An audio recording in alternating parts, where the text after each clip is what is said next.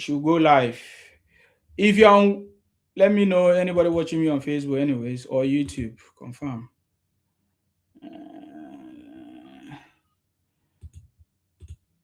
So Tinubu is the only man that is going to change the situation of this country. There is no other person that is going to change the situation of this country. There is no other person that can change the situation of this country except Tinubu. So for me, I strongly believe it because I can key into the vision. I can key into the vision. Ikwere is one. Ikwere is one. Wait, I guess something was supposed to clap for. Ikwere is one. You have been very powerful. You know what I'm talking about. Where's my clapping something? I want to clap on for you. Ikwere is one. Adeyinka, I see you. Thank you for liking. Help us to bring back the algorithm on this page. I think I'm somehow back right now that I'm going to be able to broadcast live like as we normally do. So I think I'm back. Well, hopefully I'm back. I don't know because a lot of things still pending. But if you don't see me, just know that it's work, and I kind of I don't joke with my broadcast. But if you don't see me, just know that it's work. So it's something that is beyond my control, that I'm not able to come live as I usually come. But I salute you wherever you are. Hopefully, you can watch me now. You can see me now on Facebook and X. Thank you very much, guys. How have you been doing? Have you seen that the city boy is on the throne? Tinubu till 2031. He remains the master strategist. That is why others are confused. I have listened to so many things that is making me to laugh. Whenever I listen to people say all the things they say, I just know that they don't understand politics. I just know that they are learning. They don't know who is in charge of this government. They don't know who is in charge of Nigeria right now.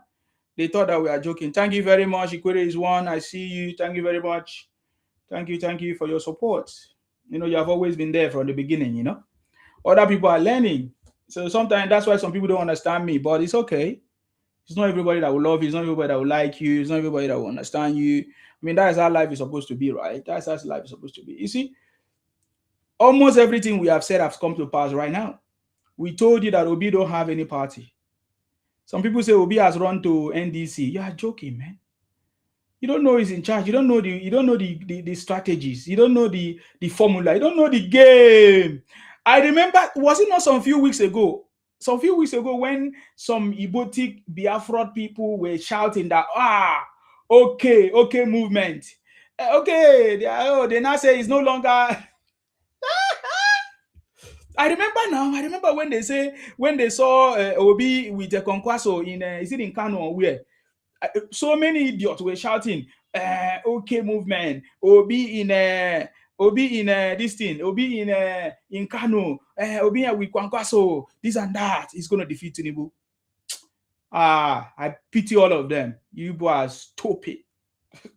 I'm not afraid to tell you guys are stupid, boy. You guys are stupid. Is it not the same Kenneth Okonkwo that used to hail Obi? How far today? Kenneth Okonkwo is helping us to do the job. Everything that we have said has happened. Just like the way Sowore help us to expose Alex Uti in Abia State. When some Ibotic eye-punk criminals were telling us that, is Alex Uti the best governor? Sowore exposed him. Sowore casted him.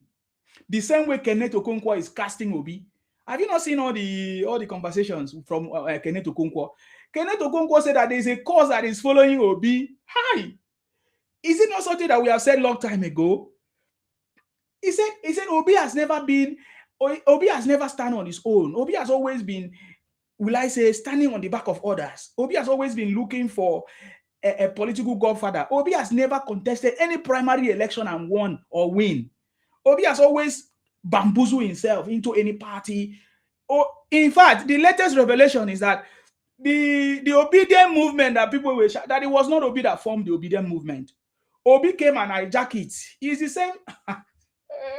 Sima, clap on for yourself. If nobody clap on for Sima, let me clap on for myself.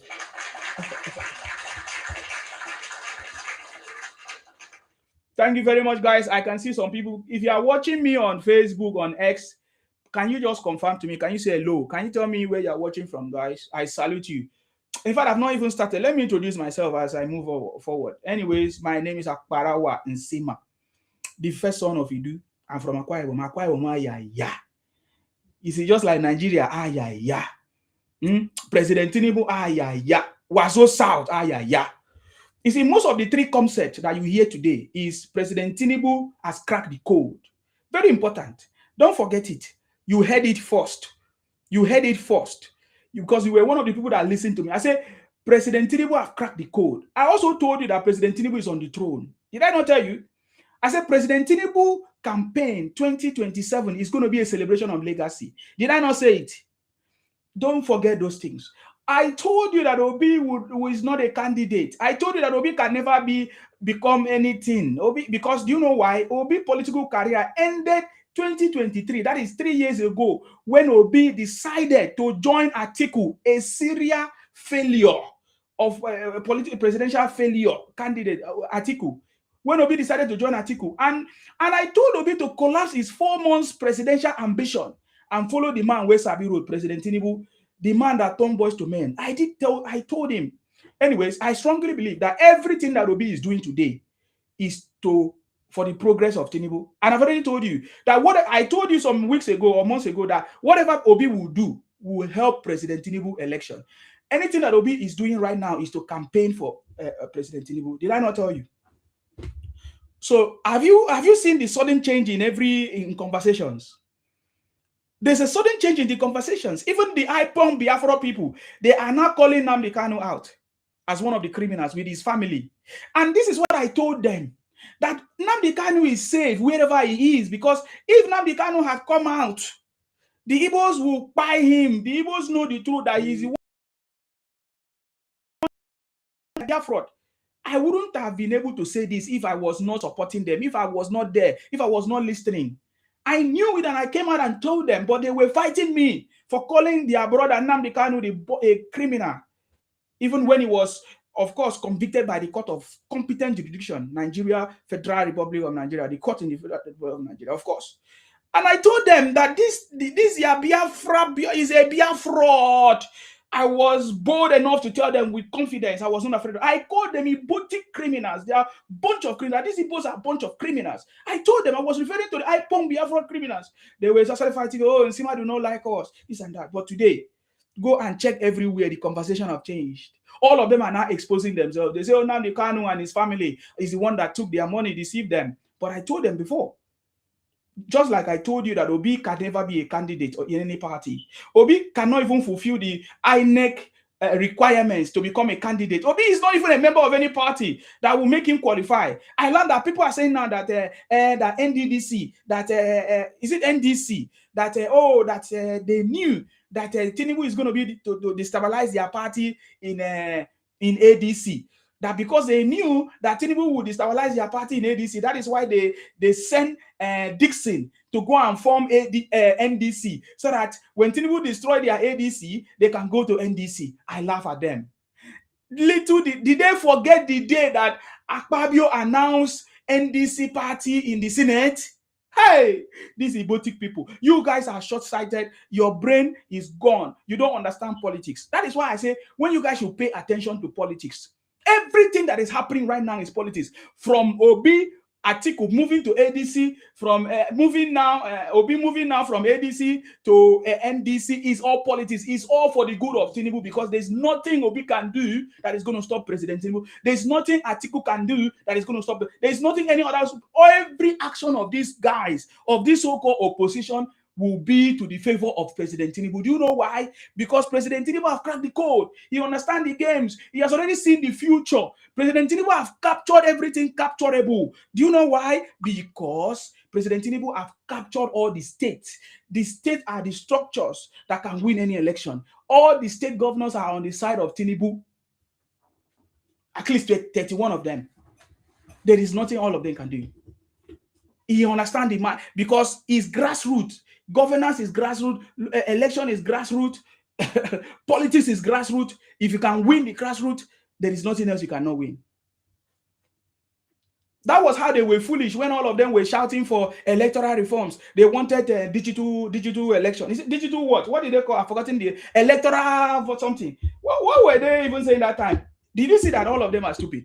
People like all those guys that are just there, the so-called Yeye British. I call them Yeye British because all of them are just looking for the stuff. That is okay. There is nothing wrong in you looking for your own pocket.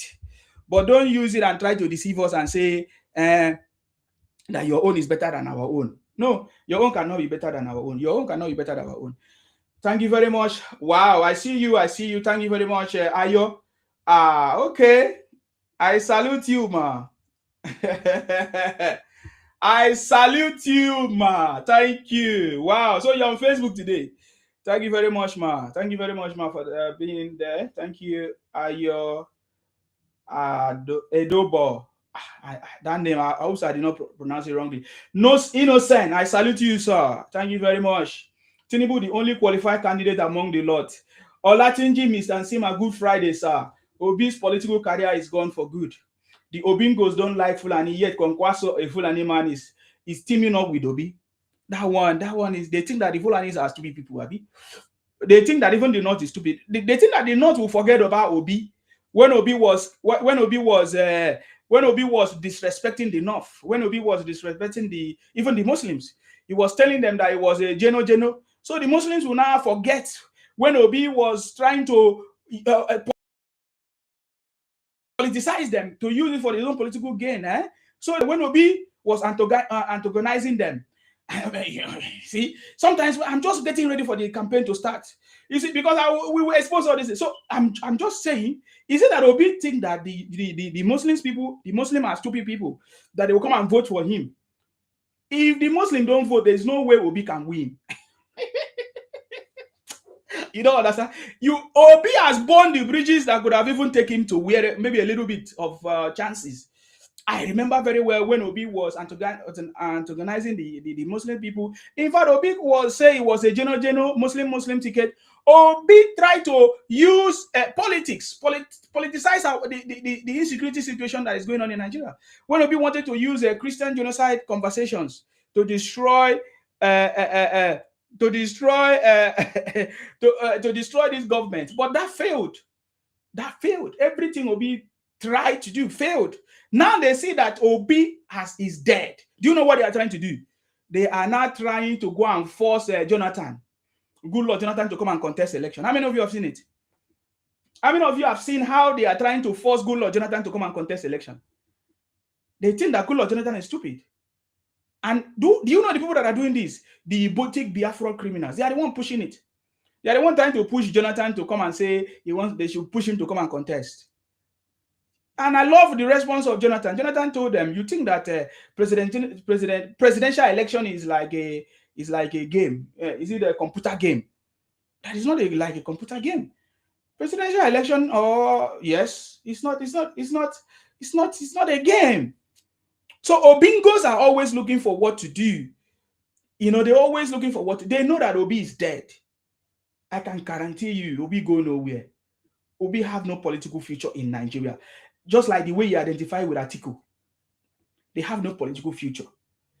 Even after President Tinubu 2027 to 2031, Atiku cannot become president of this country. It's a gunner. And that is how you know that Atiku cannot become a good leader for us. Because he cannot support somebody. He cannot empower another person. He cannot, because ordinarily, if Atiku have seen that he has failed consecutively since 1992 to date, it's a serial failure. If he's genuinely a leader, if genuinely Atiku is a leader, he could have sponsored somebody, a young person. But just to tell you that it's not, he has an agenda. You understand? He has an agenda to come and wipe everything, privatize everything in Nigeria, just like Atiku privatized almost all our companies when he was the vice president. That is Atiku's agenda, privatization. Did you not see how he tried to privatize ADC? That failed. So there's no hope for Atiku, and he's not a good leader. He has never led. I'm not aware of anybody that Atiku has empowered, mentored. I'm not aware. So the Nigeria that we see today is a Nigeria that will reward people that are true leaders, people that have empowered people that have helped other people to become. The only leader that we have seen is President Tinubu that have empowered other people to become. The city boy turned boys to men. You know, somebody pushed a video to me that that Oshomole was challenging Akpabio. What is that? We are from South South. We always challenge each other. There's nothing wrong with Oshomole challenging Akpabio. It's okay. I love it. I love the fact that Oshomole is challenging Akpabio because sometimes Akpabio needs to be challenged. That is the truth. Akpabio can be my brother from Akwa Ibom, but that does not make me not to challenge him. That is why we are different. We are Wazo South. If Tinubu is not doing something good, we challenge him. Just like I've been challenging Tinubu about the communication, that is, the communication channels are not good. The ministers, some of the other ministers are not doing. We change the city boy. We cannot do more than that. So please, those people sending videos of Oshomole challenging Akpabio, we are all South, man. There's nothing wrong in Oshomole challenging Akpabio. Somebody say, God is trying to put confusion in their midst. That your God has failed you. That your God that have not saved you. Oh, your God always put confusion in people's affairs, but the God can't save you. Is it? We listen to Obi. Came out and said he just came from church, that it was when he went to church that he now had the inspiration to move to NDC. I told you, Obi is a religious bigot. He used religion to try to push people. That was the same way he used religion to push many people, including the Yorubas, to vote for him. That was what happened. The vote that Obi got was not that Obi was a good leader or was the good option or the best option. No. He got that vote because he tried to use church, religion. He confused people to believe that the Muslim ticket was a ticket to destroy or to turn Nigeria into a religious country or whatever country. But that was a lie. You see, that is the same pattern Obi is trying to use. Obi told us that he went to NDC because he got the inspiration from the church, or the Holy Spirit told him. What a shame. This is the reason why I said, if you continue this way, if I don't think it's the choice of Obi is not the choice of the Igbos, anyways, because they are prominent people. Obi is not the choice of the Igbos. Obi, because if Obi continue this way, Obi will put the Igbos in a very big jeopardy. That just like the way the Igbos allowed Nnamdi Kanu to destroy their name. The same way I was so mad with them. How can you allow Nnamdi Kanu to destroy the whole of Igbos with his rhetorics, with his propaganda, with his IPON criminality? So I love the fact that some of the Igbos are now beginning to speak up. People like Kenneth Okonkwo, the same Kenneth Okonkwo. You see how God works? This is not the God. Obingos, this is how the God works, the God that you are talking about, because you don't know how the God works. The same Kenneth Okonkwo is now exposing Obi and others using religion in his political game. But this time around, I don't think it's going to work, because there's no Yoruba bastard that will vote Obi this time around. The last time I checked, there's no Yoruba bastard that will vote Obi this time around, because something will not happen to you twice. And then when you look at the population of the Yorubas, I'm looking at millions of the Yorubas coming out in mass to support their son, Tinubu. 50 million votes from the Yorubas. Then you add how many million votes? Another 50 million votes from the South to support Tinubu. Another 50 million votes from the North. You will see that our prediction between 50 million to 100 million votes is possible for President Tinubu come 2027 election. That is the plan, because it's not a joke. By this time next year, everything is a done deal. Of course, by this time May next is already a done deal, because the election is now between January and February, I think. So the city boy is on the throne. As you can see, I'm from the South. Akwa Ibom is South. Of course, Edo is South. Bayelsa is South. Delta is South. River State is South. Calabar is South. Akwa Ibom is South. All of us there, as you can see, we are all rooting for President Tinubu. South, 100% President Tinubu. And we are looking at 100 million to 50 million to 100 million votes for President Tinubu. South movement. There's a South movement going on, as you can see. South move. Oh, you are watching me from YouTube, you will not see that. You're on TikTok, but if you are watching me on YouTube, you will see that my big logo there. South movement. It's a South movement.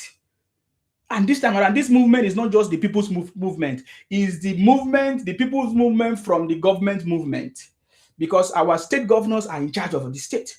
There's no other person that is in charge. If anybody lie to you, you see, sometimes people lie to you. They say, it doesn't matter what the governor belongs, if the people, it's a lie.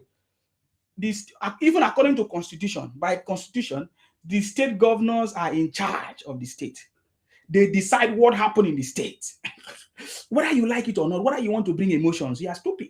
That's why I've been asking all of you, go and work with your governor, go and work with your senators, go and work with your reps, because you can actually lobby with them. You can actually convince them to do the right thing. But if you hate on them and talk rubbish on them, man, you are going nowhere, guys. You are going nowhere. Go and see what is happening in a Tiosa, a local government in Lagos. The local government chairman there is doing what the reps there is doing what they're supposed to do. Is your own local government doing it? No, you are not. But you are not talking about it. You want to go and call the president. You are forgetting that there are different tiers of government: federal government, state government, and local government. And it is when all these government work together, that is what they're supposed to do. It is when all these government do their job, that is what supposed to change the country. That is what you need to bring development to your country. By the way, I just remember there's English council election in the UK that just happened. Was it yesterday? There's a change of politics everywhere all over the world. The concept is changing. The concept is changing. So rise up. It's grassroots. Rise up. Every election have issues all over the world. You understand me? So look at the election that just happened in the UK. It tells you that the dynamics is changing. The dynamics is changing. In the case of Tinubu, I saw a video of the opposition. As at that time, it was NDC. Is it an ADC? All of them gathered, including what's his name? My brother from River State. What's his name? Amechi. All of them gathered. David Mark, Atiku, Kwankwaso, all of them, even Obi gathered. When they gathered, do you know what they did? Instead of them to play the new national anthem that was approved by the government when President Tinubu came into power. Of course, remember, when President Tinubu came into power, there was a new national anthem. It's not really entirely new. It was there, but we don't used to use it. So he brought it and said, this is our national anthem. Guess what? The opposition, they played the old national anthem. They were singing to the old national anthem. So that tells me that every problem that we see in Nigeria, every insecurity, every issue that is going on in Nigeria is caused by the opposition. In order to tarnish the image of President Tinubu. That's what it is. Every insecurity conversation, every video that you see, every propaganda that you see pushed in Nigeria today is the opposition that is doing it. They are the ones doing it. I accuse the opposition for every insecurity issue that is going on, for every anti-organization that is going on in Nigeria, for every demarketing that is going on in Nigeria, for every propaganda that is being spread, is the opposition that is causing it. I have a video. How can, in this current administration, there's a national anthem that is being that is everybody supposed to use, but the opposition, they were using the old national anthem. You want me to show you evidence a little bit? I can show you a little bit of evidence, but I don't have too much of time, because everything I tell you come to pass. Just like I told you that Obi goes nowhere.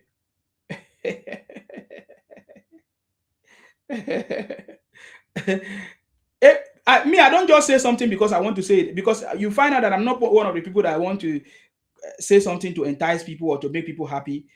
I'm not here because maybe I'm looking for money or whatever. No, I pass that level.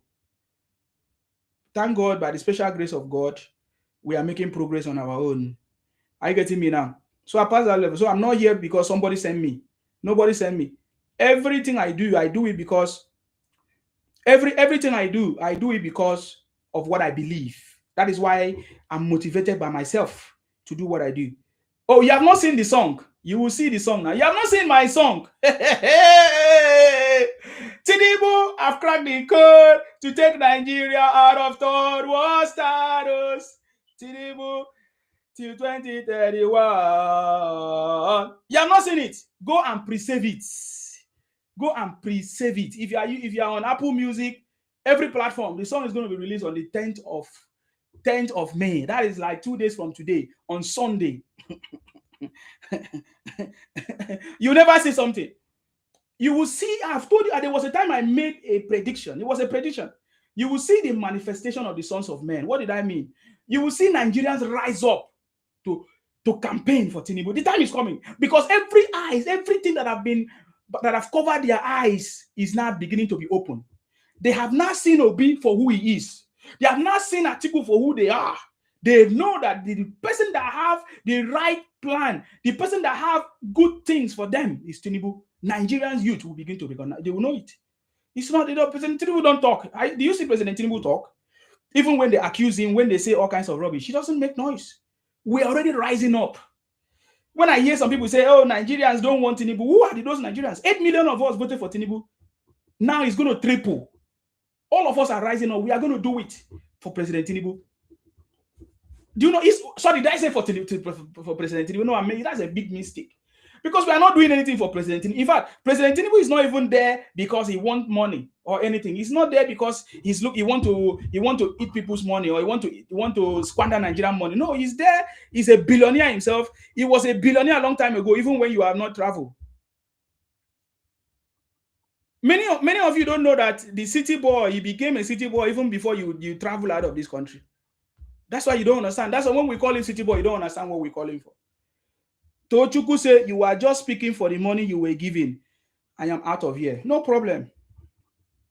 You can get out of here. No, nobody needs you. Nobody knows you. I don't even know you. You know, when all of you talk about money that was given to me, my brother, they have not given me money, but they haven't given me money. Look at what I do. So if I receive money, my brother, there are so many things I can do. You'll be shocked. You wait until you see my music or you listen to my music. And that is even the time you will say that they have given me money. Calm down, calm down. Did you not see what happened in Abuja? Did they make noise? Did the indigenous people make noise in the last election in Abuja? No. They all came out and voted. And they made a statement. It's not noise. We don't believe. That was how the Obingos made noise in 2023. Oh God, I remember the noise. Obi Keredenke, Obi Kere. In the noise were everywhere. Obi 74, Obi 75. They were making noise. In fact, Obi had how many followers on Twitter? I don't know. Is it 5 point something followers on Twitter? How many did Tinubu have? What happened? My brother, even if I'm Tinubu, I will do, if I'm Tinubu and in power, I will do everything possible to make sure that nobody defeats me. Let alone, I remember how he even came into power. Nobody thought he can win that election because they all antagonized him. Even the incumbent president, everybody, they tried as much as possible not to make him to emerge, until the point that he went to a meeting and said, Emilokon, it is my turn. It was he was talking to the party people. He said he challenged his party people that is his moment, that was his ticket. And then Nigeria started generalizing it and lying, say he was telling him no. But I'm telling you how he fought even when he was not a president, let alone now that he's a president. My brother, I challenge you. Some people say he rigged. Oh yeah, you rigged now. Rig your own. If you say you rigged, can't you rig? You're foolish. Do you know that Nigeria? Do you think that Nigeria is a joke? You have to do everything possible to become who you need to be. So rig election if you think it's a rigging. Let's see how you're going to win. You're just here making noise. You talk about rigging. What rigging? Did you not listen to Obi in a meeting with some group of people in Canada saying that they will rig the INEC server? Did they not rig the INEC server? Allegedly. We received the report of how many people that were discovered, exposed. What are you talking about? Did Obi not gather people in Canada? They say they will rig the server, and even INEC confirmed how the INEC server were attacked multiple times. Tochukwu said that money that they gave to you will finish next week. You and me will buy fuel 1,400. Look at you. You only buy fuel 1,400. Where I live, I buy fuel over 3,500. In fact, I buy diesel. So if you know the meaning of that, my diesel is more than nearly 4,000 per liter. And you buy just 1,400 and you are making noise. You are a very foolish person. Go and listen to so many Nigerians who have traveled abroad that have now seen that Nigeria is better than anywhere they want to live. And they are not giving their testimony. I think the reason why you are the way you are is because you are a poor man. and you think that it's the government that will make you rich. You think that somebody will come and liberate you. Because I will never make you rich. I will never solve your problem, your poverty mindset. I did not ask your mother to pregnant you. I did not pregnant your mother. Neither did Tinubu pregnant your mother or your girlfriend or your forefathers. Tinubu is not going to carry your family. So why are you putting your family problem on somebody? Are you getting me now? So I'm telling it to you to your face because we are poor. By the way, I have a solution for you. Go and download Ayaya. Ayaya. Go and download the app called Ayaya and make things happen for you. You can Google it, ayaya.io, and change your situation. You even see my video there. Just watch video and make money. You idiot. I know that poverty is your problem. You don't have money, man. If you don't have money, speak to people. They can solve your problem. Don't carry your family problem on somebody. Go and download the app Ayaya, AYAYA.io. Go there and make money. You will see my video there. I'm using every channel to promote Tinubu. We are not making noise. You think that we are making noise? We are making things happen. This is not noise making. Don't come here and talk rubbish. You complain. Oh, they want to rig. That was the same way Obi complain. They don't want me to become candidate. They don't want me to. They want to rig. Do your own now. Is it today? Look at Obi that bought a property 1992 or thereabout. Obi bought a property of 1 million. Where were you? Ask yourself, where did he take the money from? You are idiot. Please go ahead, Mr. Charles. I salute you. Welcome. What's going on with you? My brother, I just want to answer this, Mumu. No be here almost 2 years ago with the analyzed rice price on this platform. 2 years ago, rice price. Today the price don't go down. Government has now helping people, giving people rice. They said it's a rice economy. The same people call it rice economy. On this platform, everybody they shout rice price.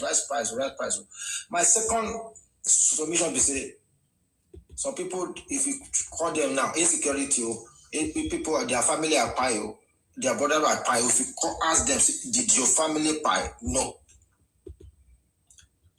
The same problem we have. Thank God for Nigerian military today. Burkina Faso, where they carry that president for not too long ago. Not the military country. Because I know they are the problem where they get for Burkina Faso past Nigeria.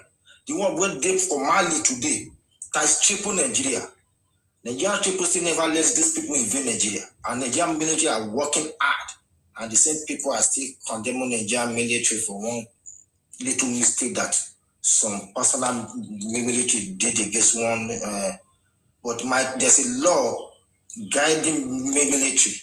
So if you come out and go against military that is protecting you, go against police that is protecting you, my brother, you can never win them. They are government. So no matter how you cry, insecurity can never stop Baba Tinubu re-election. Forget it. It's very clear. We can see that opposition pushed this out after rice. When rice price go up, there's no insecurity. Then there's no insecurity. We are only shouting rice 2024 here. So it's very, very clear. And my great Senate president said, well, after election, insecurity will go down because we know them. And these people, my brother, after the announced election, you will see them, they will run out from Nigeria. The one we tried to run last time got deported. One run to Dubai. The other one we run to UK. They deport them from UK. They know let them go enter UK. All of them go run come up for Nigeria after election next year because now that cause all this problem. Because they knew if this Baba Tinubu enter, people that know Baba Tinubu for second time in Lagos State, they knew the action. Baba never take action. The people that will say we will not kick him out, they knew who he is. They knew Nigeria will change by force, by fire, because the next level will be tough. Because if there's no law on ground, Nigeria can never be okay. God bless you, my brother. I'm with you today. Thank you very much, sir. I appreciate you. Thank you very much. I appreciate you. Okay. Somebody innocent say, why are they scared of electoral transmission? What is electoral transmission? The same you will cry. You think that you are the only one that know how to rig election. What do you mean by electoral transformation? Oh, you want to do what you guys did to ADC? You guys are foolish. You think that we are forgotten? So what happened to the registration that I think you people said that you have how many people that registered on ADC platform? You guys are idiots. Look at how they duplicated names on their platform that cannot even trace the identity to INEC or BVN. Oh, is that what people are doing? Is that what you are talking about electoral transmission? How far? Innocent, you that I know, you're mumu yourself. I told you, I have said to many people, it doesn't matter where you live, whether you live in abroad, whether you live back home, if you are black, you are black. And people that listen to me know what I'm telling you, what I've been saying. They know Nsima very, very well. You see, if it's in these platform things, social media thing, I may not have millions or whatever, but when I look at my analytics, I see millions of people that watch me. But they might not be here because maybe they don't want to subscribe, they don't want to like, but they're on the FYP. When I watch, I've been here for long. I can guarantee you that all this noise will just go away. The same way, do you know how we make noise for Nnamdi Kanu? Do you know that time the noise we talk rubbish? We're completely talking rubbish. Today, where is Nnamdi Kanu? DSS is in prison, Sokoto prison. In fact, let me don't even go there. That's another conversation. So Innocent, talking about transmission, electoral, is you that will cry now. The same you will say that the election has been rigged. There's nothing that you will not complain about. Take advantage and do your own. You are just complaining. Who is afraid of electronic transmission? No, the lawmakers have to do what they need to do to block all the loopholes that they will use. And that is why they block every loopholes, because they understand how this election is a very sensitive thing. So they thank God for Akpabio and others who understand the electoral laws, the electoral processes, and they put an end. They block every loopholes that they try to use to manipulate the election. The same way they use to manipulate their registration. They say, oh, they just party registration. Look at how they fumble themselves. Just common party registration. Look at what they did to their portal.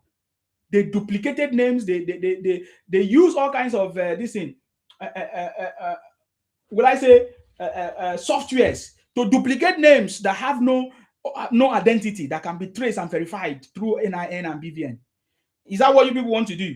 You think that the President Tinubu is a stupid person? He might be an old man, but he's not. He's working with some intelligent people that are working with him. That is one thing I give kudos to President. He knows how to form a team. Look at when Wale, the finance minister, is it Wale Tunde or whatever that was there? Nigerians were complaining. All of a sudden, not Nigerians, some Ibotic high-pump criminals, because he's always come from that place, from the southeast. They were complaining that, oh, this person is not good, tax, this, that. When Tinubu removed the person, they now shouting, hey, this person do a good job. This person, they do a good. You guys are idiots, man. Me, I'm not afraid to call you idiot because you're idiots. Fully, you can't. I tell you, man, you guys are just noisemakers. The master who put somebody in office decide to remove that person, and you are shouting. You don't think that he knows the reason why he put the person and removed the person. So calm down. People should learn politics. I told you. I believe by now, Obi and others supposed to have learned. Even Amechi, Atiku, they will know that Tinubu is the master strategist. So when we call him the master strategist, then there's a reason why we call him. As it stands now, Tinubu till 2031, and Tinubu remain the best master strategist in this game. I can guarantee you, every movement that is happening right now, political movement, is under the control of President Tinubu. And that is how it's supposed to be. As long as you are the government, you are supposed to be in control of everything. Yes, that is what makes you a president. You're supposed to be in control of everything. Just like everybody is pushing Tinubu to be in control of their insecurity in their state, which is not supposed to be. And just like I've been telling people, Tinubu is not supposed to protect you in your state. You are very, very wrong. When you use the word Tinubu is the what? Is the chief security of the country. You are forgetting that Tinubu is the chief security of the country, and the constitution gives the state government power to also be the chief security of the state. Why the constitution also gives the local government power to be the chief security of the local government. It's the constitution. Constitution is the law. According to the law of Nigeria, the president don't have power over the state. You foolish people. You will remain foolish forever, man. Tinubu don't have control over the state. That is why he tried to call the governors and have a conversation with him and strike a deal with them and encourage them and urge them to do what they're supposed to do to make sure that the monies reach the people. The only thing that the government can do. Oh, Ikwere is one. Sorry, if you did not, I don't know mistakenly. The same way the government is because that the president don't have the power over the state. That the only way the president the only way that the president can influence them was to use the Supreme Court. That is why the president took them to Supreme Court in order to give autonomy to the local government. Innocent say, "Do you have law to start with goat?" Oh, you are saying I'm a goat now. Okay, greatest of all time. Oh, that's okay. Yoruba inheritance. I salute you. Inheritance. Oh, heritage. Yeah? Go ahead. Thank you very much for coming. Greeting, my brother. I salute you. What's going on with you? The great Isima. I salute you, sir. Yeah, I'm fine, thank you. Yeah, you actually doing well. You know, one thing I always I like you for. You know, I've been following for long. You know, since Facebook. Yeah. And then at the end of the day, you always get it right. People will shout, people will say it, people will do this. At the end of the day, you always get it right. You know? So you always support the right person. Definitely. Yeah. So you know what I don't understand is I don't understand what these people want to change the government for. What is your complaint about the policy of the president? So you want to change Mr. President and Akpabio and FCT Wiki and for who? For these people to bring their brothers. To bring. So I don't know, maybe people just need to just say, is it the student loan? You want to what about a lot of people that benefit from this student loan? You know, when another government come there, they will change it. What about the renew hope? What about many things this president is putting in place? You know, so you want to change these for who? For Obi? That is Obi, that governor Anambra for HS and is living in Lagos.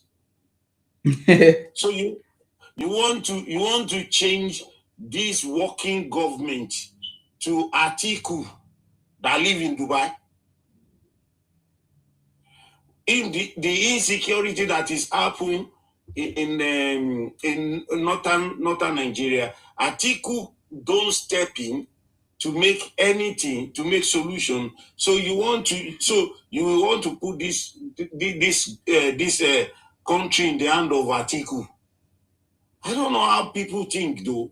So what I'm trying to let people, this reform and everything President Tinubu is doing, the student loan, the mortgage, renew hope and house, and what's it called, Coastal Road, many things this president is doing. I think if a young Nigeria should think we should give this government time and we support them to continue this good work he's doing. So I don't know, but what I will say is we will continue to speak out. We continue to defend this government and encourage the government to continue in their good work. Thank you so much, my brother Isima. Thank you very much, sir, for coming. I appreciate you. Thank you very much. You're welcome. You're welcome. Thank you very much. Thank you. It's obvious that in the case of Obi and others, all of them, they don't have anything tangible to do. They don't have any different contrary opinion or reforms or policies that they want. They said they just want to remove Tinubu because they don't like Tinubu. That Tinubu is a man that would change, that would stop all their illegal businesses and all of that. So they don't just like Tinubu. So all their mission is to see how they can remove him. That is the only thing that they are doing. So, and that is why they are not succeeding. And for these disobedient children and the Obingos, they see that Obi cannot go anywhere. That is why they are trying to force Jonathan. And Jonathan is telling them that a presidential election or position is not a computer game. So just like the way they push Jonathan to destroy Nigeria. You remember Jonathan? Jonathan almost destroyed this country. You understand me? They pushed Jonathan. Only them were enjoying. They pack all the monies abroad, everywhere. Only them were enjoying. But that failed anyways. So the same way they want to push Jonathan right now back. But Jonathan is telling them, I'm a matured man. I know what I'm doing. Tinubu has to finish his job. Yes, so that's it. So it doesn't matter what they are doing. Every game is not working. There's no game that is going to work against Tinubu. You will understand and you will learn at the end of the day. Okay, let's hear from Bukima. I salute you. Thank you very much for coming.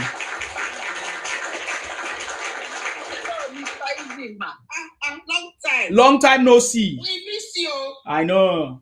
Did you go to Nigeria or what? I went on holiday. You will see my video. My video is going to come out now. I use that opportunity to make some music for Tinubu. I went on holiday, so you will see me. Don't worry. You will see my video, enjoying myself. We can't wait for your music. So I needed to refresh my memory. You know what I'm saying? Thank you, man. Thank you, man. Move to NDC. I say, why is it man to come and give us? I know. I was looking for you. Yeah. We didn't see you. Even my husband said, what is wrong with this thing? I said, this thing is on holiday. That maybe you went to Nigeria. I didn't know that you went to enjoy yourself. I met you one platform one day. I was on one platform, Seth. Yeah, I was even on so many platforms sometimes, like just joining as a guest. Yes. Yeah.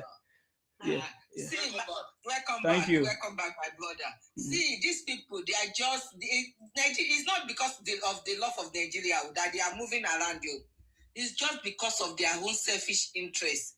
All of them that gather together. And now they are calling Jonathan to come and do what? To come and let what in forget in Aso Rock or what? Because they know that only Jonathan, Jonathan favored them. They are the one packing all the money. They will do whatever they like with the money. So they want to use that man again, but that man is wise now. They cannot use him. And they know that Obi is not going anywhere. They know the Northerner is not going to vote for Obi. They know that the Northerner will not. Even Kokpaso himself said it, that if he deputized for Obi, the North is not going to vote for him. And Baba Ahmed, is it Baba Obi Dati? Okay. Dati said that Obi is moving from one place to another. That Obi that cannot solve the problem of a party. Yes. Want to come and solve the problem of Nigeria. Yes. That is a big word. Yes. Big word for the Obi goat. Big word for the Obi. All those people that is follow Obi, they should know that somebody that cannot sit down with Labour Party and talk to them, solve the problem. He's the one that want to come and solve the problem of insecurity in Nigeria. That insecurity is business in Nigeria. It's business in the North. They know what they are doing. It's the business of the Northerner. They know what they are doing with it. And Obi wants to come and solve that problem. That's somebody that is being or going on the floor, that is pretending on the floor for the Northerners. For the cabal will just destroy his government. They will destroy the government. What they did for Jonathan, his own will be worst. His own will be worse. Obi should just know that president of Nigeria is not for baby. It's not for baby. Yes, ma'am. It's for a mature man. Somebody, even Kwankwaso will be better than Obi. Kwankwaso said, now I'm a PhD holder. I had many office, hold political office than Obi. I cannot be a vice president to Obi. So it's very, very clear. Even you saw how Kwankwaso was dragging the ticket, or is it the cap or whatever? Yes, the cap. So from his hand. Look at the way he was just laughing. And that is one person that wants to be a president. Kwankwaso will be the one running the government. We saw how Obi was kneeling down as if he was doing boy. He was begging people, greeting people, kneeling down, pretending. All those nonsense talk. That's stupid. Person wants to come and be president of Nigeria. No. No. He has faith. Obi is a fake packaging. Yes. Fake packaging that the IPO be packaged for Nigeria. Obi is a liar.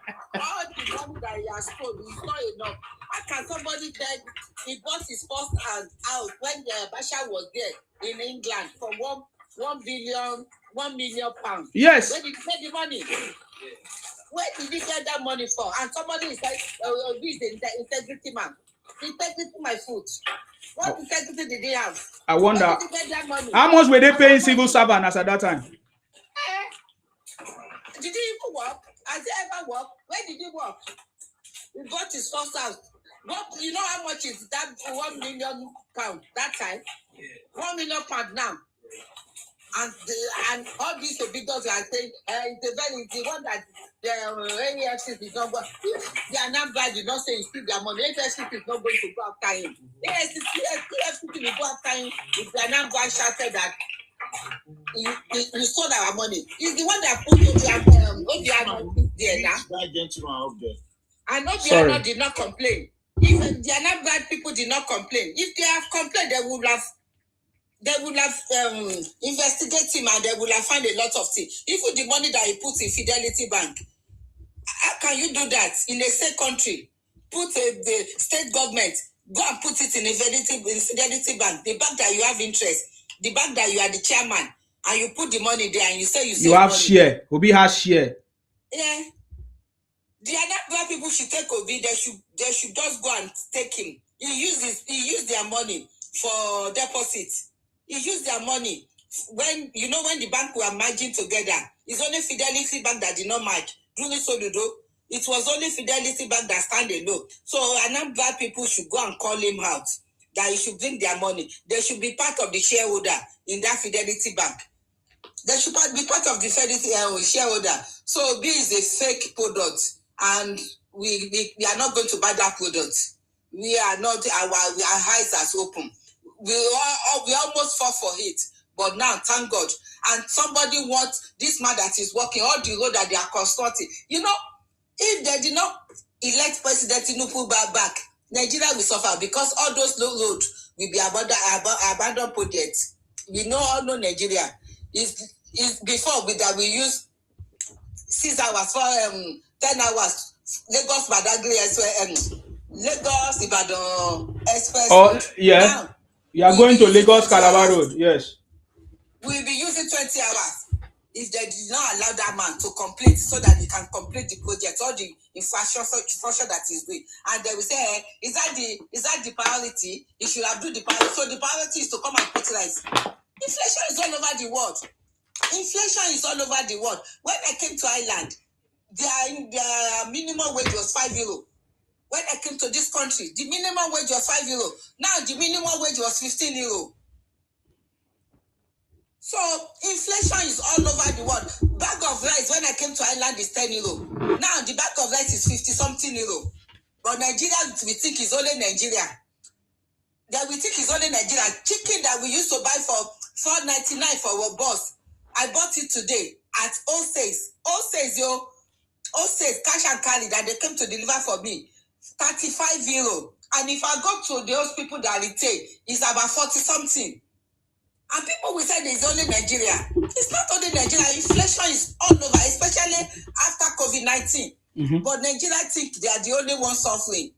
They should come and see a lot of homeless. The only thing is that because we did not have policy in place before, we did not have anything before. All those people that is really not before, if they have done all these things, then it will have been better. We will not feel it more. But the reason the Nigeria are feeling all this thing now is because all those Baba Sojo and all the military governors that rule us, it was their own interest. They were there for their own interest. They were there for their own children. They were not there for the interest of all the Nigeria. They were there because of their children.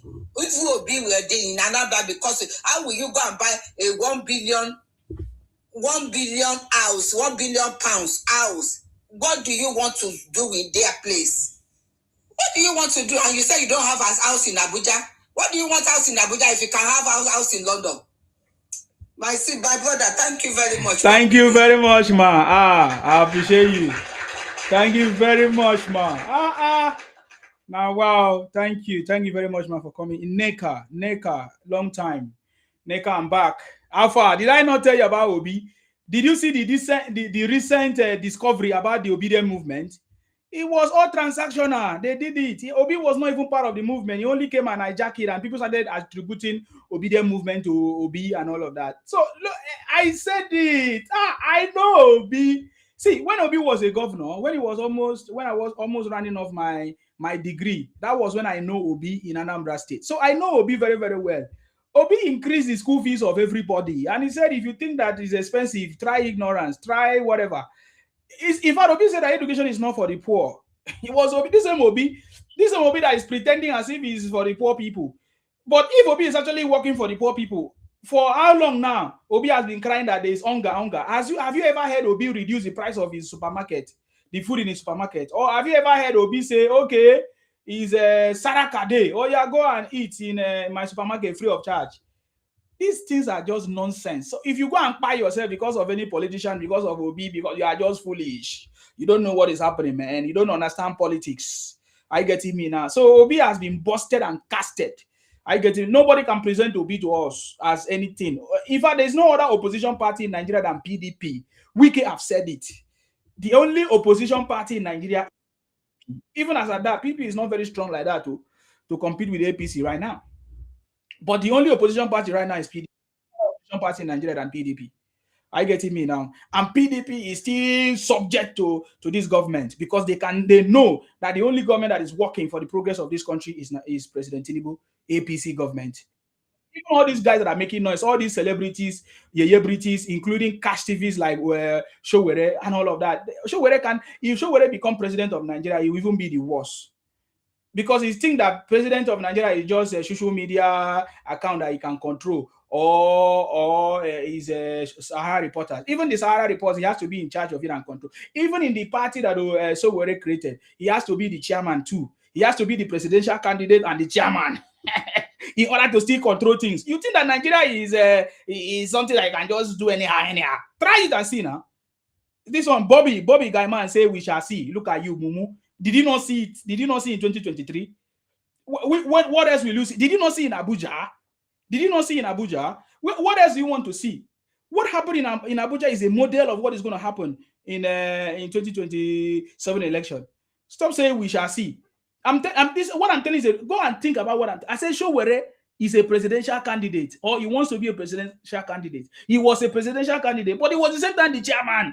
It was at the 9th minute he now gave the chairmanship to somebody, and when he lost, he took back the chairmanship because he need to be in charge to control. Because you don't know who is going to betray you. You don't know who is going to fumble. You don't understand what Nigeria is, man. You are learning. You are a learner. You don't know anything. Did you see what happened to Goodluck Jonathan? Goodluck Jonathan was a foolish lecturer who did not know what to do. He took different things. In fact, he was so careless that they took over the government from him. It's the same thing that is happening. You need to have somebody where sabi road. Follow who know road. In fact, the bottom line of what I'm saying is that follow who know road. Don't follow idiots. Don't follow mediocrity. Don't follow all these noisemakers like Nnamdi Kanu, who shouted for years that at the end ended up in Sokoto prison. Like who? Many of these guys who are making noise and ended up without achieving nothing. Showere opened his mouth, told us that they are the one that fought the military government, and after they fought the military government, they left. He said that they didn't know why. They didn't know that when they leave, that the other people is going to take over the government. Is that not foolishness? I don't want to go deeper into all those conversations. What I'm trying to explain to you is that the city boy is on the throne. President Tinubu have cracked the code to take Nigeria out of the third world status. So there's no stopping us. We are unstoppable. President Tinubu is unstoppable. You get the point now. He has cracked the code to take Nigeria out of the third world status. If you like, you listen to me. If you don't like, leave it. You know, at the end of the day, you understand what we are saying. Let me hear our big brother here, Samatis. Thank you very much, sir, for coming. That far back. Let's get Minister Nsima, I salute you. Good evening. It has been a long time. We have heard from you. Yes, so I'm sorry. Yes, thank you very much, sir. No, you need to relax. So take a break. Because it's going to be a long time. It's going to be a long thing. Now this campaign is going to start. Yeah, so I salute you. Thank you very much. I want to plead for your indulgence, if you kindly do it for me. Yeah.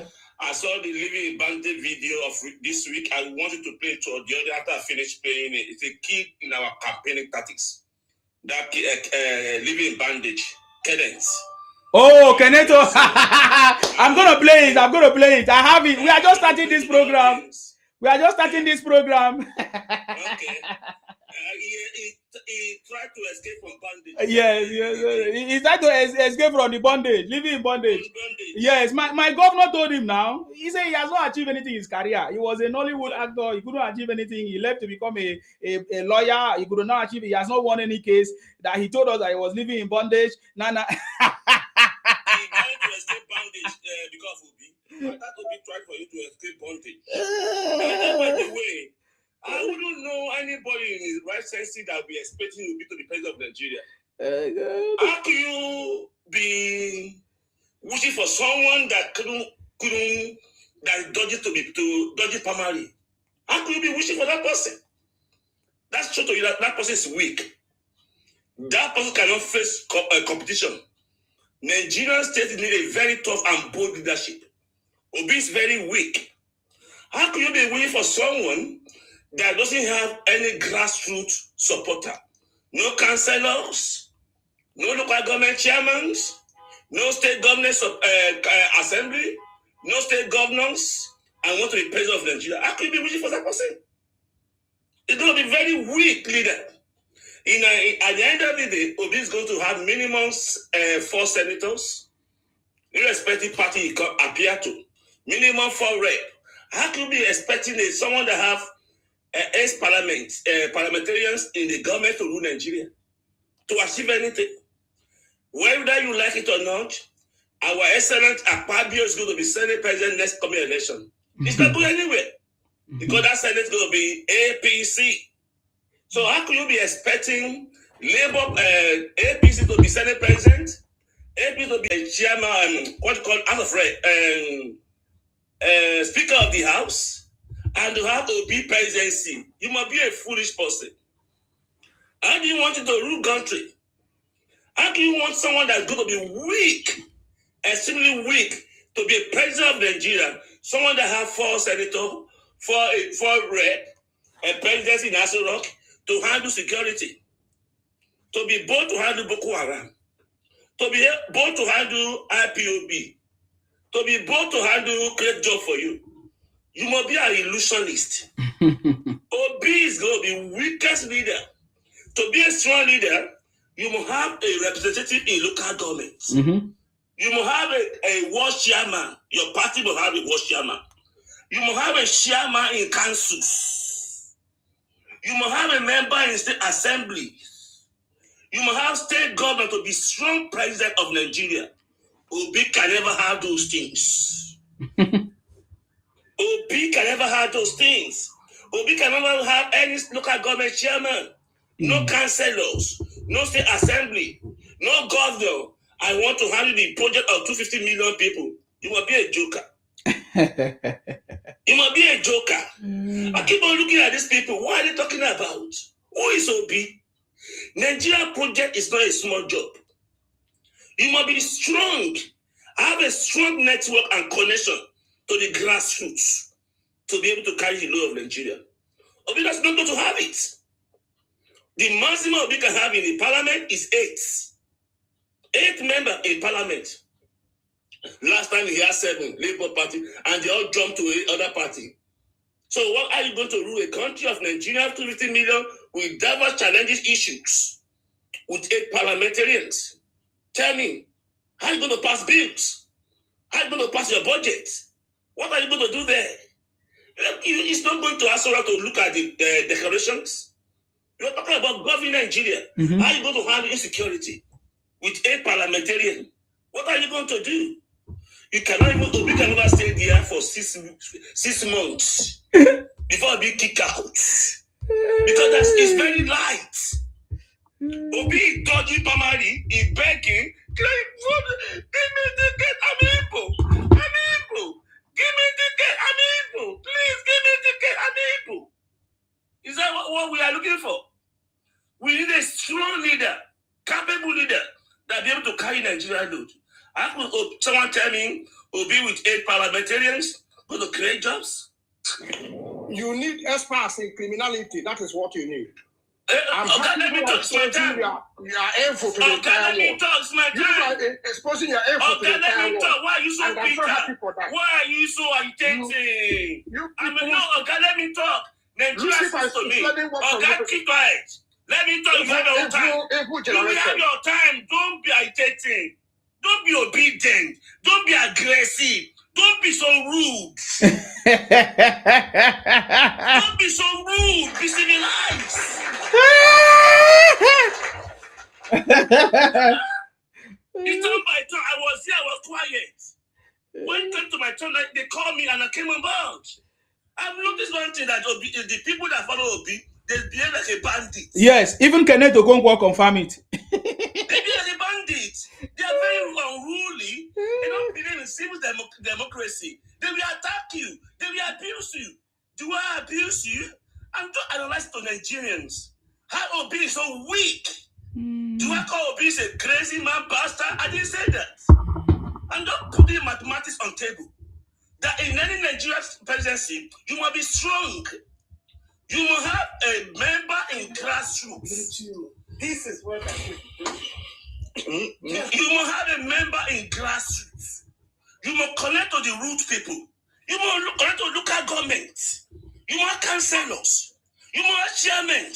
See, my brother, why are you allowing this one for long? Why are you allowing this one for long? This one. It's his time now. I'm watching his time. Don't worry. I will give you. Okay, my brother. Thank you. Hey, the thing is getting heated, I've been talking to Nigerians to be able to think and rest. I don't address you. Nigerians, we need a strong leader. You're talking rubbish there. Shut up. No, it's not you, okay? It's not you. Don't calm down. Isima, what's up? I agree Okay. to. See, Isima moderate the platform. Don't let bandits hijack it. Isima, I agree to you. Hold on, let him finish. That it's not good as you're interrupting him. You see if I need to come and learn work from you people. Isima, welcome me. Is it? Oh, I salute you, Arinze. I salute you. Let me finish, sir. Sir, please, sir. Let him finish. Let him finish. Sir Martins. On this platform, we are very civilized. On this platform, we don't abuse people. On this platform, we allow people to have their voice. So they are coming to challenge you now. Yes. Don't hijack me. Nigerians, I'm talking to you. You need a strong leaders that be able to connect with grassroots. You don't need a president of 8 parliaments to give you security, to give you job, to give you, it can never do anything. This man has been dodging an election, is begging, I'm Igbo, please give me ticket, I'm Igbo, I'm being marginalized, Igbo is marginalized, give me ticket, please. You are still repeating what you have already said. Oh, God, leave me alone, I can repeat anytime I want. Don't agitate. Behave civil, be civilized. Calm down. Calm down. Thank you, Mr. Simon. Thank you, this sir. election is going to be one of the most favorite things in my entire living memory. Yes. We are ready for the battle. He never said you should vote for him because he's unable. You can't leave me alone now. He never said it. Why is he begging for tickets? What kind of people are content? How many bowlers does he have? At least you have exposed yourself to the entire world. I don't want to be rude to you, sir. Please, sir, can you allow him to finish? Please. Everybody have their turn, sir. It's soon going to be your turn. Is that Yeah, it's him. Please, sir, can you round off, Sir Martins? Yeah. Hey, God. Sir, round up, sir. Okay, you said not be agitated. Yes, my rubbish. Yes, my rubbish. That's between him and God. If you die now, your children will still suffer the bad government. There's some more money where they give you. Let me have my talk now. See, there's some more money where they give you. Let me this 1 minute. Okay, let me talk. Please come and move these people. You don't need to tell them. You don't need to tell them. Come and move these people. They are feeling eaten up. How can you like this type of government? Isima, I will wait for Isima. I won't talk Isima come back. Only quiet. I don't believe in Nigeria. Only if you quiet, I won't talk until you see my compound. Lives are not. No, let me tell you, you have to safe. be quiet. You are not in the obedient gang. We are not in criminal group. We are in civil platform. You will talk. Jesus Christ of Nazareth. Yes, keep quiet. No electricity. No, keep quiet. Go and vote. Lives and property are No, not go safe. and vote. He's enjoying the small money the APC gave him. He's enjoying the small money the Go and APC choose your gave him. candidate. He is not in Nigeria. He is not in Nigeria. You have to be civil. You have to be civil. It's not only you here. There are many people here. Go ahead. Thank you. Yes, Nigerian. I don't know. What are you going to use for campaign? What are you going to Allow him to finish. Please, sir. Can you round up, sir? Please, can you stop interjecting? Allow him to finish. Go ahead, sir. Thank you, Simon. Nigerians, in democracy, you have freedom to choose. In democracy, it's your right to choose your favorite thing. In democracy, many people have reason for voting for candidates. It might be for child support, it might be for park, it might be for Lagos Calabar Road, Sokoto Badagi Road, and Mutara Airport Road. There are various reasons you vote. Nigerians, don't let anybody intimidate you. It's your freedom to freely choose your candidate. Nobody must intimidate you. Go and choose your candidate and vote according to your conscience. Democracy is like a big shopping mall that everybody go into it with their own various interests. It mustn't be the same thing. Go there to the shopping mall and go and shop and vote for your candidate. Don't be intimidated. Thank you. Thank you very much, sir. Sir Martins. Thank you very much, Sir Martins. I appreciate you. I always appreciate your contribution because your contribution is real. Appreciate you, sir. Thank you very much. Yes, the next person there is supposed to be Jesus something. Jesus, unmute yourself, please, and make your contribution. Sima, I greet you. You're welcome, sir. It has been a long time. You're welcome. And I can see a lot of improvement in your platform. Everybody's been given the opportunity to express themselves. To speak. So that is a good one. All of us, we are looking forward to having a better Nigeria. That is what all of us are looking forward to. You know, and the government wants to know about the fruit, we shall know them. And by what you're able to give is what people can use to judge you. Like we have seen this government at the moment. Now it's almost 4 years, getting to 3 years and now. We have seen what they have done. So if there's an examination now that maybe we say this government go and represent us, we know what they can offer. It's not up to 3. It's not up to 3 years, sir. Okay. It's May 29. May 29 will make it 3 years. Yes. Okay, it's okay. But I think we have seen enough from them. And the one thing, there's one thing I love Mr. President for. He doesn't pretend. He tell you what he can. I listened to him when he was telling Nigerians that how I wish there's anything I can do. I know they are suffering in the land. How I wish there's anything I can do, but unfortunately there's nothing I can do. And the same man said that. Very correct. He said also that I took over from myself. Because I took over from Buhari. Buhari is me. I'm Buhari. You know, so, and he said also, I will continue from where Buhari stopped. So he's not looking back in what he told us. He did not lie in all these things. He said it, he will continue from where Buhari stopped. And all the things that we suffered under Buhari, we are still going through the same thing. That is, he said it, he's not hiding it. He's not hiding it. And he has told us that he's going to, he's not going to even soften the ground running, hit the ground running. So he told us that grab it and take and steal it and run away with it. All these things are, I don't understand. I don't know why people are looking for so much from him because he has already told us what he can offer. So who is going and do so? Who is doing something different? I don't understand your point. Then maybe you did not listen to Tinubu. You only listen to one side of the story. He didn't listen to what he was saying. I guess so. Let me tell you, Nsima, I've said it time and time again. I'm an Igbo man. There's no apological. I'm not apological about it. I'm an Igbo man. Can you defend what Isima asks you now before you speak? And I must tell you that your rubbish that you are saying is funny. And I must tell you that I've said it P2B. If we miss the P2B this time around, Nigerians will later. Everybody Obi away. What did Obi do? Oh, you are presenting to us, Obi. Is that what you are saying? Obi away. What did he do in Anambra? We don't want fake products. I wish everybody will allow We reject Obi. We reject Obi. Allow me to talk. You cannot Did you allow Mr. Martin to talk? Did you allow the guy to talk? We don't want Obi. Did you allow Mr. Martin to talk? Osuyamiri boy, did you allow Mr. Martin to talk? Join NDC. Within 24 hours, above 10 million people were struggling to queue into NDC. To the extent that this thing crashed. You can see this is that an achievement? It's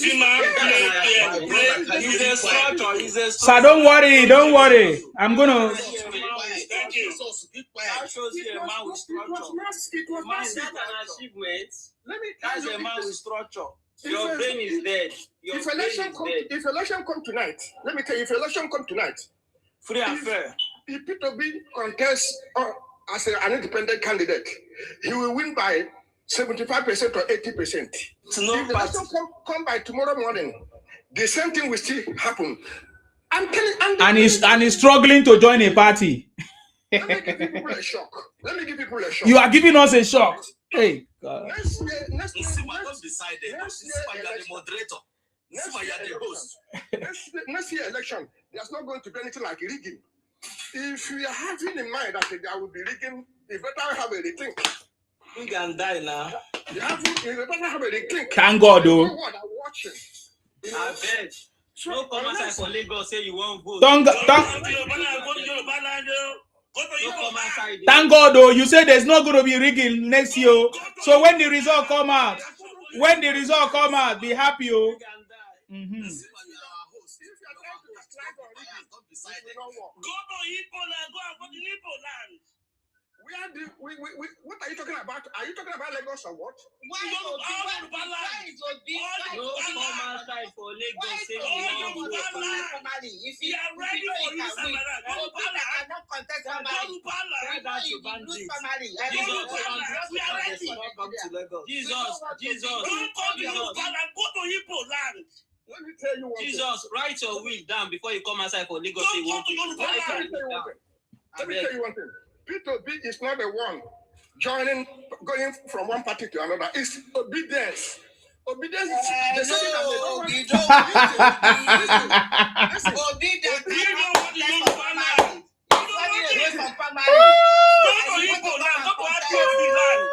you know, you see why because of what Buhari did. Now we don't want nothing is edge. We don't want money bag. We are verified. We are verified. We said we should want verified. With integrity. We are verified. There's nothing. He did nothing. We want a man of integrity. Thank you. To get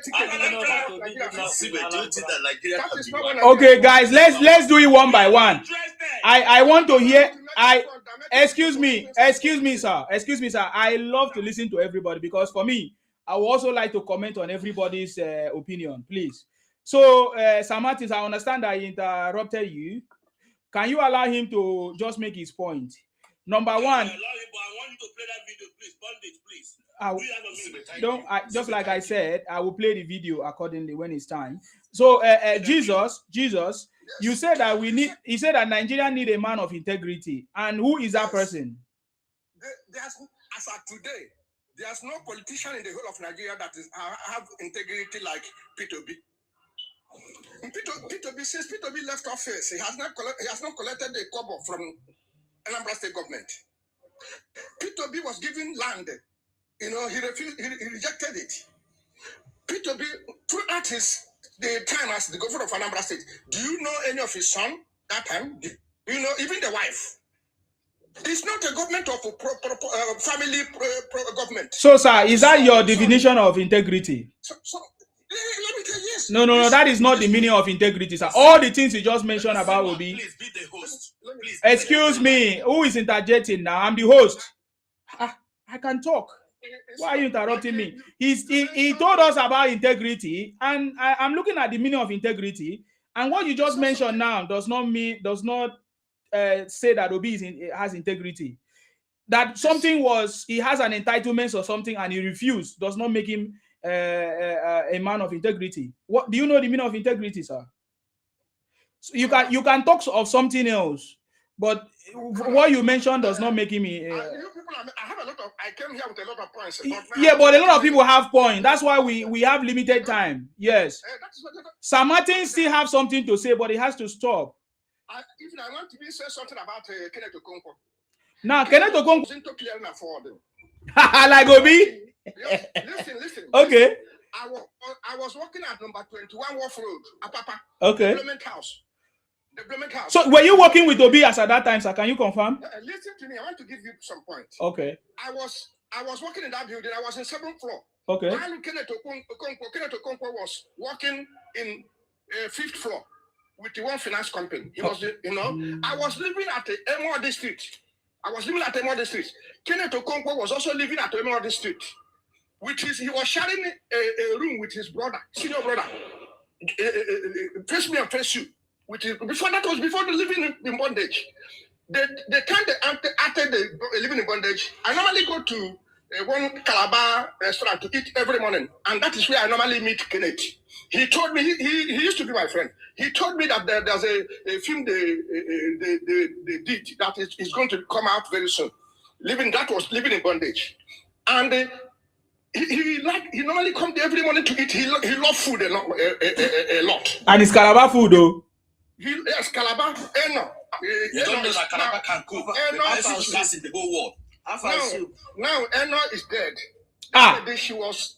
Everybody know Eno there. Eno at the back of the development house. So that is where I know Kenneth Okonkwo. Normally we meet every morning.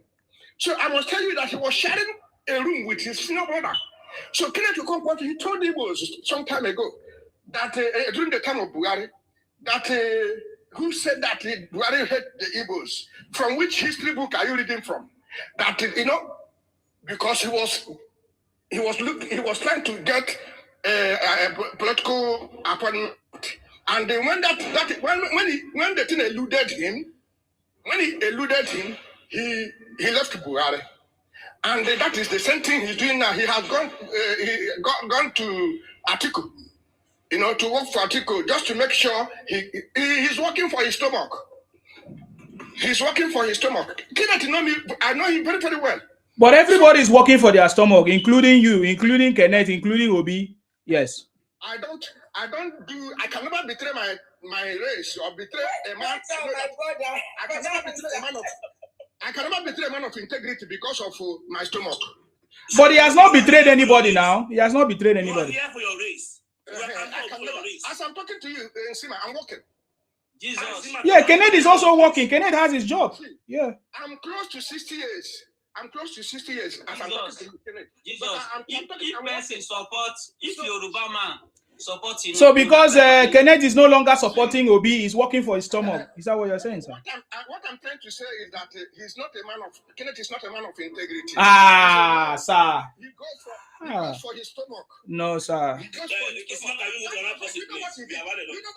Kenneth abandoned the acting. He was doing so well in acting. He abandoned it and went for. If he was doing so well, he wouldn't have left acting, sir. If he was doing well, he wouldn't have left acting. So according to my governor, he didn't do well. The daughter of the other part, the pastor. What is his name? The man is late now. He went for the daughter, and the lady started to show him. When he saw her, he left the lady. Because he went because of the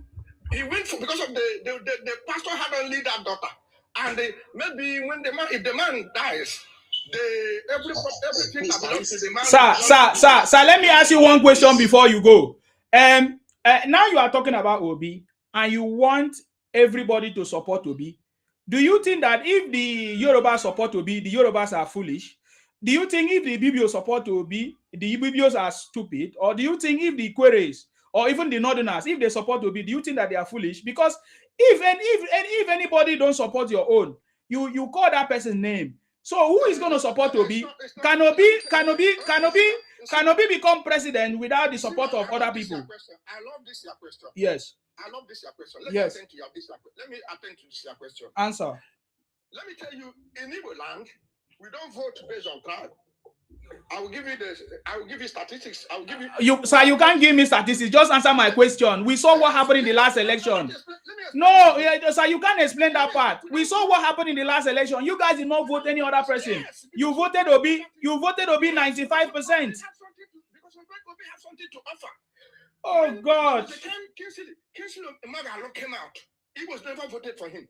Kinsley Moghalu came out for presidency. He was never voted for him. There was a time even Ojukwu came out for presidency. He was never voted for him. They voted otherwise. So he was voted for Yadwa, a Fulani man. He was voted for Yadwa, a Fulani man. He was voted for Obasanjo. He was voted for Obasanjo, a Yoruba man. He was voted for Atiku, though he did not win, but he was voted for him. So don't vote based on tribe. We vote based on. That is not my question, sir. That is not my question. I think you don't understand. You people don't understand policy and you don't understand question. In the last election, it was not only Obi that was on the ballot. There was Obi, there was Tinubu, there was Atiku, there was Konkwasio. In Igbo dominated region, the southeast, the vote shows that Igbos are only tribal people, ethnic people. They only voted for their own brother. But in the West, okay, listen, don't interrupt me, please, because I will just remove you on this platform now because they are making me to be angry. But in the West, where the Yorubas, in the Yorubas, they voted for Atiku, they voted for Konkwaso, they even voted for Obi. But in the East, where Igbos are only the dominant race, they only voted for Obi. And you say you guys are not ethnic tribal people? What are you saying? That's why you don't understand. You are a 60-year-old man, sir. You don't get it. You don't understand. How do you want me to explain things for you? How will you explain to me when we know the truth, sir? I've given you longer time than other people. You didn't explain anything. I have given you how we voted in the past. No, you don't know what you voted. That story is wrong. The Igbos did not vote the Yoruba man. Obasanjo was not the choice of the Yorubas. So the reason why I did not interrupt you, because I don't want the story to be too long. I know more than you know, sir, even at your age. That's the problem. Oga, I know what I'm saying. I'm a media person. I have lots of information. I have lots of information at my fingertips. You understand? They would have voted for Moghalu. But I just no, Moghalu is an Igbo. That is why you don't understand. Sir, you are a 60-year-old man. You don't understand what it means. Okay, sir, I need to move on, please. I don't know. Arguing with somebody that do not know those, I need to move on, sir, please. Please. What it means that you are not tribal is for you to vote for somebody from another race. It's not to vote for your own. You have two brothers. You have to choose one. That is why you choose Obi and leave Moghalu. But that does not mean that you are not tribal. The way I wish you voted for Atiku or Tinubu, that shows that you are not tribal. But you have two Igbo man, and you choose only. Oh God, don't interject me again, please. I gave you a lot of time, please. Don't interject me, please. Don't stop showing your foolishness. Don't disgrace the Igbos, please, because you don't know the meaning of being tribal and not tribal. Please, don't. How can you compare Obi and Moghalu as being tribal? No, they are the same. Oh God, your time is up, please. No. Oh God, your time is up. You are making me mad. I've been so patient with you. Even show whether was on the ballot.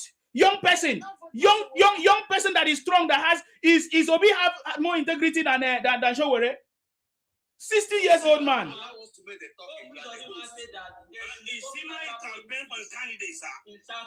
Don't worry,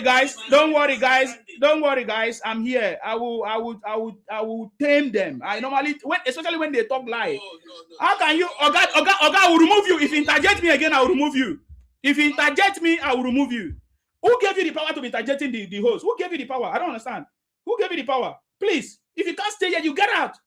Please, yeah, don't.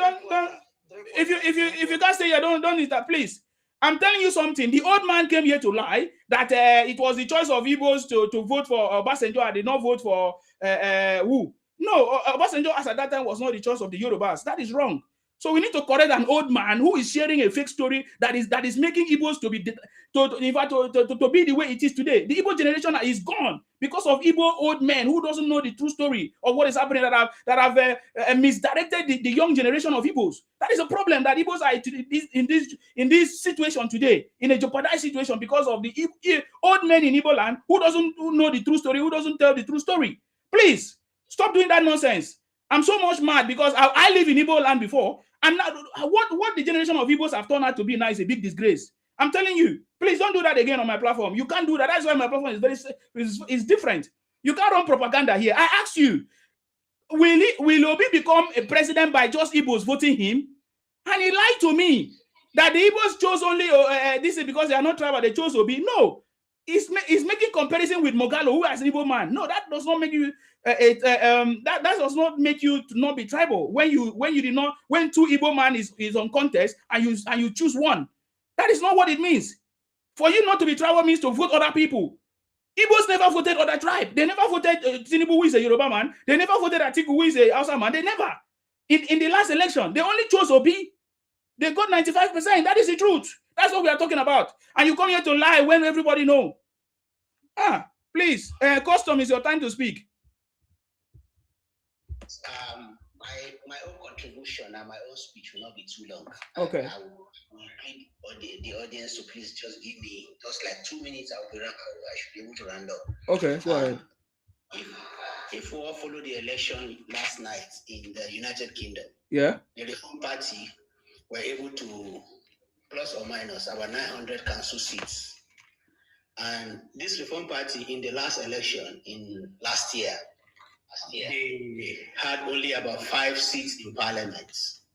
Now, this is an unpopular political party in the United Kingdom, and they were able to garner these kind of numbers. They beat Labour.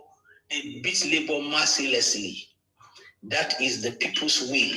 That is the people talking. So, in this coming election in Nigeria, we are going to be looking at people that have track record of people that we cannot say they are thieves.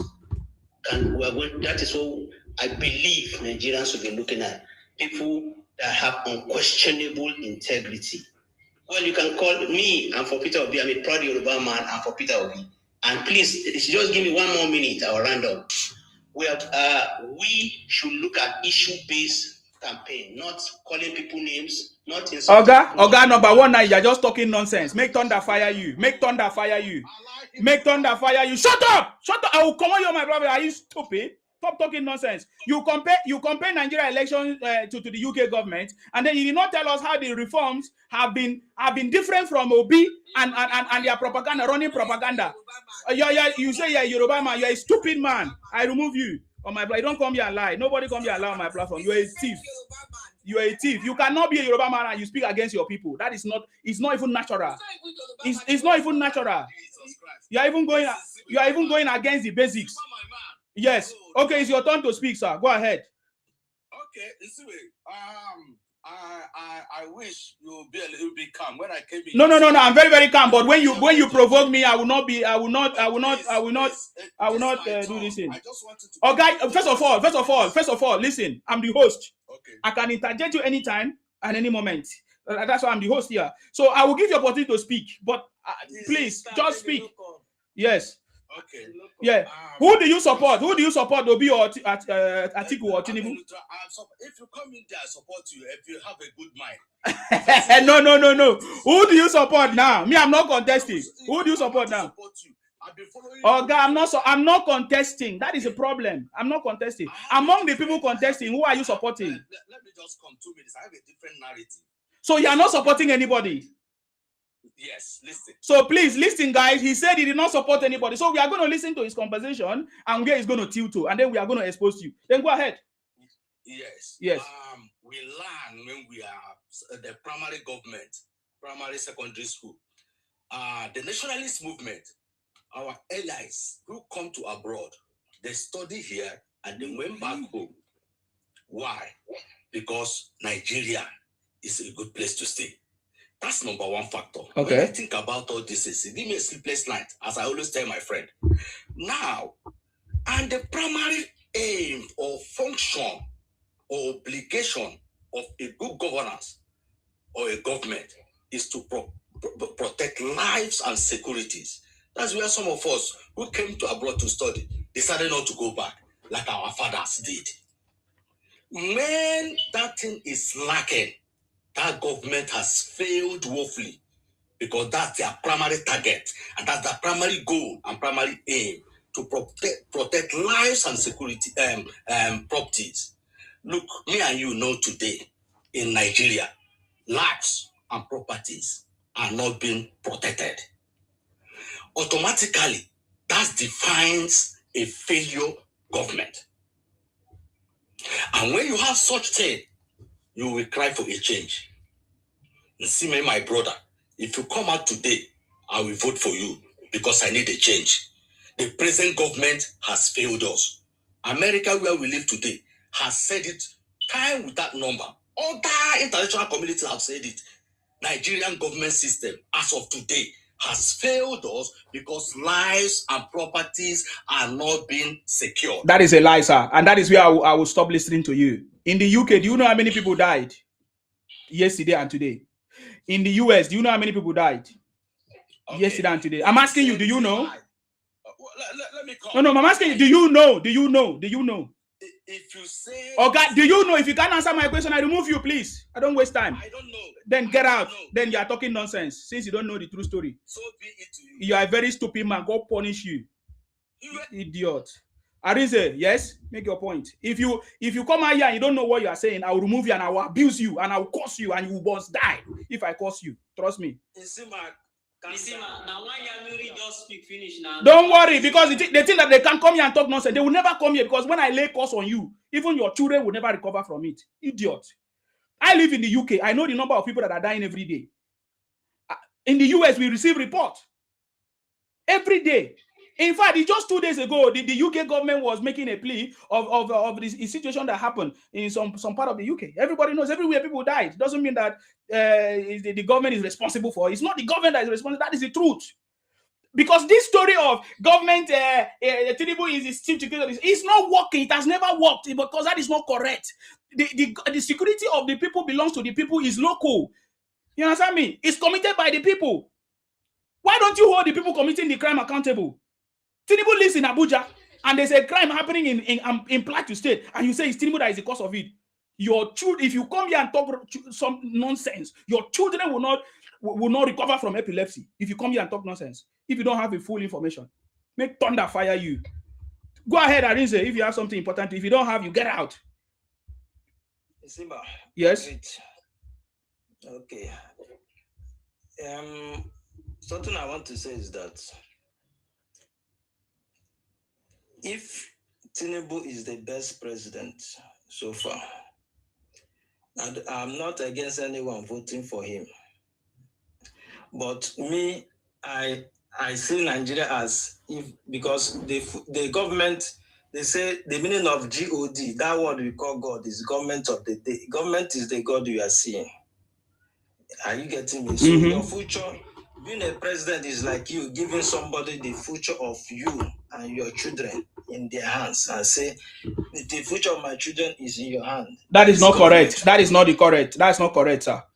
The future of myself and my parents and my children is not in the hand of the government. It's not. It's not. It's in my hands. Because even if the government provide everything, if I don't make use of what the government have provided, I will still fail. It is you. It is the individual that is the rest. That is why they say democracy is the government of the people. It is when the people are absent, that is when the government fails. And what we are saying, that Nigeria is federal, local, state, and local.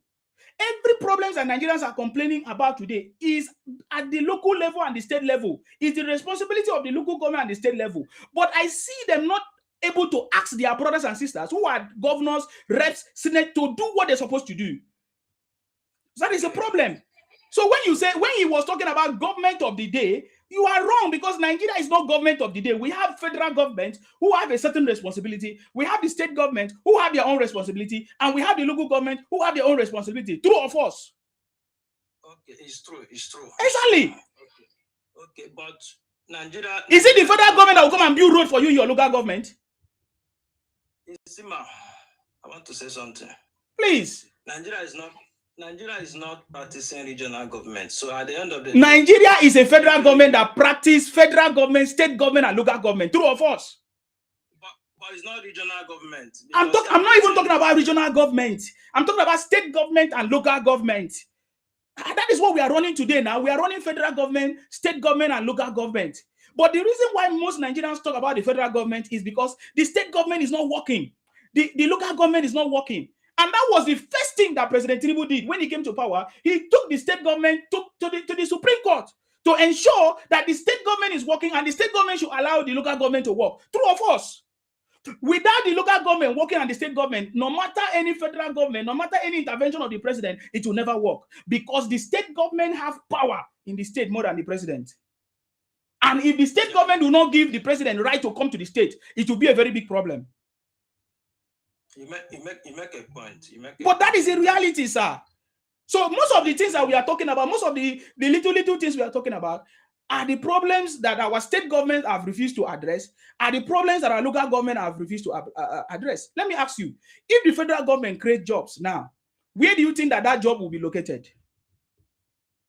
If the federal government create jobs, where do you think the federal government job is located? If the federal government create job, it should be spread along the state, because all the states is centered to the federal government. Because federal government Abuja is not federal government. Federal government is the whole state. That's one member of the federal. Is he saying don't be answer that question? Is he up? Yeah, no, I'm trying to tell you. Federal government is see. There's something I want to say. You know, I'm from Anambra. Are you getting me? Then I'm staying in Akwa Ibom. Yes. Are you getting me? Yeah. And the allocation that is coming in this present government is higher than the previous government. Correct.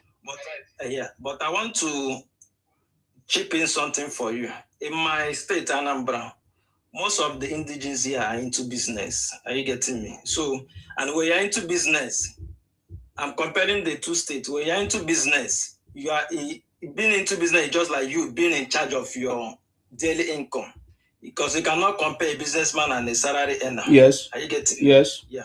So then in my state now, you as a businessman, when you are going to your shop, you don't mind if the keke man charge you 500 naira, because you know that when you go to your shop, you are making money. You are going to make money to cover up. If the keke man charge you 500 naira, that means you are going to put the money in your goods and sell the goods and get the money back. That's the difference between a businessman. Then a salary earner is someone that if you are spending 200 naira in your transportation to work and they increase it to 500 naira, that doesn't concern your boss. Your boss will still pay you what he's paying you. It's only by the grace of God that you even listen to you and increase your salary. That's the two different. So at the end of the day, there's one thing we call production. Production is only production that make a state, that make a country to be economically stable. Are you getting me? Okay. So yeah, if you come to a organized country, that is most of the leave Europe, because I see European countries as criminals too, because they are benefiting and they are developing their country from these resources from Africa. That's what makes UK.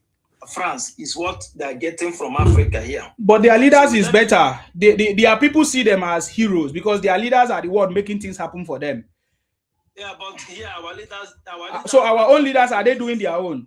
Somebody said that we should vote out 31 APC governors because they are failed. Yes, if you want to vote out, then you vote them out. But just like I told you, the 31 APC governors, some of them just joined and defected to APC. So they have not yet keyed in with the ideas and the manifesto of the APC. You get the point now? Yeah. So you are the one that is going to make sure that they key into the manifesto of APC, because as you can see, Lagos is APC and Lagos is working. So why? Sorry, it's go not ahead. It's not all about the party. Yeah. Like, let me use Imo State as example. Imo State governor is APC. But if that man come out tomorrow now, they will vote for him. Do you know why? Because he's doing a good job. I don't know. You are the one that is saying this thing. Oh, other people don't say it. Oh, other people, they are abusing the man. No. I'm just trying to make a point. Nigeria, we have gone beyond this tribal and this. Just say the truth, irrespective of who the person is. Just say the truth. My problem is not APC. My problem is individual, the person. Are you getting me? Because it's not all about being like, if you come to this Akwa Ibom now, the governor is working. Are you getting me? The governor of Akwa Ibom is working. But let me say he come to APC in New, so I will not call him a full APC man. But the reason why I mention Imo State governor, because he's a full-time, he was in APC during Buhari era, before Tinubu now coming. The man is doing a very great job. So, and that's most of the time I used to say that you should hold your governor responsible, because Tinubu is releasing funds to the governors. Are you getting me? And that is another way of, because you understand that this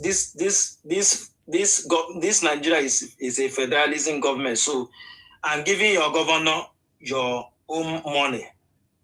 So face your governor, demand what you need. Your governor will provide it for you. Are you getting me? So, but where I'm going is that's what we call influence. Are you getting me? That's what we call influence. If Nigeria is a company now, when you come to a company whereby, let me say, your position is a supervisor, and every position have level by level, then the management of the company is not doing well. It might influence you as a supervisor to start misbehaving because the management is not doing well. Let me just put Nigeria as a company, because if you see Nigeria as a company, you know that we Nigerians, we are the director of the company. The politicians are the one working for us. Are you getting me? We Nigerians are the director. Okay, sir, round up, sir. 2 minutes. So you can decide that this person in charge of this company, I'm not okay with it. We don't need you. So everyone is on his or her own opinion.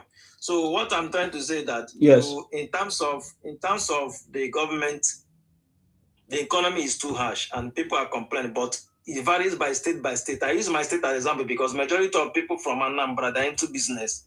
They will complain, but I've gone to a state whereby majority the people that this thing is hitting very hard is a state whereby the majority depend on salary.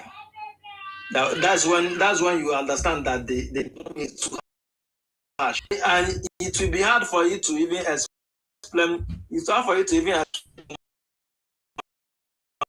because if you charge 500 naira or 1,000 naira, I know we have to get money back. But I pity people that depend on salary earners.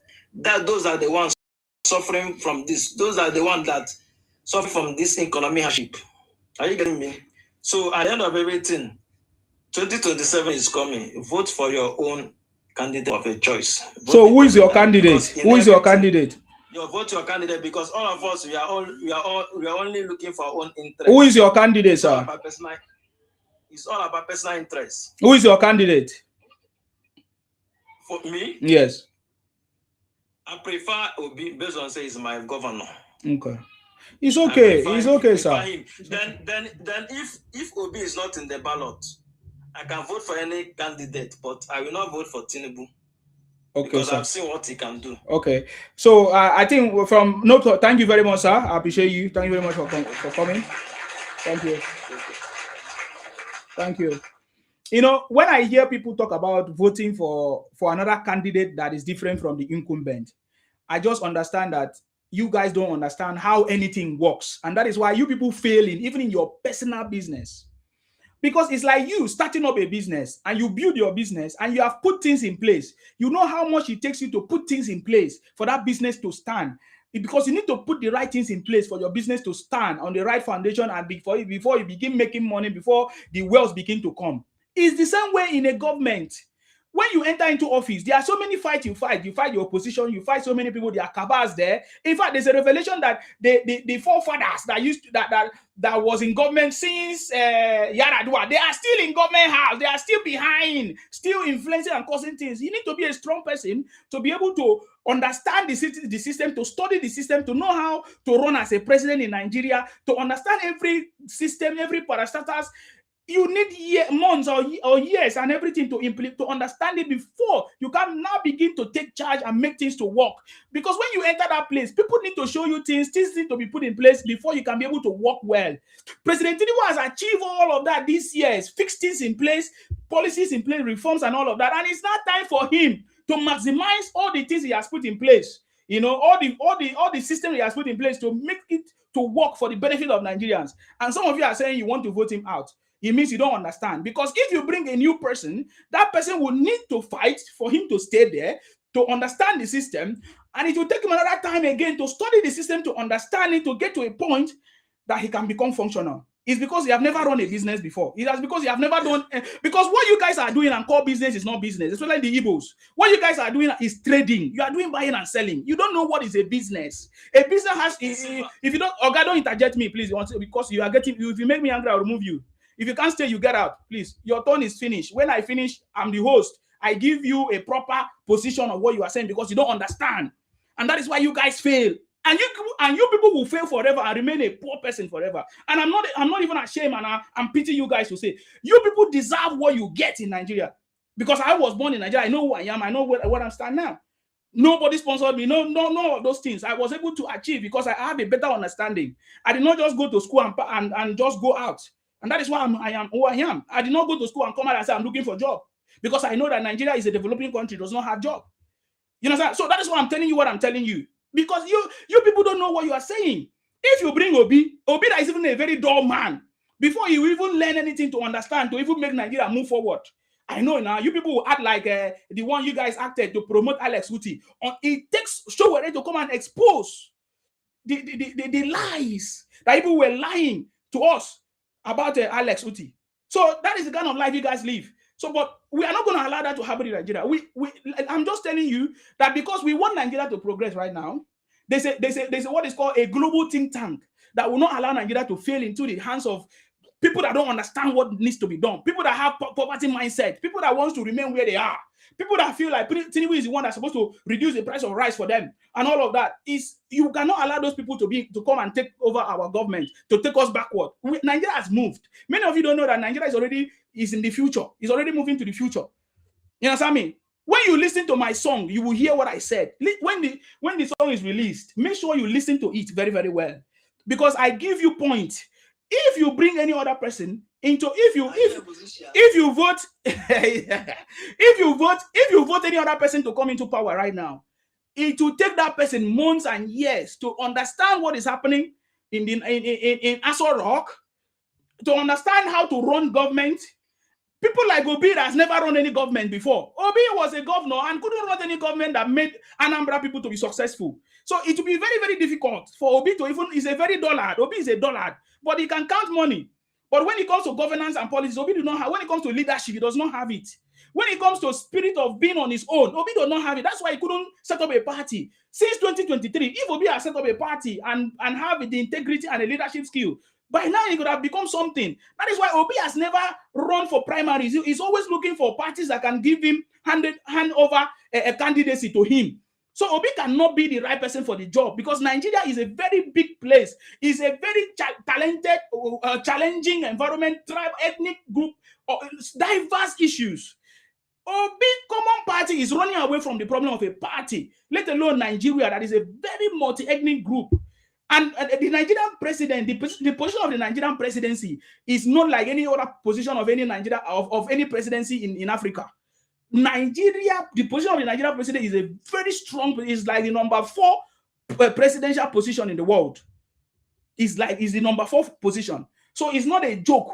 So a person like Obi cannot be there. I'm just telling you, because for you to study the system, to make it to a standard like Tinubu, to understand how it works before you can grow, before you can now make your own decision, it will take Obi years, and Nigeria will still be the way it is before. But Nigeria, President Tinubu have already solved that problem already. That's why I told you that President Tinubu have cracked the code.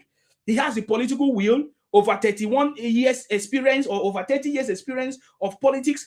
He's not just a politician, he's a chartered accountant, he's a professional who have a professional skill, who is using his professional backing or skill, experience into governance. Obi do not have all of that. Obi is just a trader. And that is why Obi is running away from any little open. I even saw a video of Obi saying that nobody can ever provide or any video or any evidence of him being in a party where there's a problem. So Obi is running from problem. And as if you're a leader and you're running away from problems, you cannot solve problems. You are not a leader. So Obi has been running away from solving problems. And so please, I really sympathize with you for your choice, but I'm just telling you that that is a wrong choice.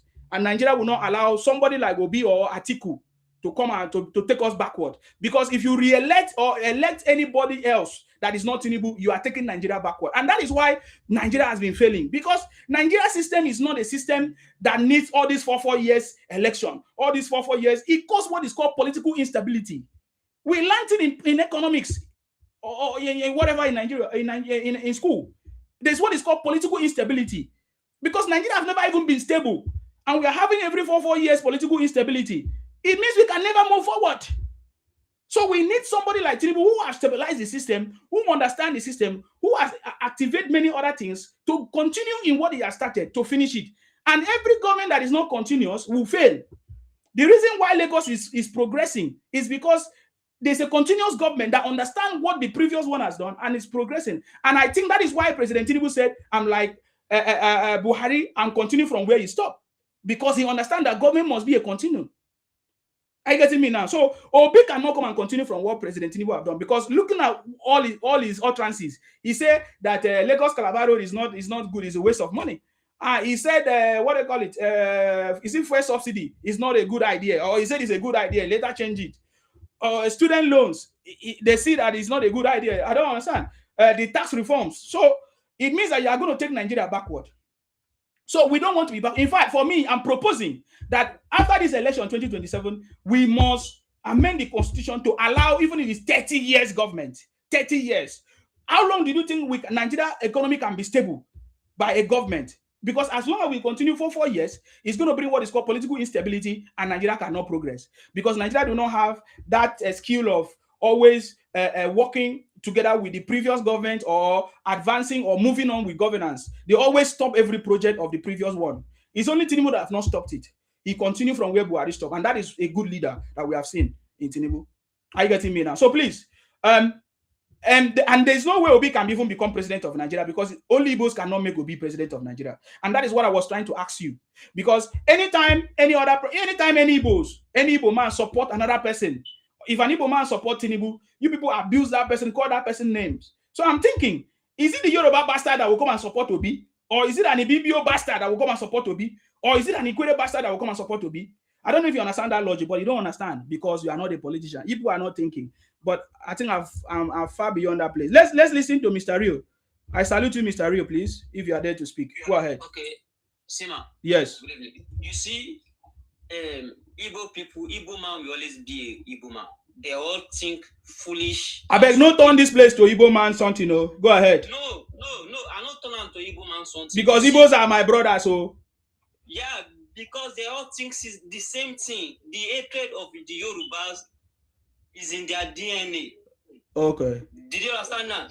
Okay. You see, what this guy is saying is that they hate, not just because of it's Tinubu, they hate all Yoruba people. They do politics of hate and politics of tribe.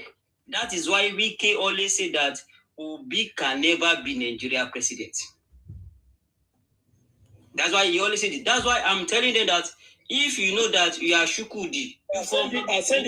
You never receive that clothes you want to send for you. Sema, every day they wear one clothes. I just send you clothes. You never receive them. Useless idiot. Man. In one clothes every day. Can you remove this idiot? Can you remove this bandit?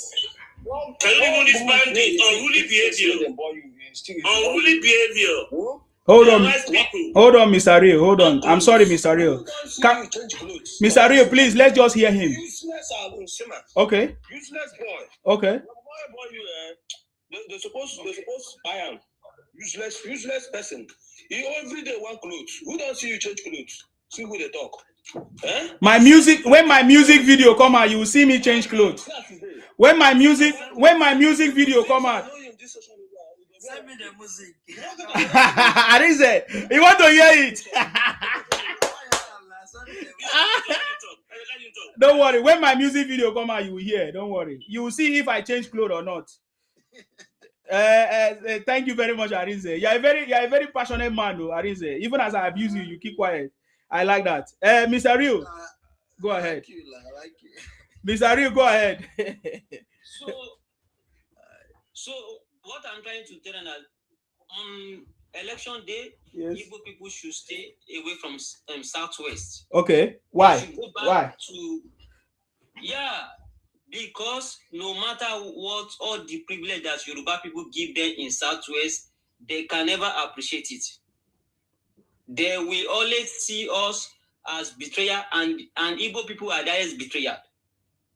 So they are packaging Obi to us. Obi that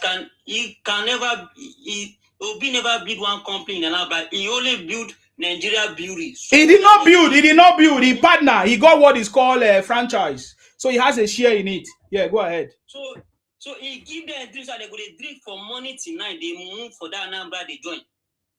You get my point? Now that person may say no get structure. Must you curse before you make a point? Must you curse someone before you make a point? Make a point. Stop cursing Igbo. Since where I say Tinubu as me now, as I support people to be now. You don't know since when you when this man never come. Who they abuse person now? Is a Kwashoko. See man, when Mr. Martins they talk, if you see us, they abuse Yoruba people. All these people. See who they talk.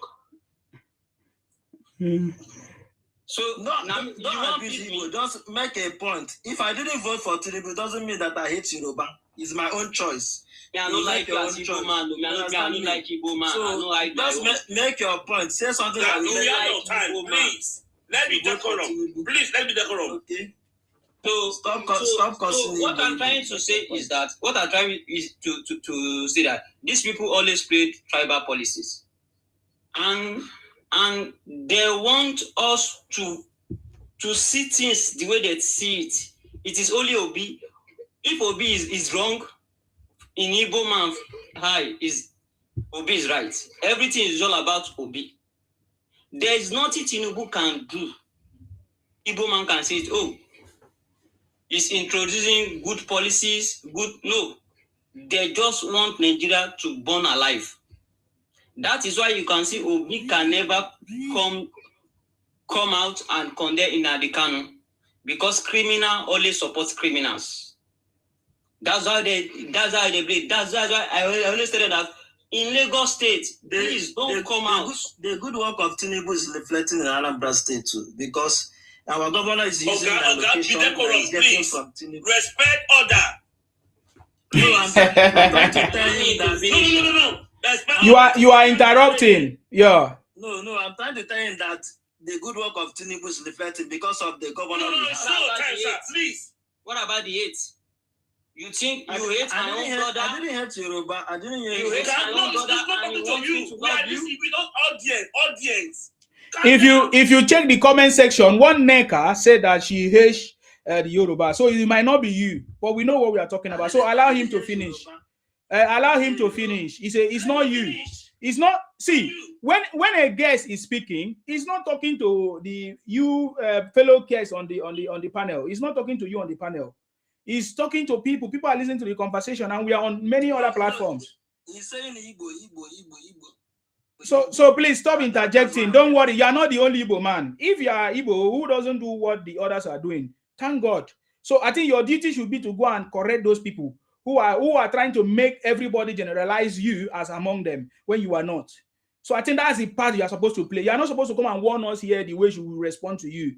because what people are responding is based on what you guys are saying, and we are not seeing any opposing voices or people cautioning them not to do what they are doing. You understand? So people have to respond. But two Two wrong doesn't make a right. There's nothing that is wrong. It's a response. Every action requires opposite and equal reaction. Are you aware of that law? Please go ahead, sir, Mr. Ria. I have 2 minutes for you to round up, please, sir. Okay. So what I'm trying to say is that will be someone that cannot fix Anambra for good 4 years. You want it to be it was 8 years, sir. 8 years, yeah. For good 8 years, you want Obi to be Nigeria president and sell Nigeria to China or turn it to Nigeria to Malaysia. Sell it to Malaysia. All waiting there Obi here now just to import. So way they give mic. Cowards. See the kind of person where you give mic. See I see him look like. Okay, allow that person to finish now. Allow that person so that we can move on. The more you interrupt, we are not moving on. You see, man, and you say make I not attack them. Maybe you see this also. Don't just leave them. We know the way they are. They will just turn out to be like Obi. Yes. Which one be super? Now this Oyamiri Osu brother made it up now. Mr. Real, finish up. Don't worry about them. Okay. So if we listen to Obi, everything about Obi is all lies. Obi collected money from Abacha and buy house in Croydon, London, Lagos. UK. Yes. And build plaza in Trefie. Obi Plaza is here.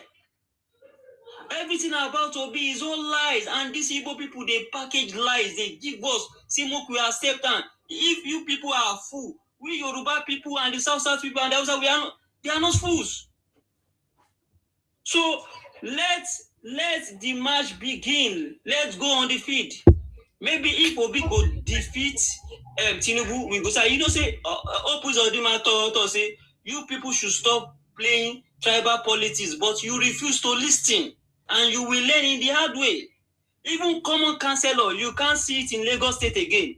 That's why I'm advising you, Arize, if you live in Southwest, please don't come out. And if you want to come out, write your will down. Say, Yashidima, collect 1 plot of land. Because if you come out, just write your will down. Last night, the American government come and carry Tinubu last night. American government come and hijack Tinubu in Asrop. TikToker, if you are not quiet again, I've respected you enough, but I see that it's in your character. It's in the blood of Igbos to interject and not follow protocols. I will remove you now.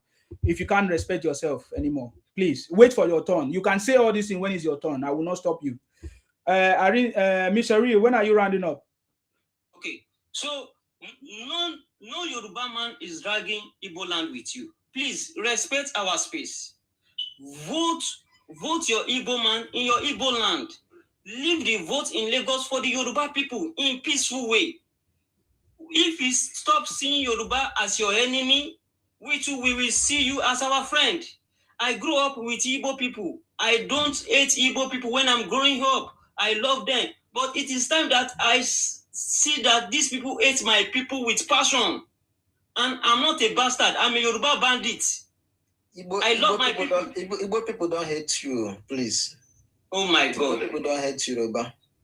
Okay, I can show you 200 Igbo people that hate Yoruba people with passion. Everybody knows that. Please, anybody interested, please drop that person. Drop that person, please. Thank you.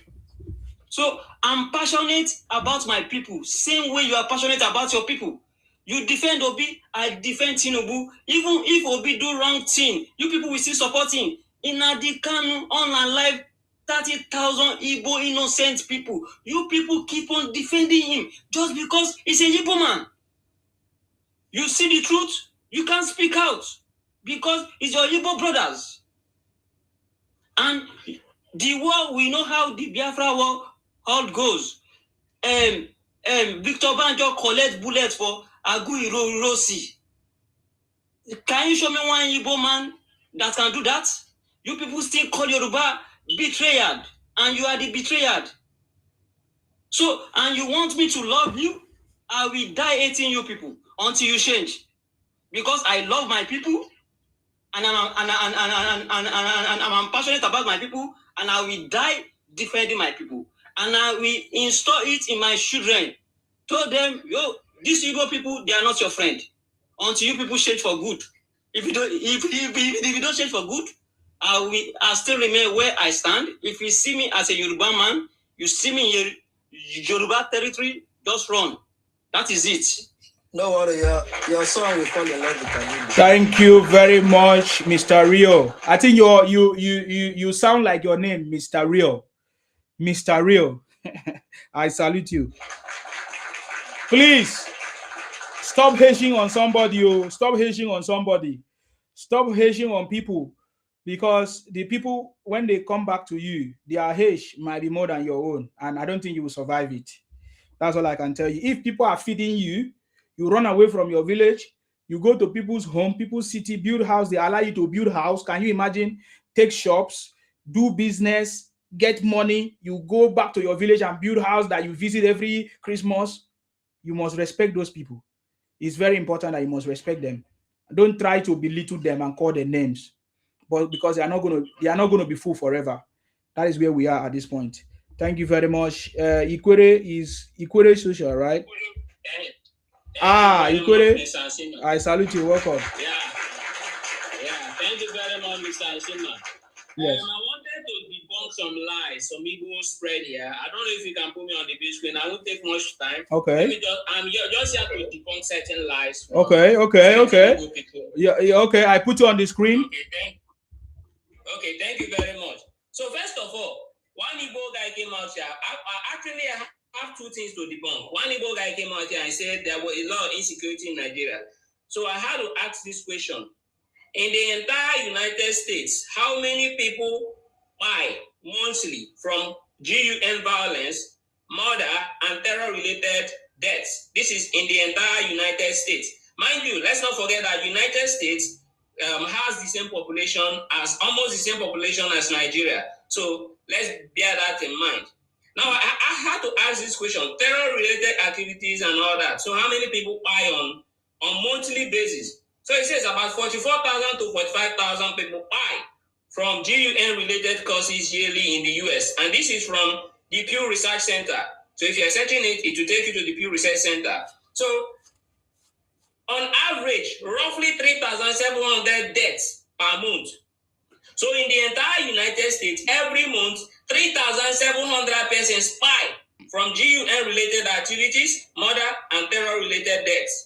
But guess what? You don't hear this on the news. Why? Because they are trying to cover up their country. So I had to ask this similar question about Nigeria as well, because somebody came out and he was so fixated on Nigeria and was talking about Nigeria. So I had to ask a question, a similar question. You see, it's still the same question I have to ask. In the entire Nigeria, how many people die monthly from gun-related violence, murder, and terror-related deaths? So this is the figure he gave me. Nigeria, blah, blah, blah, blah, blah. So basically, he had to show me this, right? UN-related activities estimated murders, violence by 60 to 11. So basically, this is where it gave, right? Reports in 2020 showed roughly 2,000 violence deaths in 3 months. Just 2,000, right? And how many by monthly, right?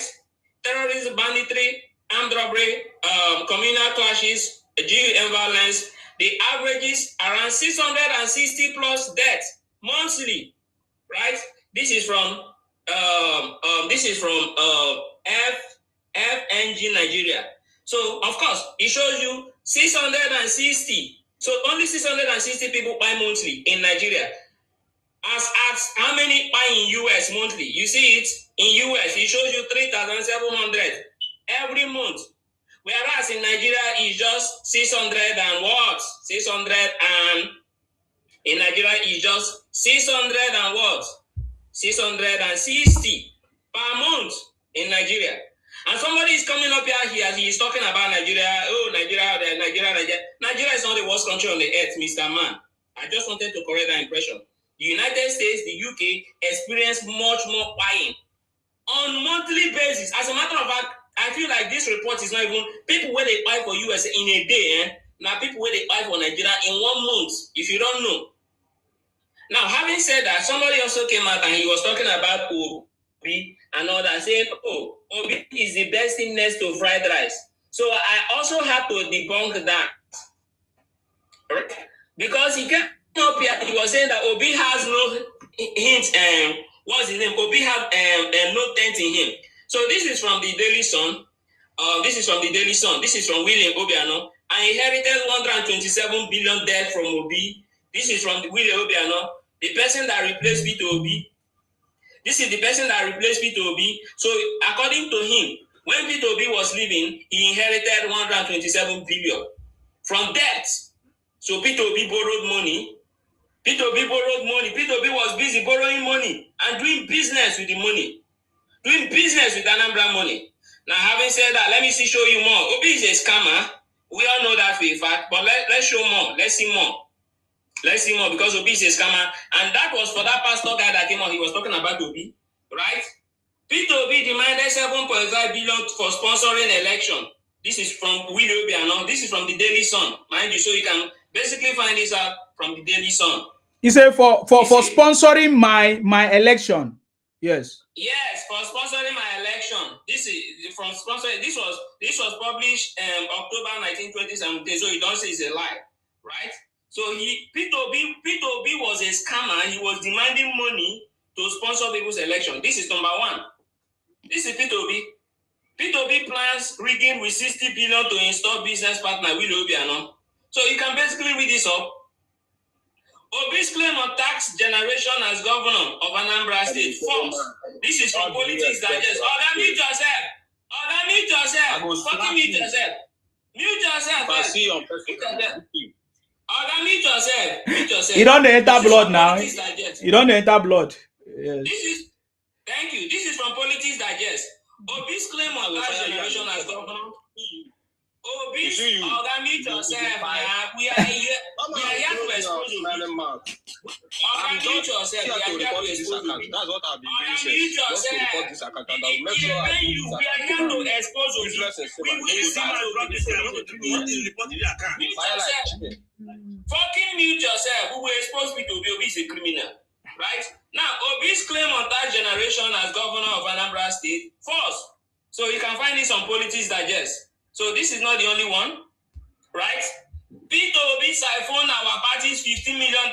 This $15 million at that time is probably equivalent of almost $30 million now, which is averaging around maybe 30 to 40 billion naira as of today's value, right? But back then it was around 12 billion. So Peter Obi siphoned our party's $15 million, 12 billion campaign fund. Apapa Labour faction alleges. So Peter Obi siphoned money from Labour Party. Peter Obi siphoned money from Labour Party. Peter Obi is a criminal. This is from the Daily Post. So, Mr. Pastor, the pastor that came up here, he was saying Peter Obi, Peter Obi has integrity. He has integrity and all that. Peter Obi siphoned money from Labour Party. That is why he ran away. He was a criminal. Please, I think the Labour Party people need to sue Peter Obi to return the money he stole. Peter Obi is a criminal. Now, having said this, right, we still have more. Governor Obi sued over alleged diversion of 5 billion state fund. So apparently, this is from Vanguard, by the way. So apparently, the Anambra state government had to even sue Peter Obi for diverting 5 billion naira state fund to his personal account. This is the man with integrity. Obi is a criminal. When we tell you that Obi is the biggest criminal in the entire Nigeria, as a matter of fact, when it comes to politics, Obi is the entire biggest criminal. We have more. This is from Africa Report. So it's from Africa, so you don't say we are making this up. From Africa Report. Nigeria 2023. Peter Obi wants a slice of what? Peter Obi wants a slice of diaspora $20 billion to fund his campaign. African Report. So basically, all this news, you can be checking it out with the news outlets that publish them. So you don't say, oh, yeah, you are the one that made it up. No. So Peter Obi wants a slice of diaspora's 20 billion to fund his campaign. Obi is a criminal. He's a criminal. So, and this is the last one I have to show for the day, right?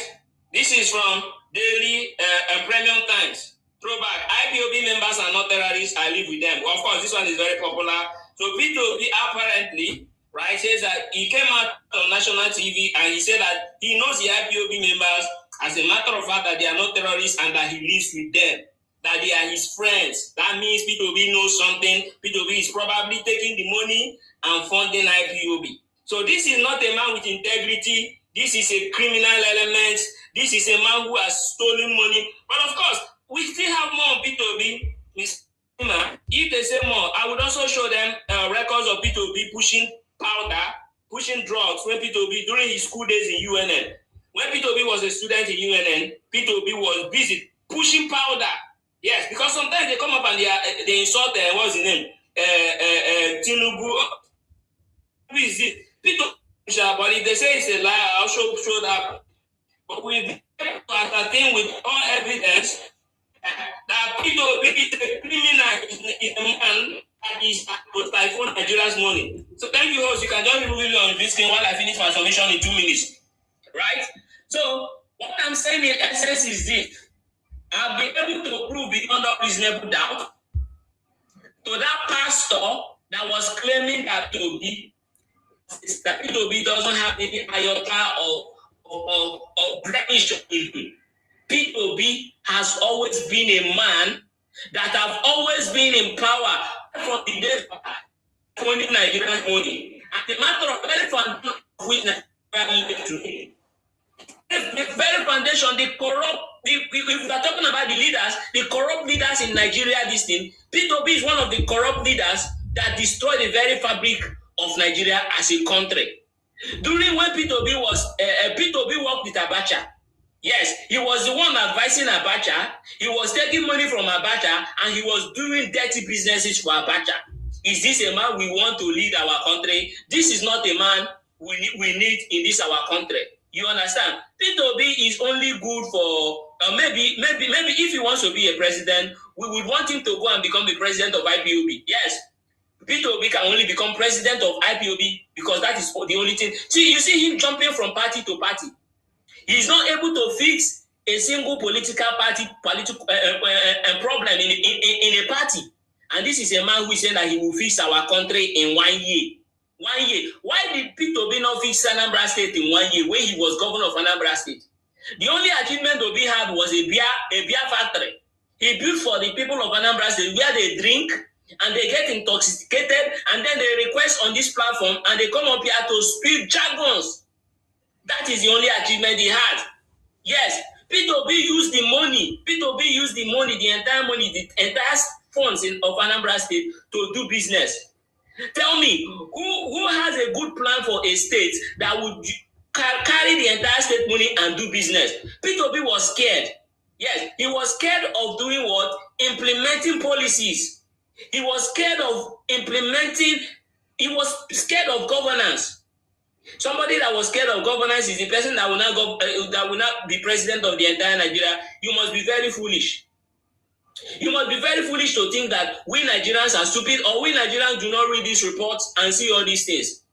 The fact that you think that this is maybe 2005 or 2006 where you spread propaganda and everybody take it up hook, line and sinker. It's so funny.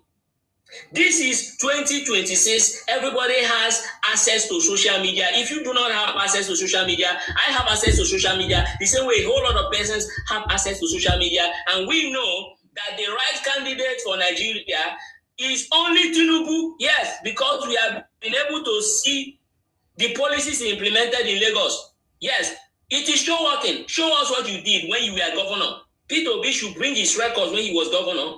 Tinubu has showed us records when he was governor, and we saw the transformation he did to Lagos State. Yes, and we are seeing the transformation he is doing. Are we saying that we might not be experiencing some dissatisfaction right now? Of course not. If policies are what's the name? The policies that the previous administration carried out, the bad governance the previous administration carried out, is what the current president is trying to fix.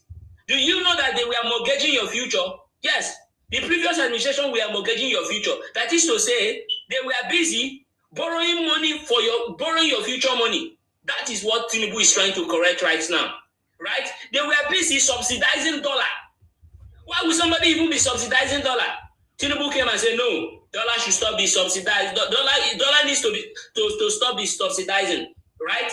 We need to float the dollar, and that is what he did. And that is why you see the dollar today fluctuating. The previous administration were borrowing money, right, to subsidize the dollar just so you can smile. So you ate your future. You've already eaten your future. You don't know. That is what Tinubu is trying to correct. The previous administration were busy borrowing money to subsidize fuel. He said, no, this subsidy thing is a scam, right? Let's stop it. The previous administration mortgaged your entire future. That is what the current administration is trying to correct. So you suffer today to enjoy tomorrow. But what did Nigerians do? What did the previous administration do? They said, enjoy today, suffer tomorrow. That is what the previous administration were doing. So you were busy enjoying. Of course, we know it was not that good of an enjoyment. You were busy enjoying. You didn't know that you were eating your future because they were mortgaging your future. They were borrowing money to subsidize everything. They were subsidizing everything. With the borrowed money they were borrowing. Yes, that is what the Tinubu administration is trying to stop. Today he said, no, we need state police. We need this. We need a local government autonomy. These are reforms that needed to have been carried out by the previous administration. Of course, we are too scared to carry out these reforms. But this is a man who was bold enough to carry out these reforms, despite the fact that he had a lot of people that oppose him. A lot of people were opposing him. Yes, a lot of people were opposing him. But no, this is a good man. Can Obi be as courageous as Tinubu? No, Obi is a coward. He cannot even handle the political party. Is that a man that can even be courageous to carry out the reforms the Tinubu administration is carrying out? Can Obi just single-handedly say, let me remove subsidy? No, he cannot. He will be too scared of the cabals. But Tinubu was not scared of the cabals. He was scared of anybody. He did it, and he's still doing whatsoever that is going to benefit the average Nigerians. Of course, it's not going to be an easy ride because our future has been mortgaged. It's not going to be an easy ride. So you will suffer today to enjoy tomorrow. Not to enjoy today, and your children will come and meet debts and everything, and your children will be suffering. So when you come up here, you should know all these things and not carrying propaganda up and down. Obi is a failure. Obi will remain a failure. And Obi is not what Nigeria needs. Thank you, host. Let me just stop here for now before I monopolize the platform. Maybe later on I can still contribute. You are not monopolizing the platform. This is Nigerian platform. So when you make sense, nobody interrupts you. I really appreciate you for coming, Rudolph. You have spoken very well, and you are very, very clear, and you have a proper understanding of what we are talking about. Thank you very much for coming to clear. Besides, that person that you are calling pastor is another fake pastor. That is how Nigeria produce all these fake pastors that continue to keep Nigeria, change the mindset of Nigeria to make them to think miracle, and fast solutions, and that has not helped us. So that man, you heard him say he's almost 60 years. I don't blame him. His thinking faculty is no longer relevant in the 21st century, especially for us that we understand what is going on. Yeah, he's not picking from the brains of the new generation. That's why you need to respect President Tinubu. Most of the reforms that President Tinubu is doing is new generation reforms, and he's picking the brains of the new young people that are working with him, with his team. That man his brain is not correct anymore. He's not willing to learn. He's still bringing us old tactics that is not working. So thank you very much, Rudolph. I respect you for your contribution. I mean, I've listened to you many times. I believe that you have taken over this social media right now, and these disobedient people, they are afraid of you. Anytime they see you, they are afraid of you anyways. And that's powerful. You see, they know that we have come to a stage where nobody can spread lies anymore against us in the South or anywhere in Nigeria. That is where we are. And you are very, very correct. You are very, very correct. Tinubu have done what no man can do. And that is why I said the city boy is on the throne. The President Tinubu have cracked the code to take Nigeria out of the third world status. Man, it's not going to be an easy task, because there are people there who have been benefiting from the old system that will never allow President Tinubu to change the system. And that is what is going on. And those guys are pulling all kinds of strings. in order to paint the government black. We are aware how they say articles spend money to go to US or to lobby a US firm in order to, you know what I mean, in order to lobby against Nigeria. What is he going to do? Is to paint Nigeria black to see if he can remove Tinubu. But little did he know that the city boy is ahead of him. The city boy has been a city boy before Atiku. Anyway, I'm yes. So yes, I really appreciate your contribution. Thank you very much for coming. Femi is here. Femi, I salute you. Thank you very much for coming.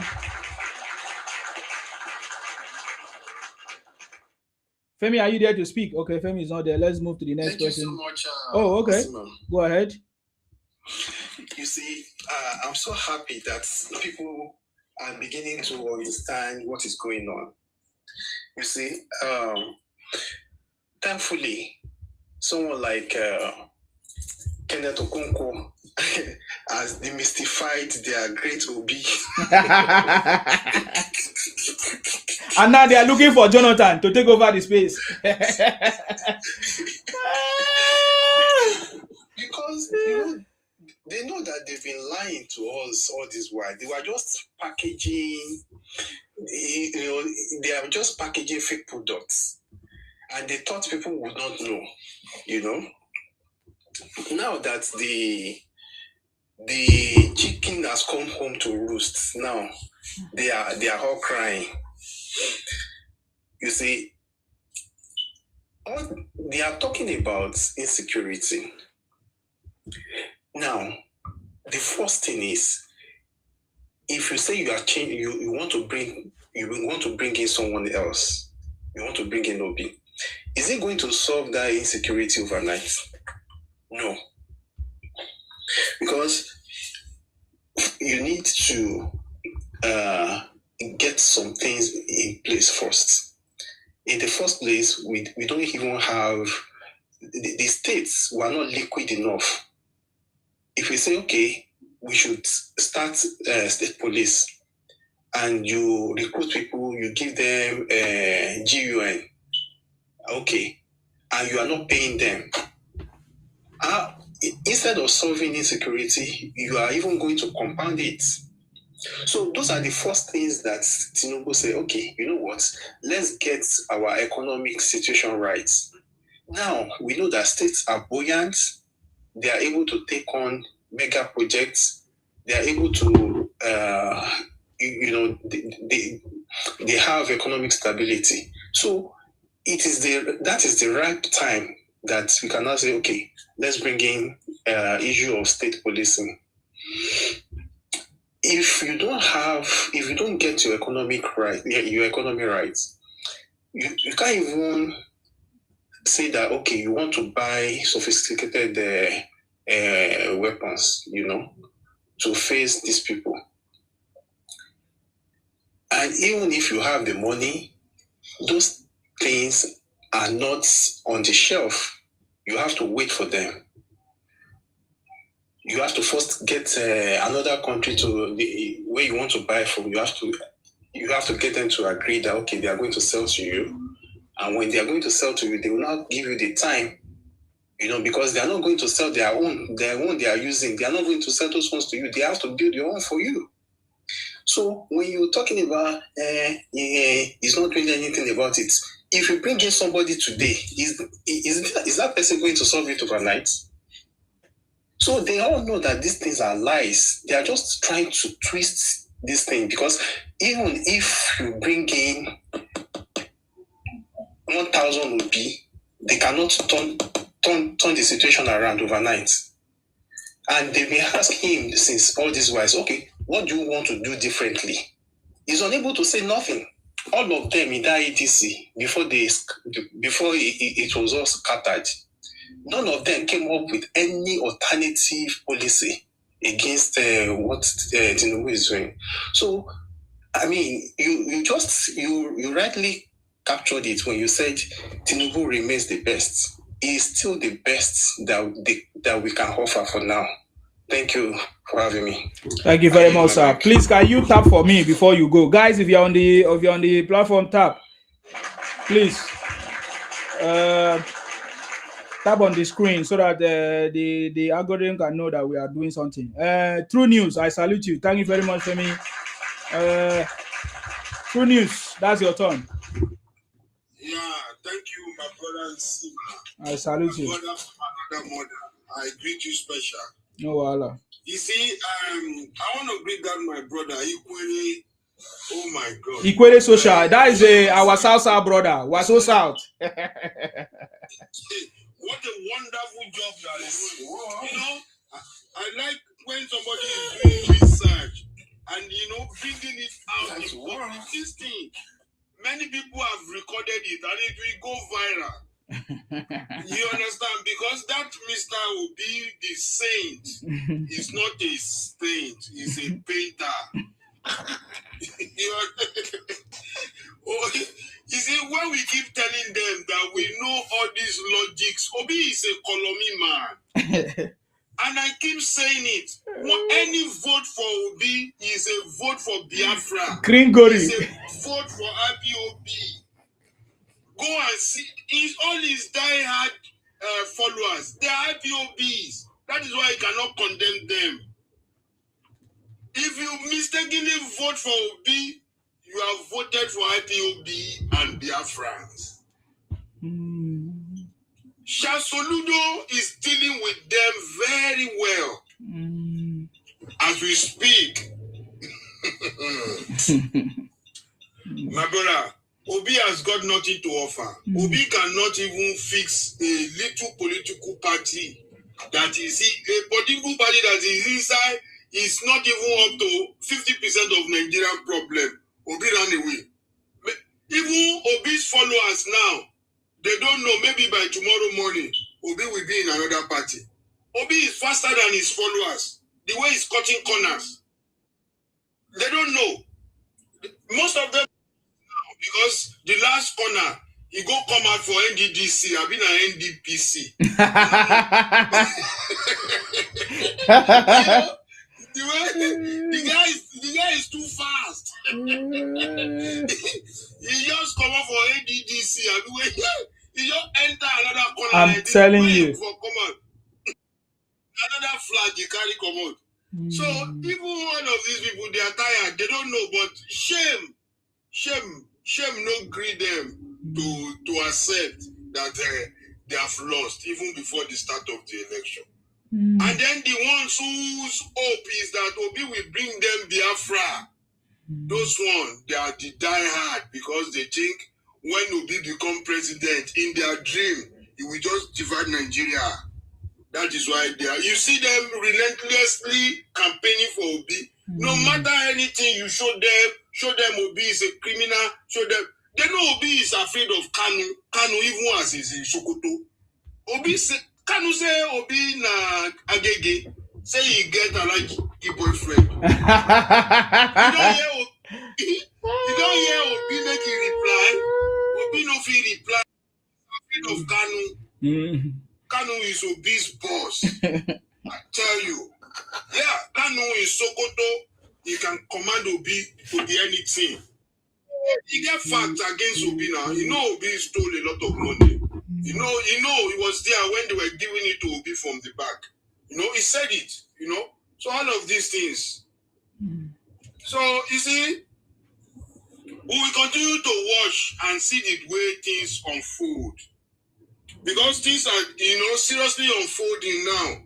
That even Obi have no hiding place. It's going up and down.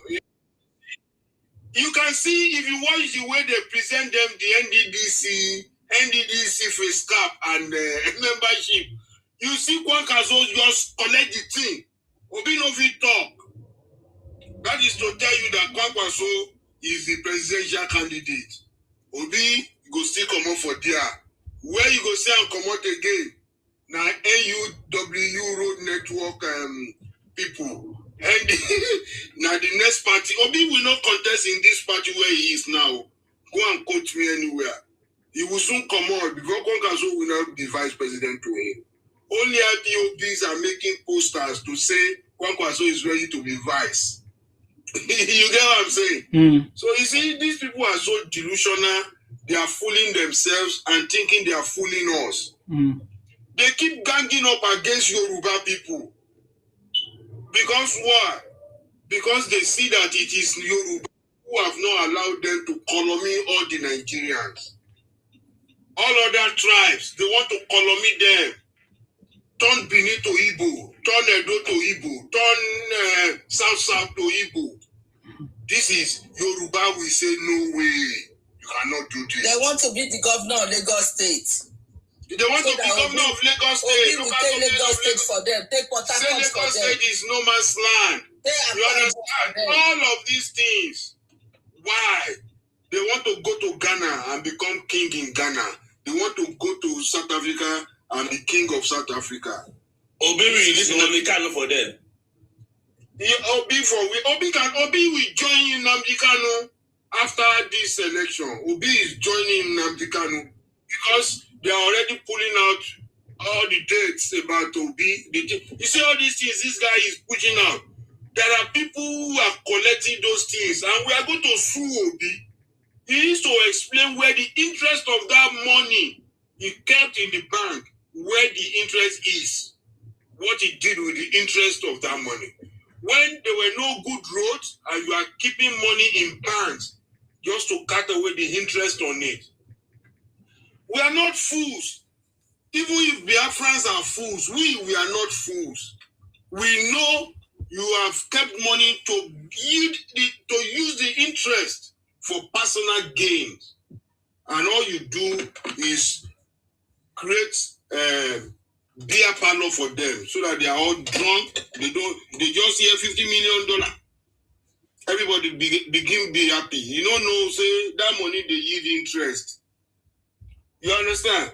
So you see, man, let us keep doing what we are doing. We have won. We have taken over the internet. They are very minute, small number. Even some Biafrans now, they are repenting. They are looking for money. They say, since you can help repentant Boko Haram, why not help them? So they are also looking for help now. You understand? So Obi is losing, gallantly. Even Obi, you see, he has stopped to serve rice and jollof rice everywhere now. Because he's so confused. He's looking for party. I don't know. Obi will not be in the next election. That is the big part of it. He will not be there. He will finally be frustrated and cry again. He cried in 2023. You will see that he will cry, bitter cry this time around again. You see, Obi is done. The game is over for Obi. That fluke cannot repeat itself anymore. You understand? So, my people, let us be happy. Now we are separating the shaft from the beans. So now we know. Everybody that's come to limelight now, everybody now see Obi. The breeze has blown. The foul yash is outside. Open.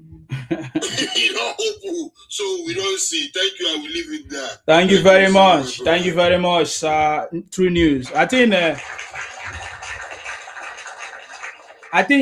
you were here when we all started the conversation, where we said that Obi will never be on the ballot. Obi is not a candidate.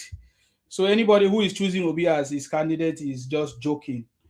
The so-called whatever, they cannot go anywhere. They are very far away from meeting up with the challenge of becoming president. NDC cannot produce anybody that can become a president of Nigeria. So that one is, I think they are just excited over rubbish.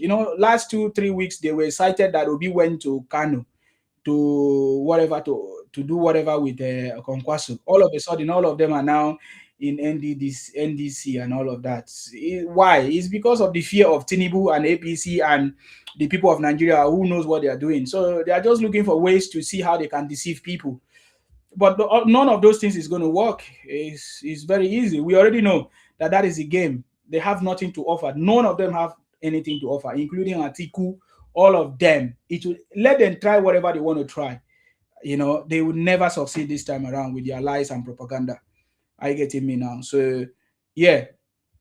And that is what we know already. Thank you very much, Aki Wumi. I just want to let Rudolph know there's somebody here on YouTube that is already appreciating you. He said, Mr. Rudolph is simply one of the best. He's the myth and the legend with his explanations and truthful, whatever. yeah, so he's saying to you, kudos to you for your contribution to when you made your contribution last time. Yeah, that was powerful. So yeah, that's it. Who is next? God's mercy. I think that's your turn. Thank you very much, True News. I appreciate you for that contribution there.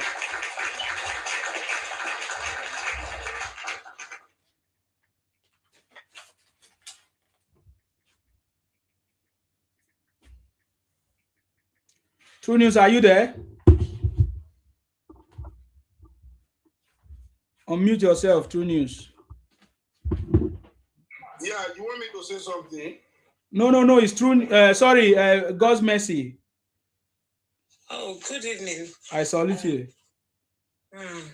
How you doing? I so much enjoyed my brother submission. Oh my goodness. Powerful, powerful, powerful. Equerry Social. Thank you. Thank you. God bless you. You know, one thing is the whole of Nigeria cannot be blind to the whole Obi nonsense. I am sure it's out there for everybody to research, but probably work, especially for some of us. It can only be work, nothing else. Yeah. When you come back, you're tired with family stuff and stuff.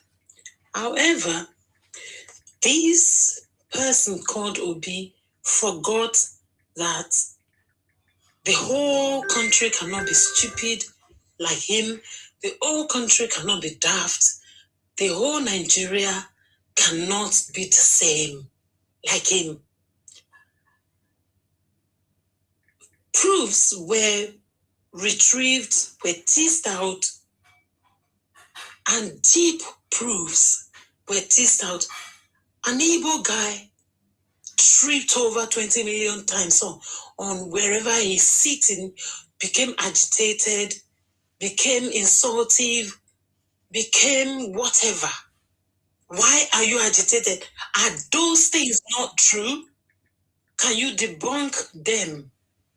Are you saying that people should not talk when it comes to Obi because it's and this thing, when people say, oh, Yorubas are tribal, they're doing things with tribalism and all that. If I'm not mistaken, Igbos taught Yoruba to be tribalistic. I grew up with Igbos. I can speak Igbo language, right? But one thing is, I didn't see this when I was growing up. However, those things were there. Not that they were not there, but I was young.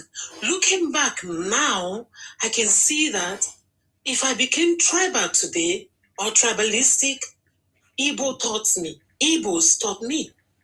I was not like that. We eat together, we chat, we joke. Thank God I was not poisoned. But they never liked us. I said it on this platform, this same platform, your platform is similar. I said, when I was growing up, at the first, at least from age 1 to 8, we were with other tenants until my dad built house for us and stuff and moved us in. At the time that we were renting, I went to fetch water. Coming back, it poured on the ground all through the corridor. This Igbo lady came out and twisted my ears and it started to bleed. Upon getting where my mom was, she saw it and she said, who did this to you? I didn't even know it was bleeding, but my mom saw it. And I said it was Dora. She went, beat Dora. If I got involved, she beat both of them. She was pregnant then. And that is another thing that I'm going to point out. Igbo saying, oh, Yorubas can't fight. You've not met my mother. You've not. It's not even because is your mom one of those. No, she will beat you, beat your husband. That was her thing. So you've not met some Yorubas that can flog you until you pop. But let's leave that. Now, she did that to me. My mom saw it and got into fight with her. Beat them all. Could you believe that they burnt our house down? Not quite long to when this happened. They burnt that house down. Where I was going is that When the fire started in the house, every other person had their belongings out of that house except us. Who woke us up? An Orobo man hit on our door. By the time we came out, we could not bring anything. The rest had brought things out because my mom did not give them space. They are so vindictive. They don't care about lives. And they can take anybody's lives if you're not careful with them. Okay, Ayanambra came. Sorry to mention her name here. Did a post. All Igbo children, they will not grow old. Because that is how I can put it. And everybody saw it. But she has forgotten that she is the only one that said that thing. The Yoruba witches will treat her fuck up at the time that she never thought. She's the only one that said it, but so many people will treat her fuck up. When the time is right, she will be hit like a ton of brick. This thing that you people are doing, Igbos, you need to stop it. I know this is not about Igbo platform, but what I'm saying is, in essence, the hate towards Tinubu has made these people to lose it. They lost it so badly that it is glaring. Even people that are not Nigerians could see. And other Nigerians that are other tribes too could see that this is an immense hatred towards Yorubas. Yes, you hate Tinubu for what? For doing so greatly. Roads everywhere, projects everywhere. He did not exempt any state or any tribe. He cut across every tribe in Nigeria as we speak. This Tegwalo that could not even do a bakery, that could not give free education. Education is not for the poor. You want to bring that person down to make all Nigerian children uneducated. The person that hates education, the person that could not deal with education when he was in power as a state governor, the person that education was a taboo for. Already our education system is bad enough, because I cannot call it excellent. But then you're bringing Tegwalo that hates that bit of life. Please, Nigerians, if you want life for yourself, and it will start with the Igbos, because if you continue this tribal war with Yorubas, God help you if you survive it. Because this is the time that we're not even going to grieve on. We no go agree.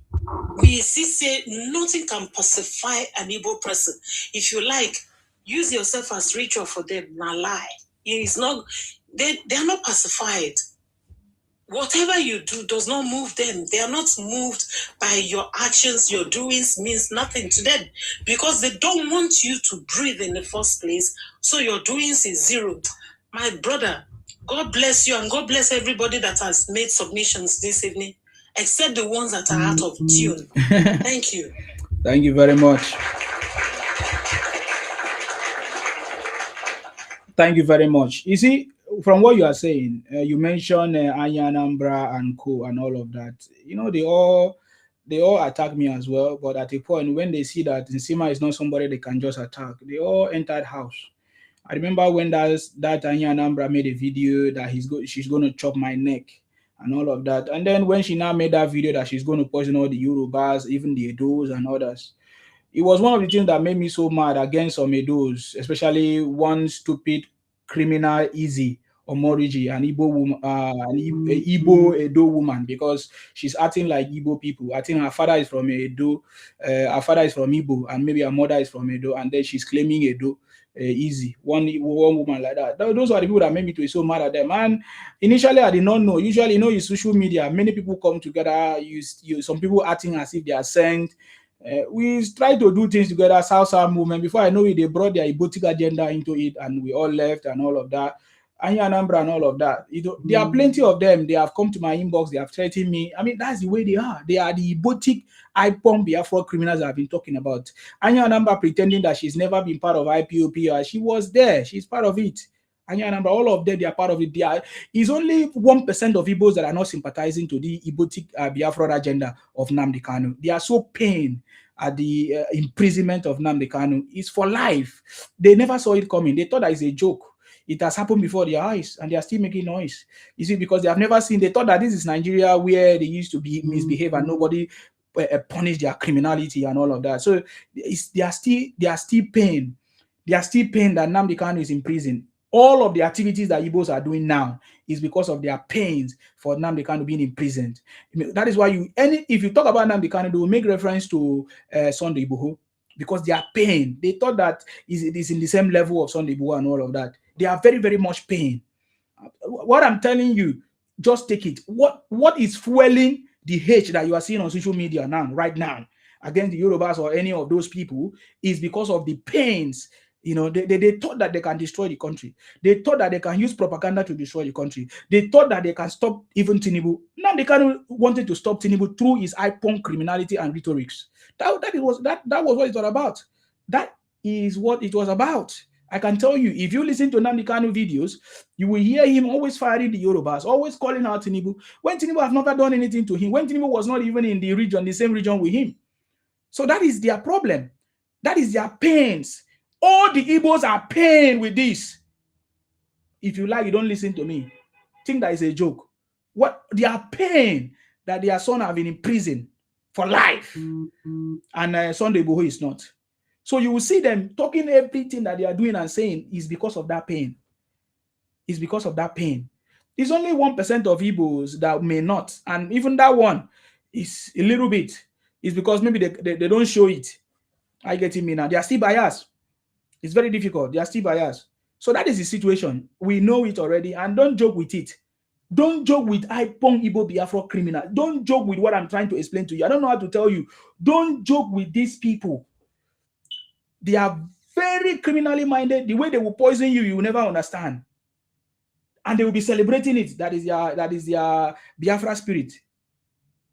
Oh, are you not seeing the little conversation that is going on between Akpabio and the Senate? They say that is their Biafra spirit that is causing confusion in the midst of Akpabio and Oshomole.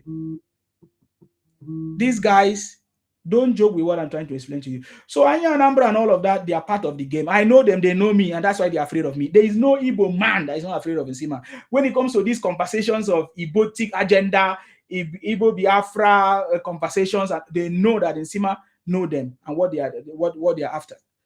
They want to take over our land. They want to Colombia our land. They want to Igbonize us in the South. That is the truth. They want to Igbonize us. But they have failed and they will fail. Anybody that want to Igbonize us in the South will fail. Will fail like Nnamdi Kanu, in prison for life. They think that we are joking. I believe now they can see that the South people are not joking anymore. Same with the Yorubas. It's only few stupid people from some special places. I don't want to mention it because now they will say Nsima is insulting us. That are being influenced by the Ibotic criminality. I'm talking about some other states that are being influenced by some Ibotic criminality and influence. Because places like Edo, Igbos have influenced the Edos too much to the point that if care is not taken, the Igbos will commit their crime there and they will go free. They will commit crimes in the Edo and be saying that it's Fulanis. Why the Igbos are the one, Ibotic, IPOM, Biafra people are the one doing it. It's the same way they are doing it all over Nigeria. They move from place to place because they want to record it, they want to use it, they want to take advantage of it. That is the situation.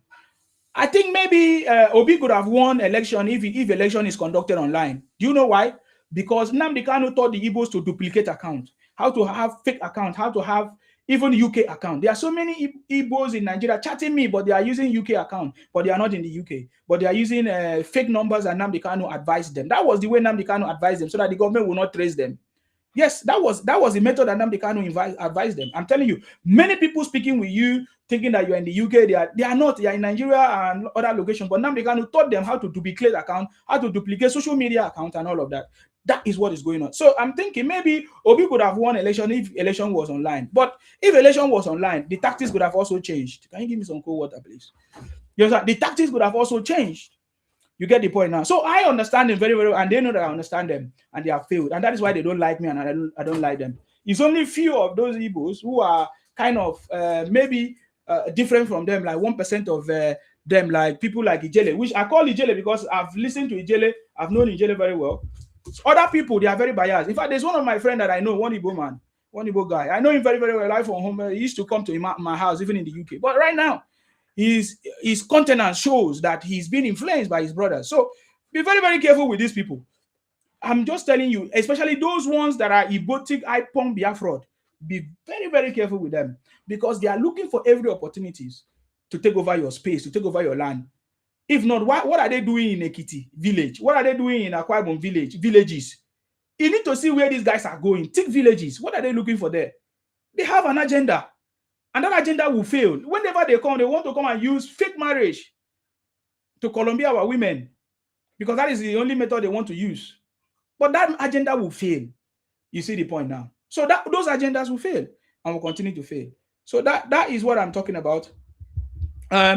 So when you see all these social media things, it's because they have created duplicate accounts as advised by their brother, as at that time their savior, that is in Sokoto prison right now. You see, they think that is a joke. They think that Tinubu is somebody you can do anyhow. The same Tinubu that Nnamdi Kanu said they should look for his head. The same way Obi was saying that the Muslim all of a sudden is looking for Muslim ticket now to become president. This, oh my God, the thing that the Muslims are stupid or the not are stupid. I listened to one of them say that that the northern people, we are not stupid though. That what Obi said against the North we use against him. You understand me? So they know. So that's why I was asking. That's why I keep asking. How will Obi become president? Is it only Igbos that will make Obi president? You understand me?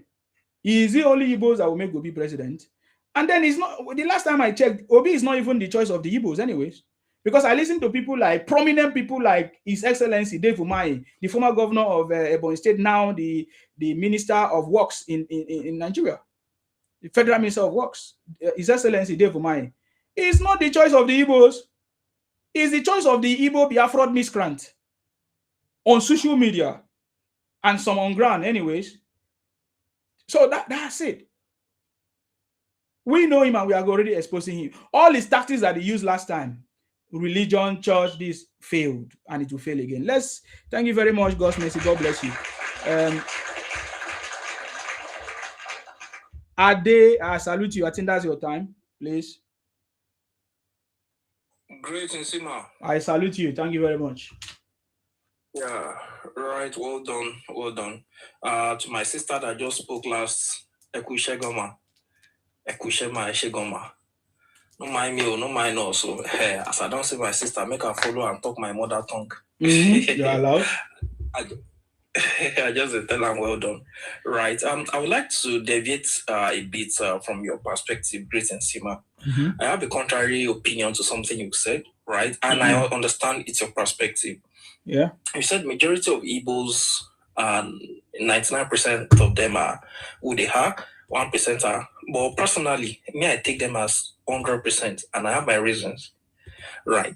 Even if you say, even if we say 95% are okay, then the remaining 95% of them are Igbo, Biafra, Indi bastards and all. But 5% are good people. We have 5%. I don't believe that. Should I tell you why? I believe that, you see, with their shenanigans, they are pushing up and down. For instance, let's say they get, for which God forbid, their shenanigans, taking other people's space, the expansionist mindset, the expansionist ideology, the expansionist agenda, and what have you, right? God forbid it will never come to pass. But let's even say from an imaginary perspective that it happens, right? If that 95% what they are targeting happens, are you telling me the remaining 5% would say they are not ready to benefit from it? For instance, if they take other people's space that doesn't belong to them, right? And they say, okay, because say Igbo we don't take other person, another person, Papa Lando. So for our brothers, we this is now the 5% we not join us. Okay, we shall won't give them land, free of land though, for the industries where they this place. Now Igbo man go they do for out of the remaining 5%, oh yeah, I'm gonna take jobs here, do this here. Are you telling me the remaining 5% will say they are not interested in enjoying whatever they've had? They will, because here is it. I believe there are 3 types of Igbos. There is an Igbo man who pretends to be innocent. There's an Igbo man who pretends to be innocent, who pretends to be neutral. There's an Igbo man who preaches peace, right? And there's an Igbo man who is always out there doing their shenanigans. Those are the 3 ways I categorize. Actually, it's one of our brothers on this TikTok that does that categorization, and I choose to adopt. Is a model, right? So those are the 3 sets of Igbos we have. So out of the 5%, even out of the 5% that I said, let's say in a scale of 95 to 5%, most times the 5% are always within the purview of those that preaches peace and those that pretend to be innocent. That's the way they are. So let's even say, assuming do not consider we have 5% who are good, or just like you said, if you have to go with your model 99 to 1, let's say we have 99% who do their nonsense, and we have 1% who we know who are good, right? If the 99% carry out their agenda successfully, just like I said, from an imaginary perspective, right? With the remaining 1% say they are not ready to benefit from it, they will. Right, starting from that angle. And then Great Nsima, I don't even know what's going on. NDC, where they start, which day with that, they say NDC get 9 million. Where they see how? 9 million, I don't understand. You see, these are the things these same people did. If I suggest books for you, Great Nsima, you will see, even during the Civil WAR, you will see the things they did. There's a book written by, thank God the book is even written by an Igbo man, Hilary M. Njoku, Tragedy Without Heroes, where Ojukwu consulted an Ifa Oracle man, consulted an herbalist, I would like put it in a native, what is people, to fight war. So in the process of the Ifa man, the Babalawo, what I go talk about now, brought a white hen, in a white van, brought a white hen, and then they started calling Gowon's name, Gowon Afanauzo.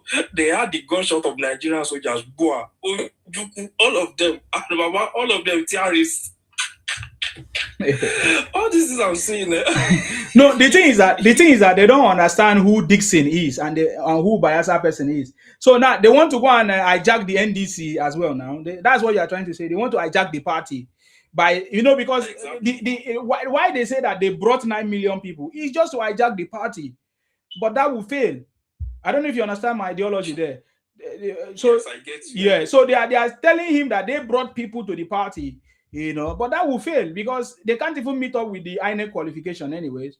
So that's not, we are not even afraid of that. They said worse thing or even so tantalizing things more than that before. Have you forgotten when they were celebrating Obi in Kano with Okonkwaso? You have forgotten.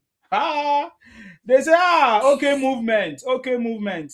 So all those things are rubbish talk for me. But I enjoy the conversation because without Obi shenanigans and conversations, and I mean, it could have not made sense. So all these things is just making sense for us to just enjoy the conversation. Are you getting me now? But they will learn from the master, who is Tinubu, my boss. Go ahead, sir. I like your analysis anyway. But also in that 9 million you are talking, remember what they did when they wanted to register for ADC portal? Remember what they did? All those people that they registered on the portal was duplicated people. They have this software. You can generate names, but it was not verified. Their NIN or whatever BVN was not verified. True or false?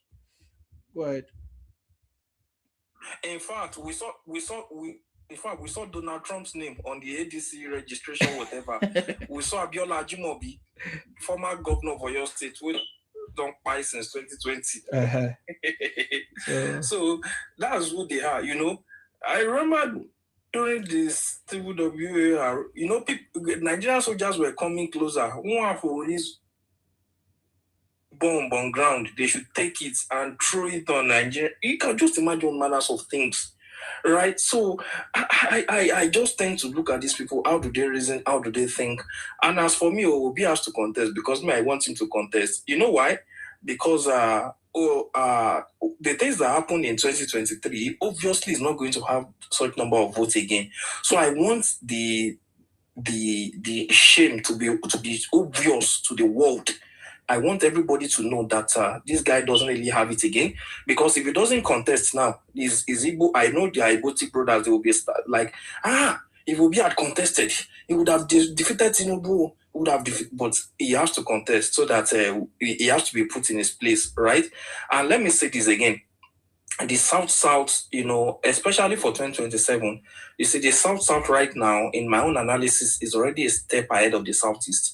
And I would really love the South to seal it completely and just be 2 steps, in fact, 2 miles, in fact, whatever you can call it, be completely ahead of the Southeast, because some of them are trying to retract themselves now, likes of the Opus Odema, Soludo, what's this man, even Onweboye. I saw one of his interview with this guy in Channels Television, and he was like, this is not the perfect time for an Igbo man to contest. They will know when to strike, but I want them to contest, because in as much as an Igbo man is contesting, Tinubu will not have up to 10% votes in the Southeast, and that's what I want.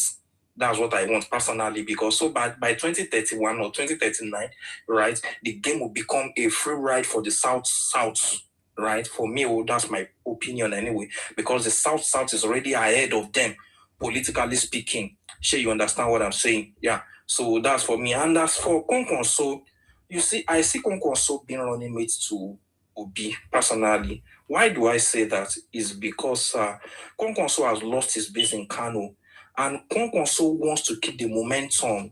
He wants to remain. Konkonso can never be running mate to Obi. Me, I don't know why. What they see? Why do you see that? I can confirm to you that Konkonso will never be running mate to Obi. I can guarantee you that one. I don't need any soothsayer to tell me. Okay. Why are you saying that, sir? Okay. Why is your political calculation like that? You say Konkonso have lost his base in yes, he has lost his base in Kanu, but he cannot be a boy to Obi, because he's bigger than Obi. Konkonso is bigger than Obi. He's a PhD holder. How can a PhD holder be a vice president or whatever to Obi? He will never. To Obi, you see, don't forget that even before now, Osinbajo was a professor and was running mate to Buhari, right? But you see, as for no, God, that's a wrong narrative, sir. That's a wrong narrative. This is a different one. Yeah, that's a wrong narrative, sir. I understand. Let me land. Let me just land. My problem with people that want to land is, excuse me, sir. How can you compare? How can you make such comparison? I think that is an insult to that man. What's his name? Osinbajo. Because that is completely different. What is happening right now is completely different to what happened with Osinbajo. Osinbajo was not desperate to become vice president. In fact, Osinbajo was just given that position because of this master. Let me don't go deeper. He's not. Kwankwaso. Osinbajo was not desperate like Kwankwaso or Obi.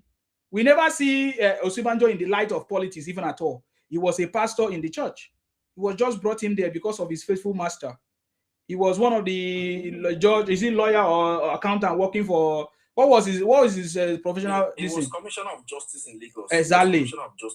So I think it's a different scenario. I'm very shocked why you made that comparison. So I want to allow you to learn if you can give us more explanation how you come to that conclusion. Yes. All right. Well, maybe the comparison, I was just looking at things purely from a scholastic or from an academic standpoint when it comes to academic qualification anyway, not looking at some other things. But, okay, let me even put away with that comparison. But as for Konkonso, you see, I understand that Konkonso is far, aside from even being a PhD holder, Konkonso is far more politically exposed than Obi. Konkonso was former ambassador. Konkonso was former senator. In fact, Konkonso was deputy speaker House of Reps in 1993, right? Konkonso was former minister of defense. He was former governor, 2 times governor, right? But you see, what Konkonso is trying to do, from my own perspective, is this. Konkonso wants to keep that momentum. He's just looking, see, Konkonso knows that Obi is going nowhere. What Kwankwaso just wants to do is not for now. What Kwankwaso wants to do is for 2031.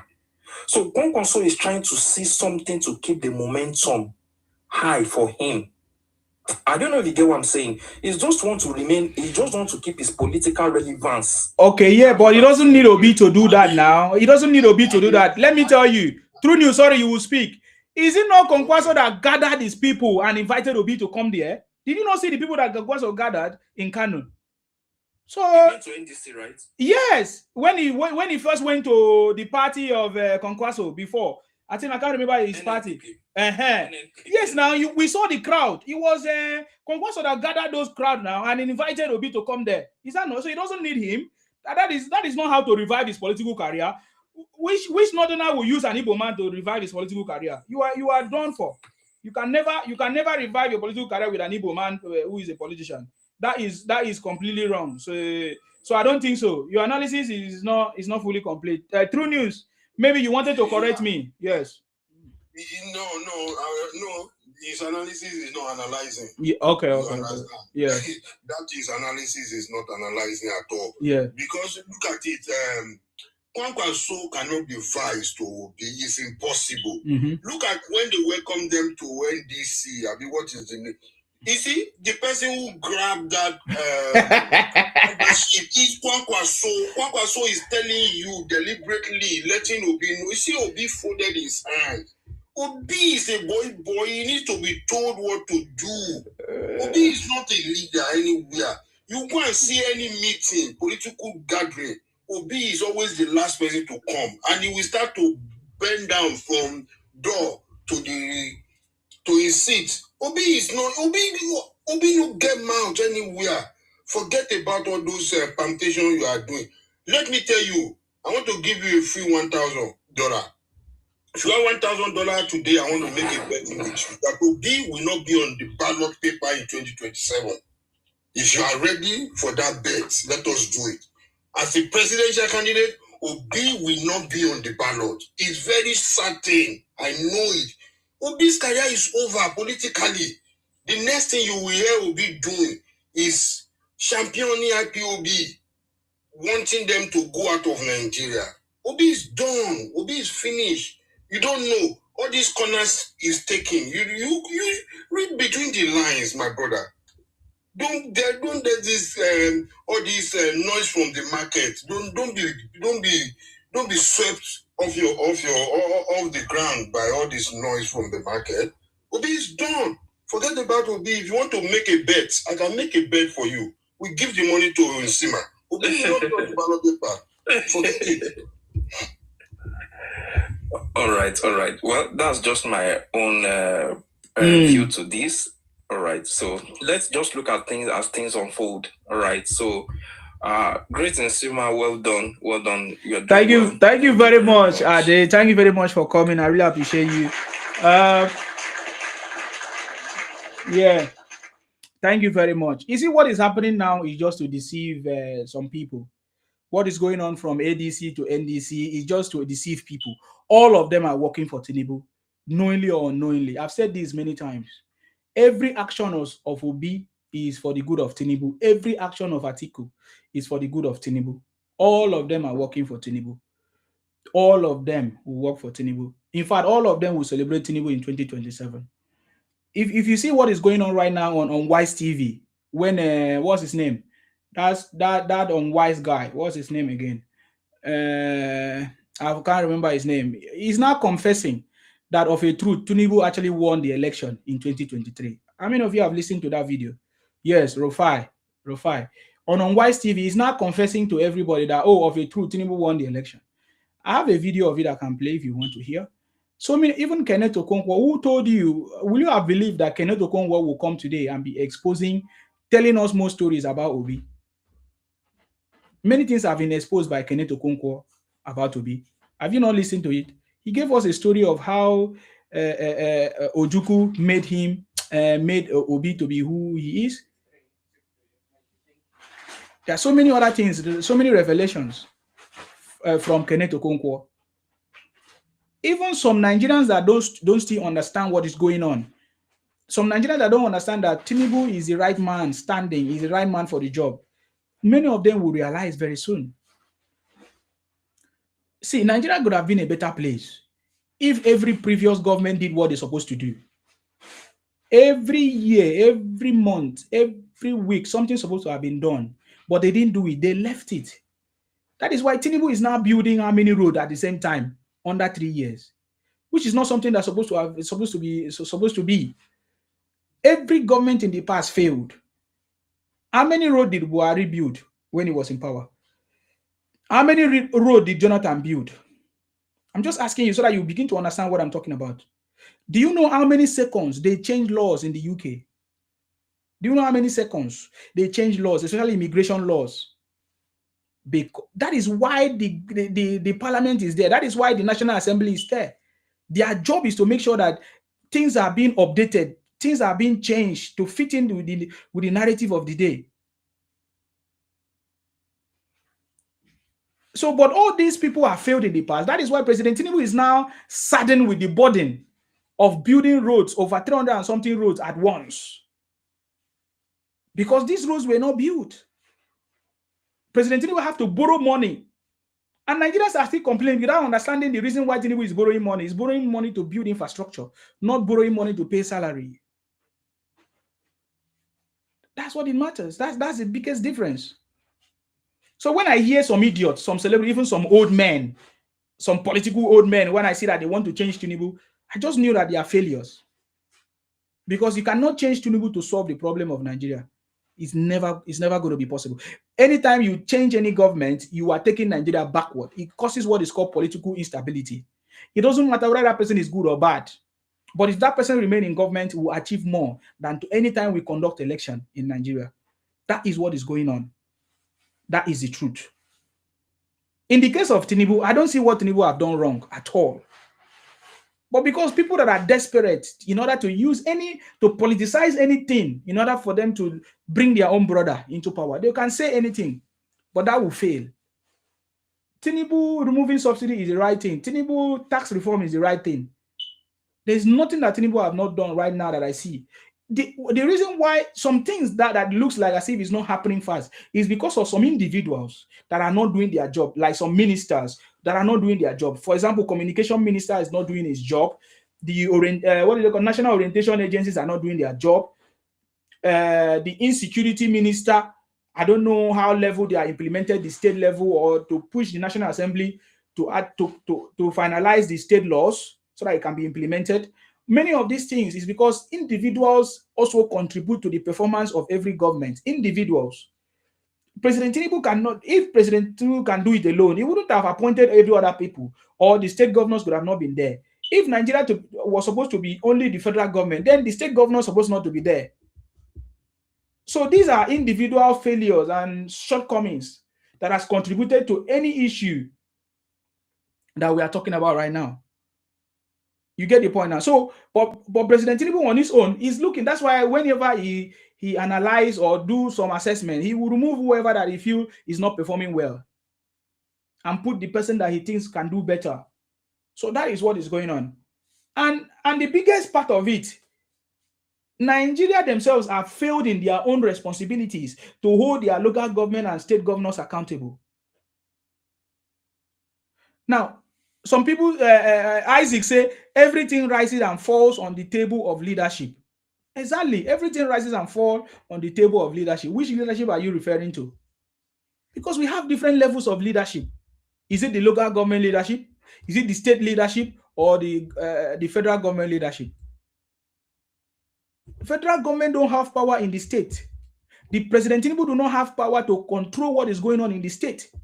In fact, according to the constitution, President Tinubu cannot advise a sitting governor what to do.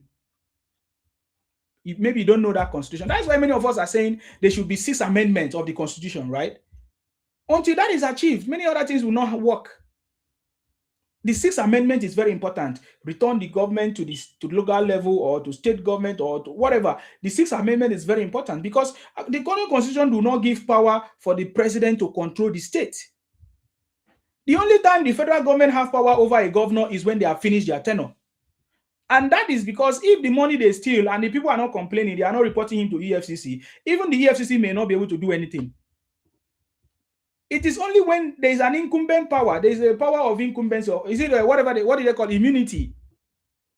And that power secure or protect the government or the governor of intimidation, which I understand that was why they give that power. But some of them are abusing the power of immunity so that they refuse to do what they need to do because they know that nobody can hold them, nobody can stop them, nobody can, do anything against them.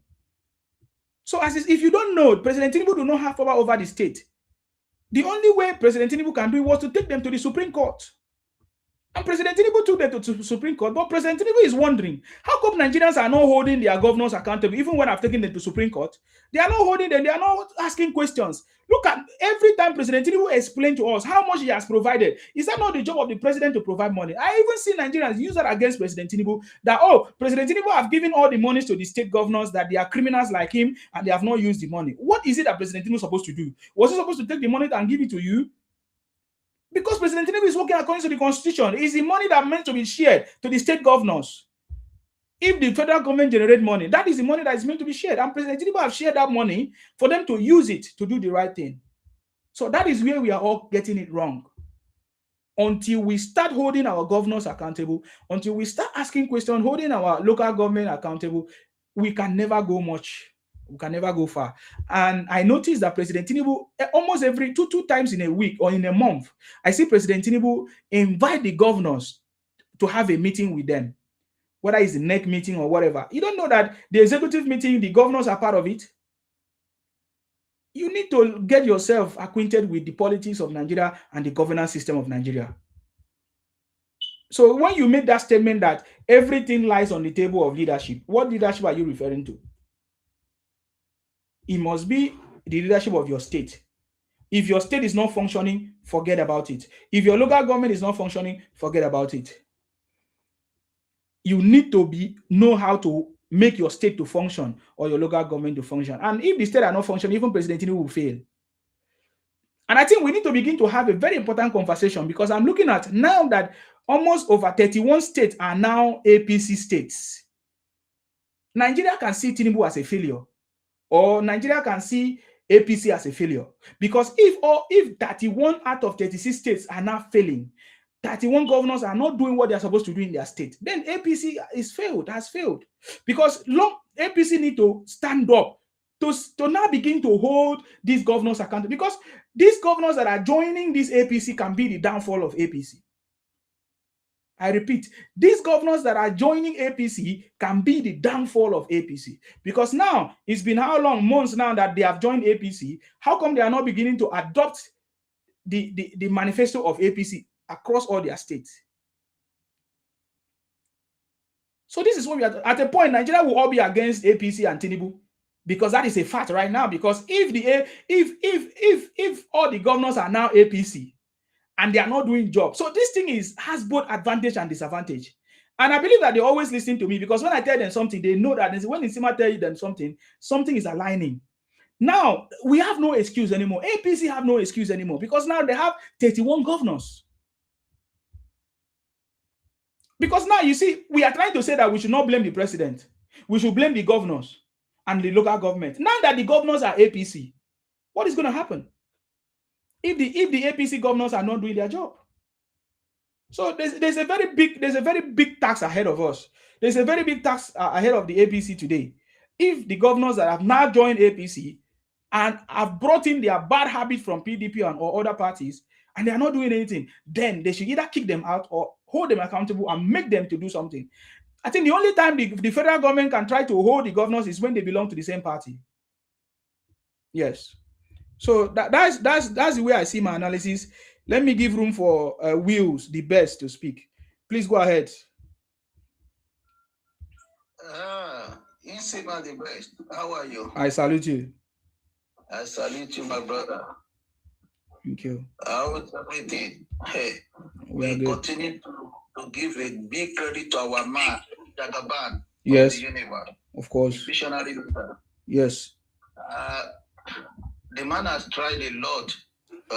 He has done what other leaders cannot do. Yes, President Tinubu have done what no man can do. What no man can do, really. In fact, I am so happy to see Nigeria growing. I'm so happy to see Nigeria facing their country. Like I saw another guy posting that Nigeria are facing their country. I'm so happy seeing that because a lot of infrastructure and things have been, road projects have been done in different places, in different city, in different state. I am seeing the through another guy called Savi and this other gentleman also showing those what is his name? What is the name of this man who I really want to remember the name? What is his name? I'm seeing him showing projects also that is happening in Enugu in different places. So in the east and the south, also in the southwest. So a lot of projects are really going on.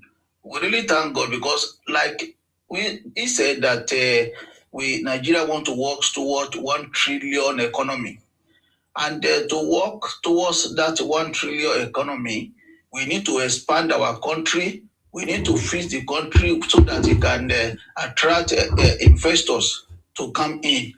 And I see another guy saying that why is it that the president is borrowing money to build the road? I said, why some people are asking a senseless question. Is there any country in the world that do not borrow money to do projects, to do a tangible project? Borrowing the money is not even borrowing the money for consumption. It's borrowing the money for infrastructure, so that we can attract investors to come into the country and build the country. Because the government are not going to give job to anyone. Government, what they do is to make sure your country is up to standard, then invite the investors to come into the country and build businesses and companies and expand the country. We can see a lot of, because Nigeria is not like, look at, we are even having, the construction is even ongoing in our airport. Very beautiful. Even at Abuja, very beautiful things are really happening in Nigeria during this time of our President Tinubu. President Tinubu.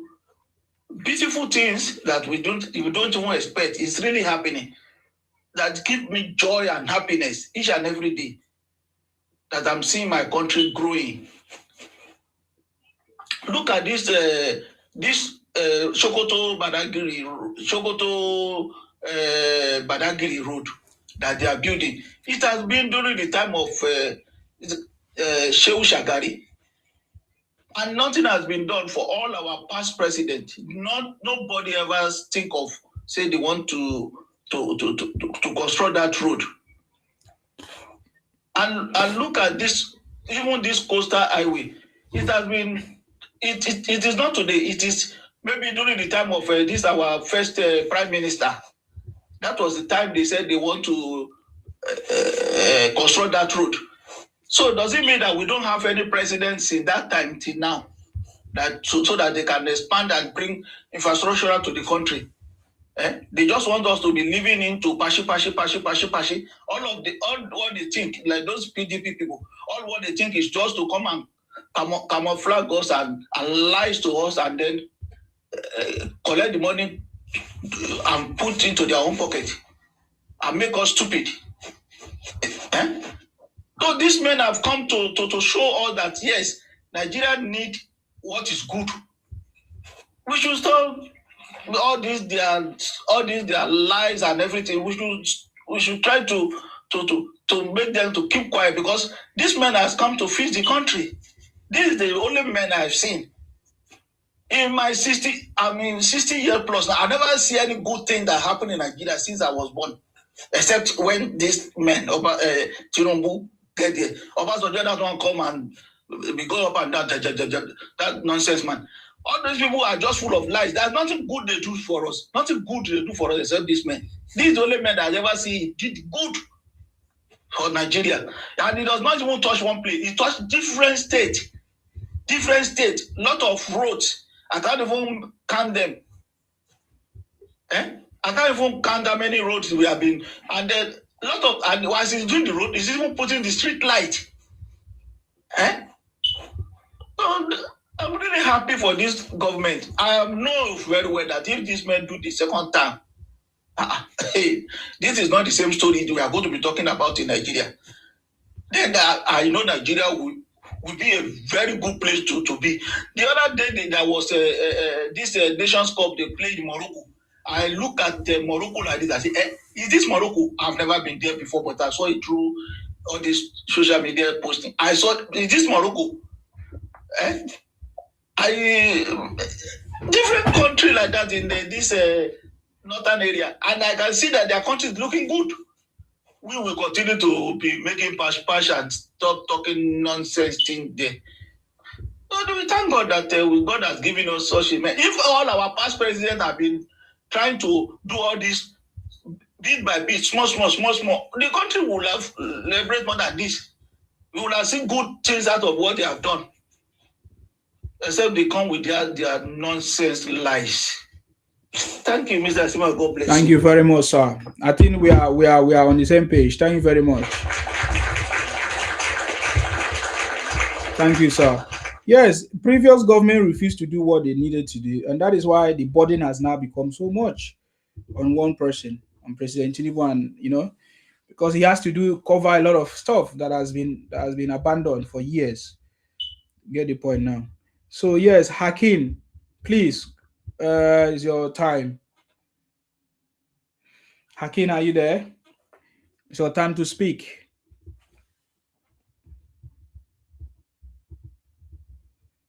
Hakeem, unmute yourself. I never talk since. Who never talk? Better days. Yes, since. Sorry, go ahead. How did I not see you? Better days. Please go ahead. It's not mine. It wasn't intentional. Okay. How your side? Sorry, it wasn't intentional. I didn't. No. I know you didn't say. I know that something.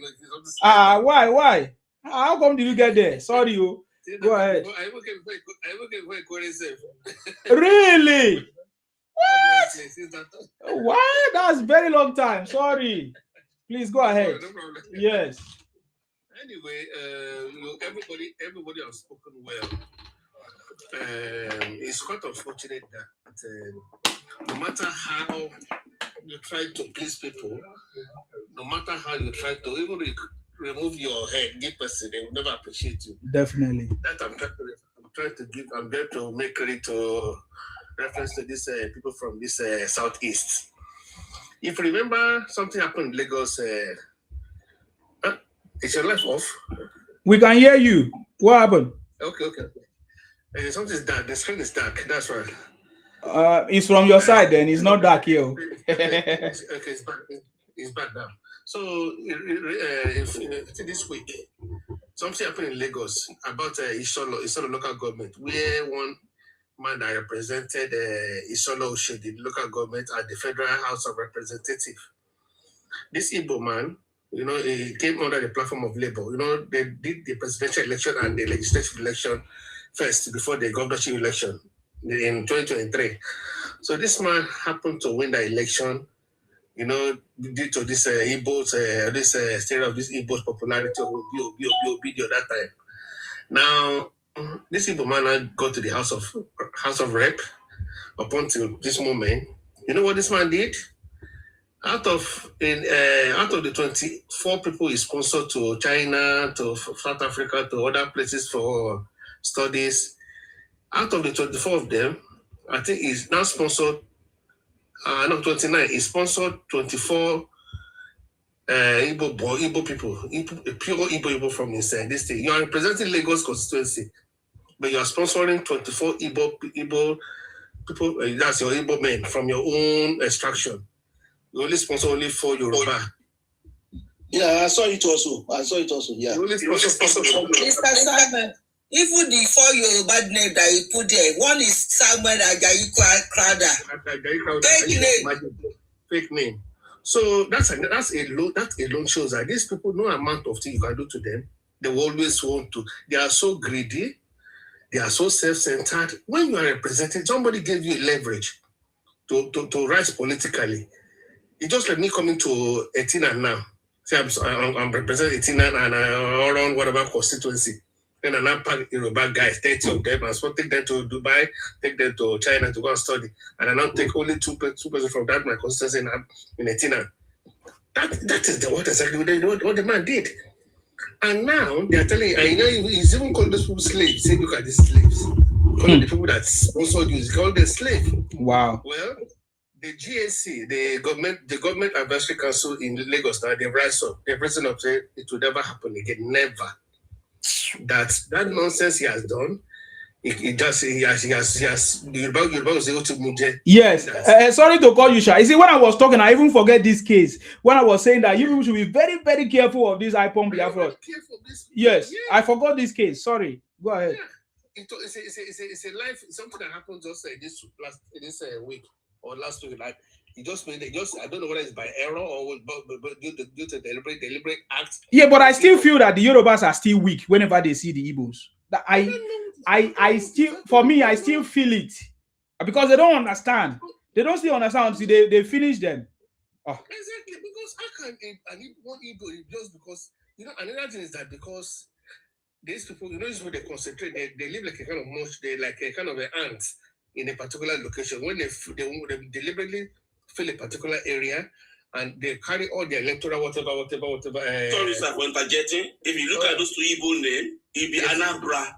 Thank you. Continue. Yes, sir. Exactly, Mr. Martins. A lot of them. And now you now ask yourself. So this is how you can treat your host. People that help you to get up politically. That apart, just like what I want to also adopt what you said earlier, that this for 4 years is too short for the president to actually display his scorecard. Because if you have the kind of all this 6 years tenure, whereby the president or administration can display something, any administration that refuses to display that period of time, then they should probably kind of vote them out. I'm just trying to say, because that for 4 years is like too short. But by the time you know it, after 2 years, they start thinking of the next election. So it's making the whole thing look somehow kind of setback for any upcoming administration. Because these people, the way I'm seeing them, no matter what Obi does, Obi can never be president of Nigeria. I know that one for sure. If you like, let him go and bring back. Because it's even an indictment on the whole race that Obi is their best candidate ever they can produce to contest an election to face Tinubu. Are they okay? Because there's no way, even that man refused to campaign, say Obi can never beat him, no matter what he does. So that's also a part. And another thing again is that because why I don't know, I think it is high time. We don't know the plan of Mr. President in the next administration, because what we did now is that this was they should actually be checkmated, because anywhere they go, they cause they are like, how do I say? It's not like they classified like chaotic human being, because you come to Lagos now. At the point you say Lagos is no man's land. At the point you say you want to take over, I don't know that guts they got. The problem Nigeria is facing now with the outside world, especially with South Africa recently now, it emanated from them. And now, if you don't talk about that, look at what you guys are saying. Say no, forget about it. Are they not able to say anywhere they feel like staying? So the best thing I say there should be kind of even if it is going to the national conference that will checkmate the activities of these people, because it's like anywhere they go, they always like kind of I don't know what I'd like to. They're just like kind of thorn in the flesh of any community they belong, because they are never settled. They are so. In fact, if I use criminality in their this year, I don't think I've said so much. I've said it too much, because that's to be their insignia about their attitude to life or to anywhere they belong. Because it's so unfortunate that politically, I don't think they are free to be in the same political space with others say Nigeria in that space called Nigeria, because with this criminal act in our society in the space that is called Nigeria, I don't think it's actually welcome, because no matter what they try to do, they can never resort to be president of Nigeria. They should just forget about it. And thank God that the South, the Yoruba, and the other region, they know these people very well. So, like what you just said now, is that it's like Yoruba that a bit weaker for these people. I agree that because it's like these things that we are weaker, but now I think they started seeing the reality before their eyes, like what is House of Red Man in the yeah, but we said that since 2023 when we all saw what they did, and we were like, okay, the Yoruba should be careful, and now they allow this to happen, and now they are saying that they have said they will never allow it to happen. No, I feel the Yorubas are weak whenever they see the Igbos. I'm telling you. Before the presidential election, I think there was that kind of infighting in Lagos around that some of these constituencies. So now those infighting now result to there's this kind of I would say protest votes. Where a lot of people voted because of this Muslim something. So people use that as a propaganda to now say, we went to all sorts of places like churches, and those church people now voted for him en masse. These people voted for him en masse, and this infighting between the political rivalry in Lagos again, they also say, how can we vote? And it was when they now discovered that Obi won in Lagos in that first this thing. And I said, wow, this is not going to happen. That is where they now came to. When they won, they went and hoist their Biafra flag. Look, that's an affront. Yes. That's an insult. Yes, that's what happened. It's an insult on the sovereignty of the Yoruba people, because you are telling us that you own the place already, and that alone, I expected the leadership of Lagos State to not do something about it, because that is actually an insult on the local on the kind of what do you call it, the people of Yoruba people in that Lagos in particular. Now that there's a man that came to address the. I'm not a Lagosian. No, somebody saying I'm not a Lagosian. I don't have nothing to do with the Yorubas at all. I didn't even live in Lagos. So like in Lagos, there's a group they call the GAC, the Governmental Advisory Council. Yes. Whereby if you want to become a governor of Lagos State, you must pass through that body. Okay. Now, one of their delegates have come out now and said it's not going to happen again for any Igbo man whatsoever he calls himself to amount to anything in Lagos. Because of this thing that this man did, sponsoring over 20-something Igbo people to China. Is it not another second case we have seen now? Remember the other one that the Hausa man was interviewing that Igbo woman when she had a federal position. She was supposed to share the job to everybody. Yes, that's what I'm saying. But I'm just saying that is the same thing.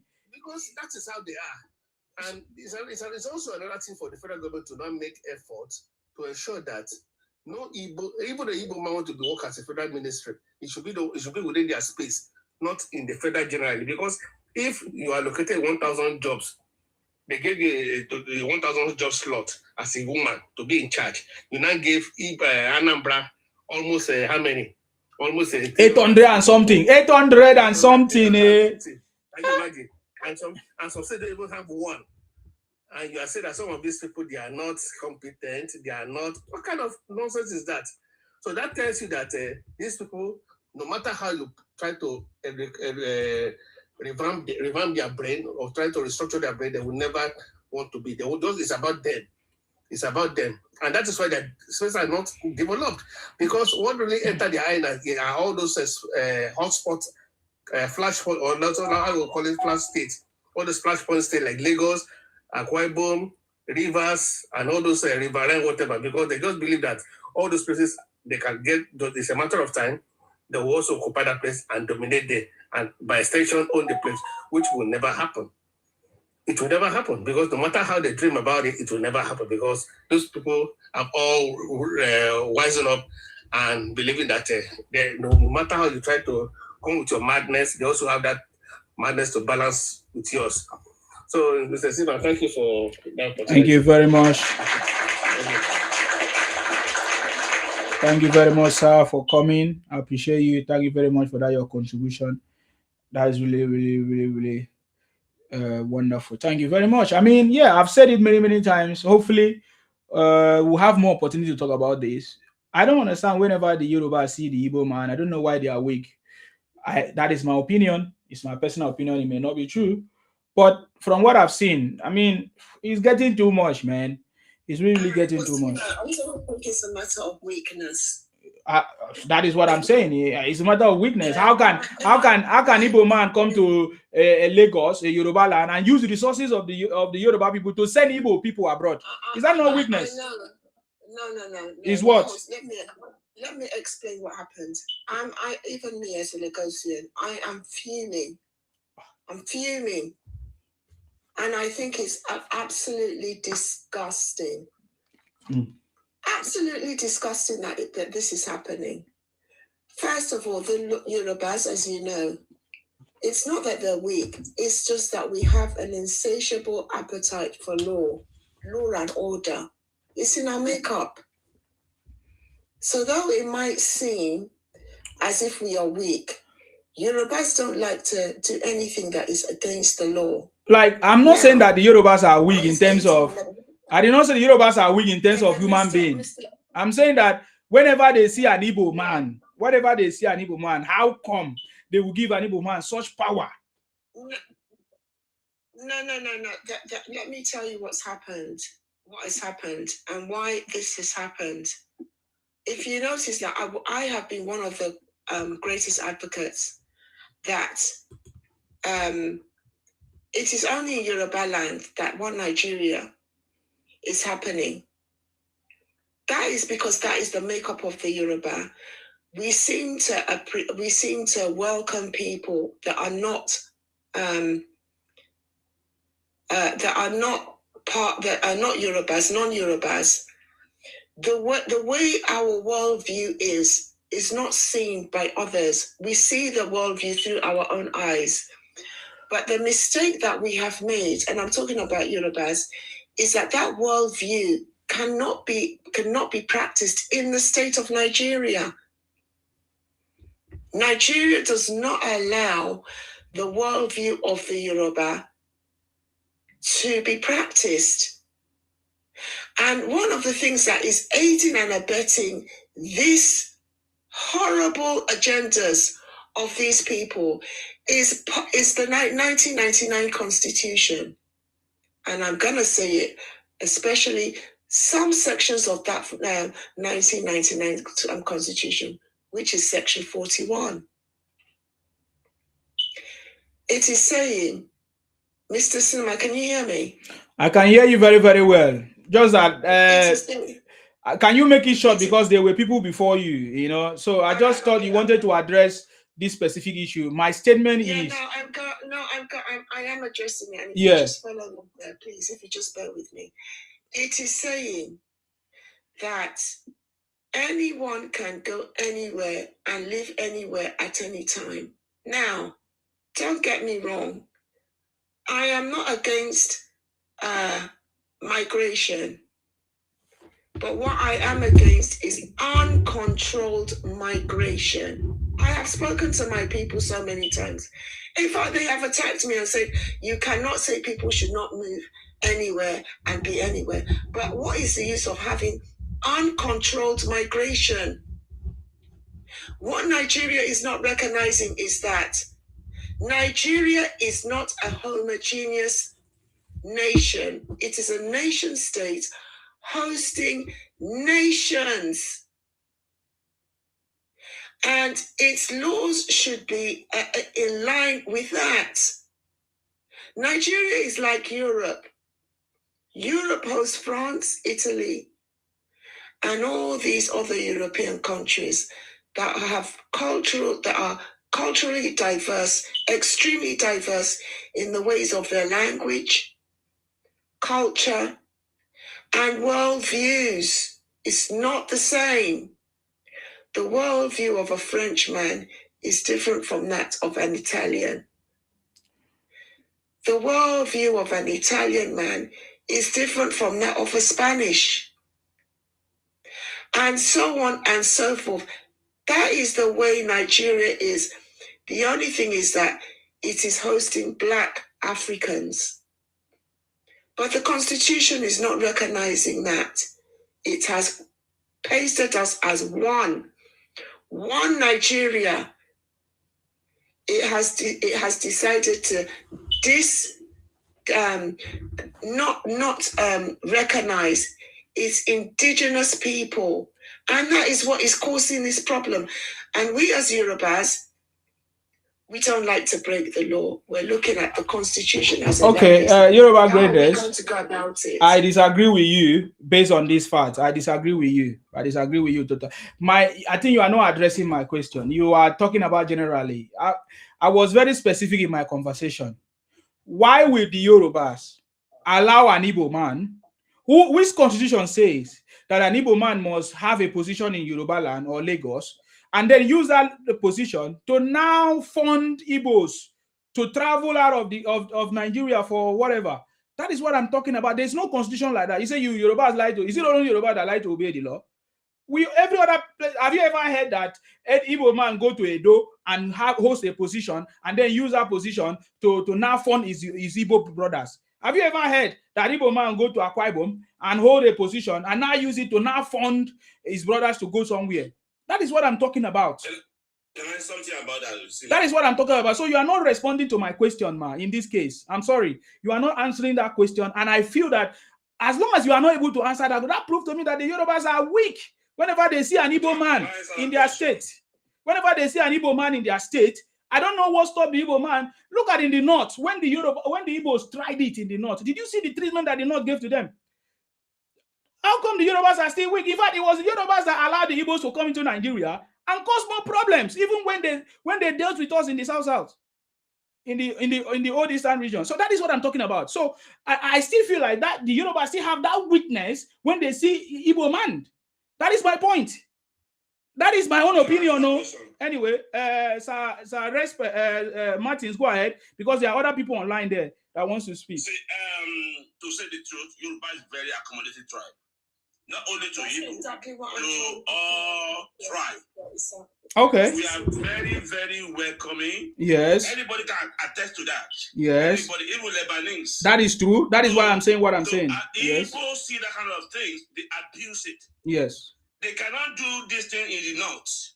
So the question is why? Why are you accommodating? Because our core philosophy in Yoruba is Omoluabi. Okay. Tolerance. If you see the way we compose ourselves, even when they want to buy you, sir. No. If you see the way we compose ourselves, when Yoruba come to your platform, we don't throw abuse, insult, and genocide people on anybody. We are very decorative. That's, by the way, what gave that opportunity last time was a fever of obedience. Muslim tickets. They even nearly won the governorship in Lagos State. That festival, fevers. But I can assure you now, it will never repeat itself again. I came across a tweet on Instagram. I want to announce to all Igbos outside there. One Igbo man said that territory belongs to Igbo land. That territory in Lagos, he said it belongs to Igbo people. That any Yoruba that come out will be buy. Say any Yoruba that come out will be buy for that territory. Now I can tell you that your threat, bring it on. This is how we are going to check it out. Who owns that territory? Bring it on. We have seen in Twitter that you will buy any Yoruba on that territory. In Yoruba land. You are so ungrateful, selfish human being. So this one will be a little more test. This can be an election. Will be a little more test in that kind of territory. No elected post for Igbo Yoruba land. So sir, let me ask a question. I want you to, the reason why I'm asking this, I want to understand, when did this man got this position that he now use it to now empower his Igbo brothers abroad? When did he got it? He got it. No, that man came out through Labour Party. No obedient. Obi. Okay, this last election. That's why it happened. And they did an election during presidential elections time. That will be one Lagos. So you use that opportunity to squeeze himself in. Wow. Many of them use obedient fever to squeeze themselves in. But this time around, everybody said we know what's at stake. But that shows that Chinedu could have dealt with the Yorubas too, if he actually won. Of course, Chinedu too. We are weird. Chinedu is not going anywhere. It's going to Anambra. It's going to Anambra. Chinedu will never even become a councillor. Martin, hold it. Let me finish, man. Chinedu will never even become a councillor in Yoruba land. It's cause. Chinedu is cause. Every Yoruba knows Chinedu is cause. Chinedu not wasting his time. Okay. That, by the way, did that Twitter that Igbo man put out that Yoruba land belong to Igbo Biafra land? That anybody that came out on that territory will be banned. Okay, sir, it's not your time. It's not your, I just allow you to respond. Thank you very much. Yes, it's not your time because Chinedu has not given up. In fact, there's a latest video I saw from Chinedu. He's now trying to speak even Yoruba to campaign in Yoruba land. So, Yoruba greatness, you want to say something? Yeah, yesterday he held a space. The useless idiot was saying Lagos is a mini Nigeria.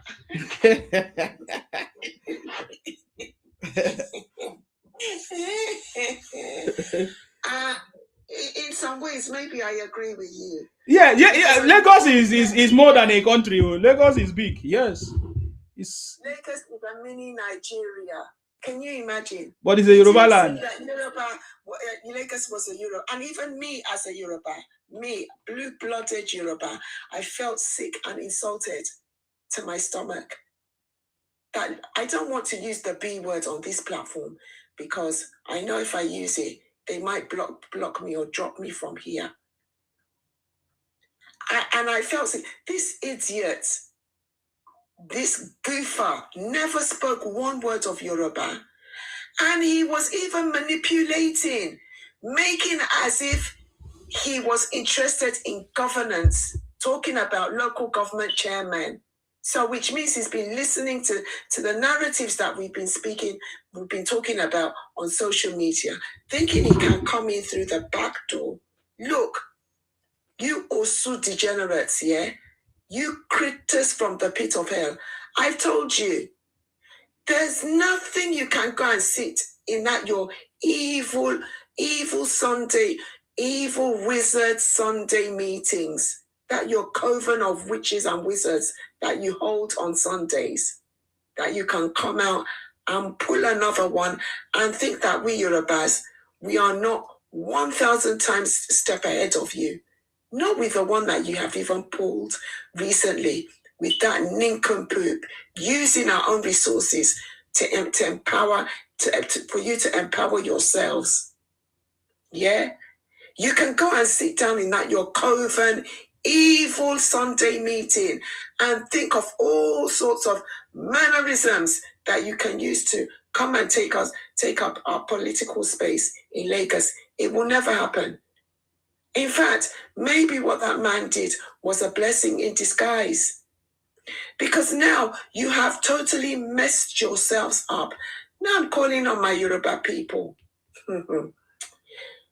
How do they say in Yoruba? I've forgotten how they say it. Look, Ejiwell, wake up and smell the coffee. Shine your eyes and shine it well. Stop selling lands to these people. Stop doing business with them. We are using our own money to empower these people. I'm now calling on our political leaders. Stop giving spaces to these people in our political space. Stop allowing them to occupy our markets. They should start making their place, their way back into their forest that they are, and encourage them to turn it into a Dubai. Yoruba land is not your place for you to come and settle and be making good of yourself at our own expense. It will not happen anymore. Okay, ma. Can you? Thank you for jumping in there. It wasn't yet your turn. I'm sorry. When is your turn? I'll give you more time. Iyanu, please, can you speak? Yeah. I'm sorry for taking your space. Yes, go ahead. No worries. Thank you so much, Nsima. You're welcome. I believe Tinubu is 4+4, and yes, he's gonna achieve it. The city boy. Yeah. One thing I have noticed so far on this TikTok is people talk so much about, other past leaders. Before I used to hear cabal. Have you heard cabal recently? Nobody is talking about cabal anymore. Because Tinubu himself is the godfather. Correct. He is the cabal. The corruption in Pengasing. Do you see Pengasing going up and down saying they are striking? They are this. You don't put them down. They are not talking anymore. NNPC Nko, he's telling NNPC, you have to direct this money directly to the government. No more saying you are helping us to pay this, some remittance. Direct remittance to the government. That is how you handle corruption. Not by mouth, it's by action. So Tinubu himself is the godfather. And so far, what I've realized with these people that are following Obi, there are different varieties of them. Number one, the ones that are loud are the tribalist ones, the hype-up ones, the ones that want their person to be the president. Nothing else.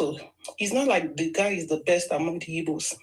It's just because this is who we want at this time, because he's an hype-up, sympathizer or apologist. Okay. He's a sympathizer. Another kind of people are party loyalists. No matter what, they will always vote for their party. That is what happened with PDP, in the last election with Osun State. They won Osun State because Osun people believe in their party. That is them. They will always vote their party. Some people are like that. That is what they do. There are some other people, they are very mischievous. They know the truth. But because of whatever reason they have in their minds, they will never say the truth. They will always tell you, what has he done? We haven't seen nothing. They've seen it. They ride their cars on that coastal road. They enjoy all these things secretly. They don't tell anybody.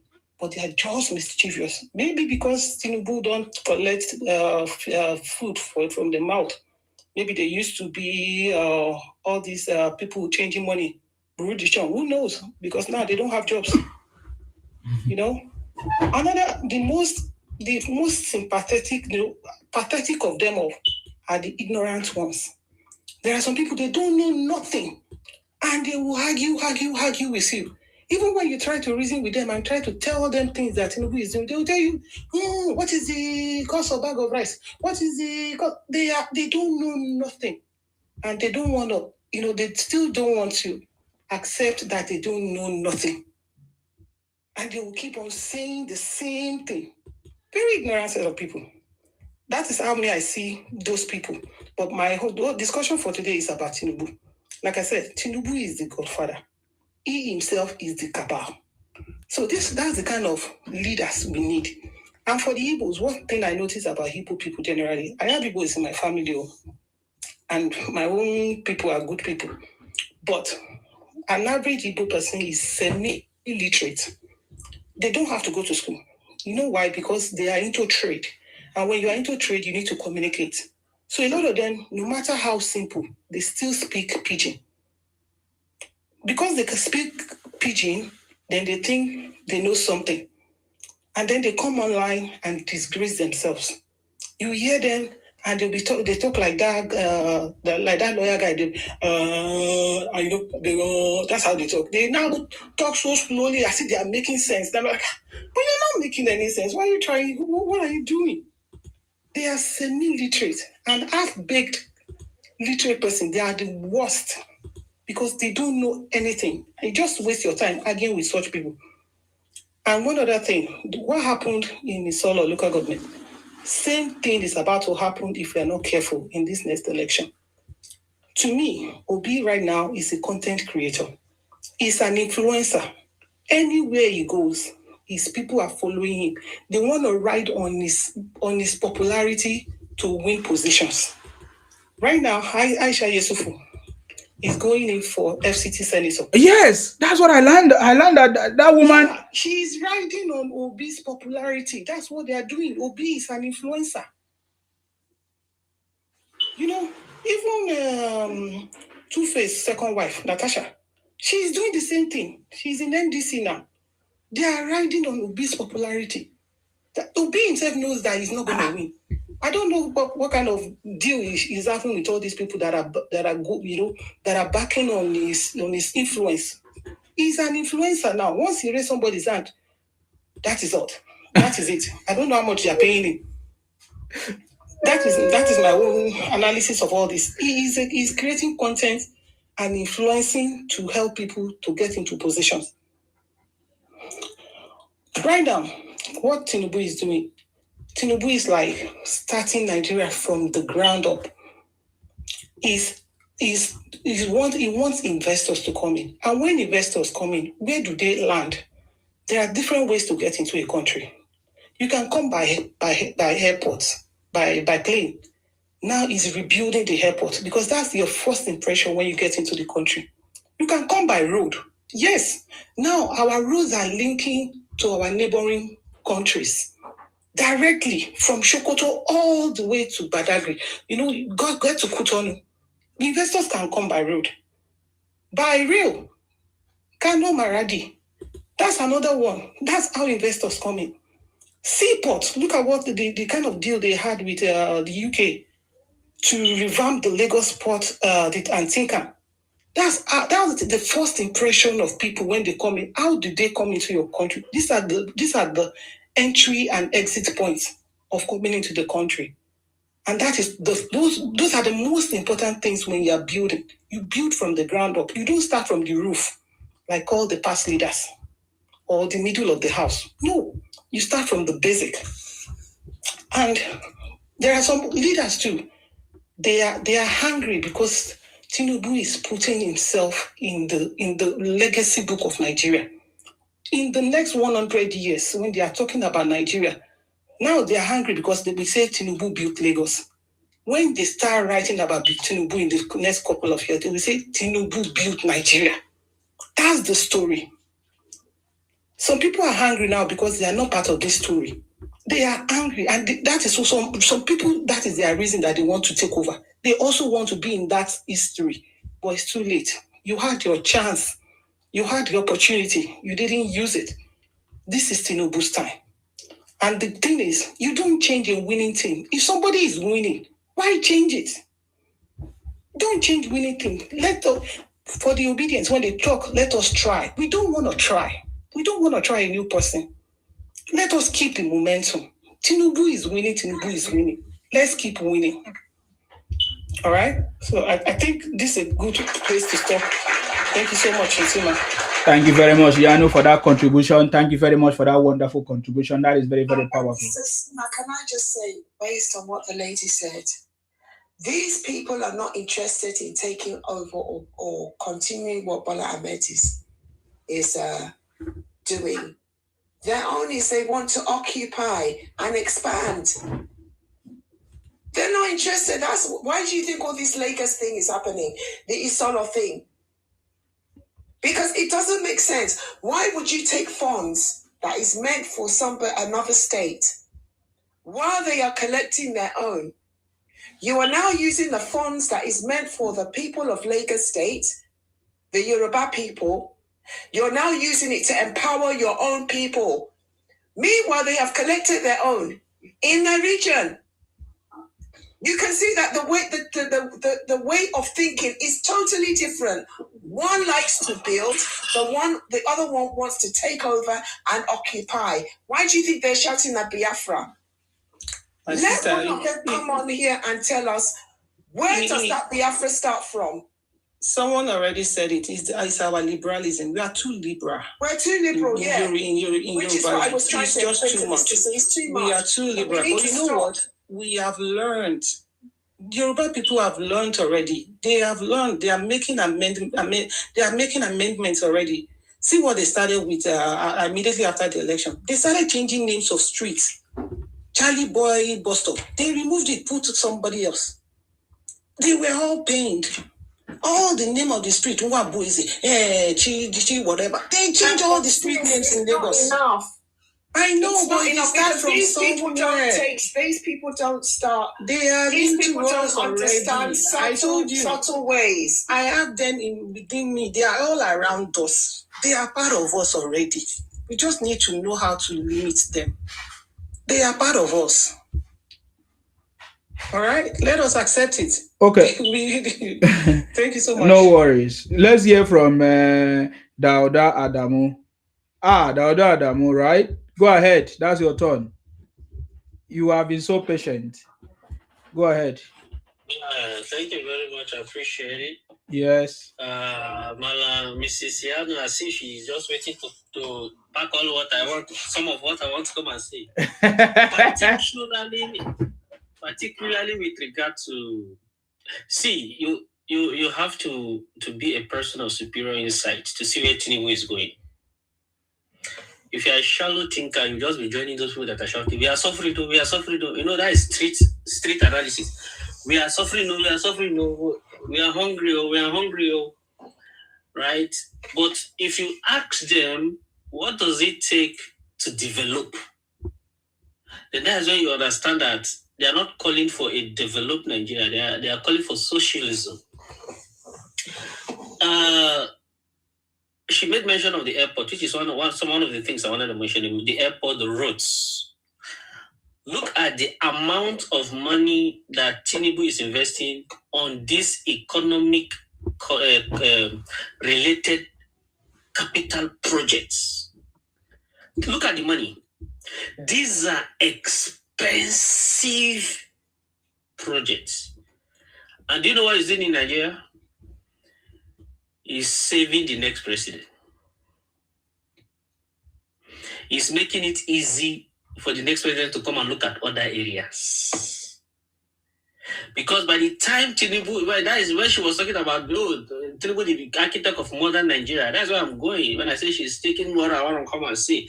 Like, if you look at the project that Tinubu is investing on right now, they are huge project, is helping the next president. The next president will now begin to focus on other things. The major thing that would have consumed money from him, Tinubu is clearing them now. Now, Dangote is going to invest 20,000 megawatt, right? The private partnership that Tinubu is building. Now, Dangote confidence has been built. And I'm very sure Dangote want to build this 20,000 megawatt before Tinubu leaves office. Because he knows that Tinubu is the one that will help him fight those cabals. That will frustrate it. Just as they did to his refinery.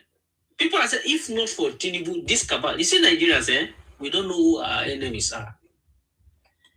We leave them, we'll come and we're looking for the person that is fighting. Somebody that is telling you, go and take local government autonomy. At least local government will be getting 600 to 1 billion naira monthly. Is that not going to make impact? Your governor said, no, you left them alone. You are running to Abuja. If you fix Abuja today, but in reality, 70% of what you need for your daily survival are within the purviews of your state governors. You now leave, you now leave your governors alone. And you are pursuing the federal government. And the federal government, let's say, start working well as you want. But you now go back to your state where you need water, where you need hospital, where you need schools, primary health centers, the road leading to your house. Every day you need these things.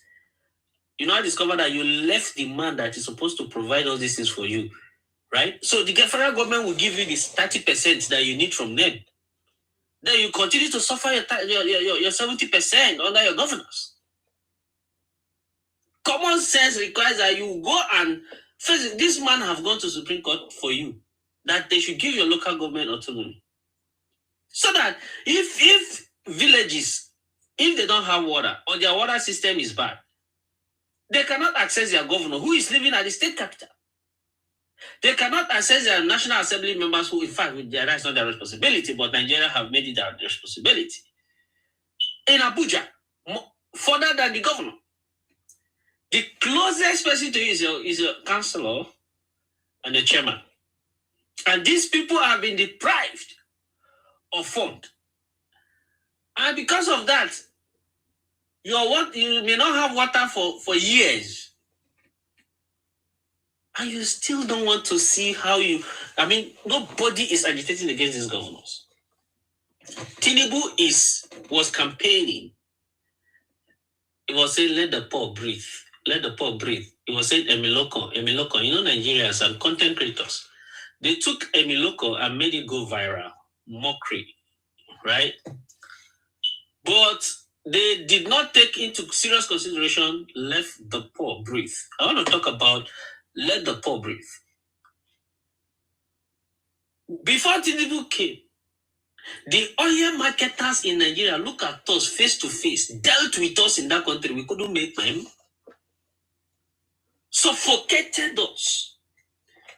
Fuel that was subsidized for us. They took it to Niger, to Cameroon, and other countries, sold them at exorbitant prices because those countries don't have subsidy, made much profit from there, came back to Nigeria and collected the subsidy money. They didn't sell the fuel to you. The subsidized fuel, they didn't sell it to you. Maybe they got 5 tankers. They took one or half and put it in their filling station. And then they started rationing the supply. 2 hours, they close it. They made you queue for weeks. Soldiers will be flogging you. Because they cannot account for how comes their fuel finished so soon. 5 tankers. Where have they taken it? So they'll be rationing it. And then they have taken 4 to go and sell in other countries. They were doing that to you. You didn't talk. You cannot do anything. They were flogging hell out of you. Flog your head. Conk your head. You could not do anything. This man came. Look at the oil marketers in their faces. He said, let the poor breathe. Now he to remove everything, all those things, sanitize it. There is availability of fuel. Because these guys cannot buy fuel at the rate it is now in Nigeria. And still, they may still make profit, but I still don't want to sell them in those countries. The subsidy money is not that much that they would want to bear the risk. So they are forced to supply the fuel, sell them in Nigeria. And that is why you are seeing availability of fuel. It's not magic. It's somebody that stood this ground and took a very firm decision.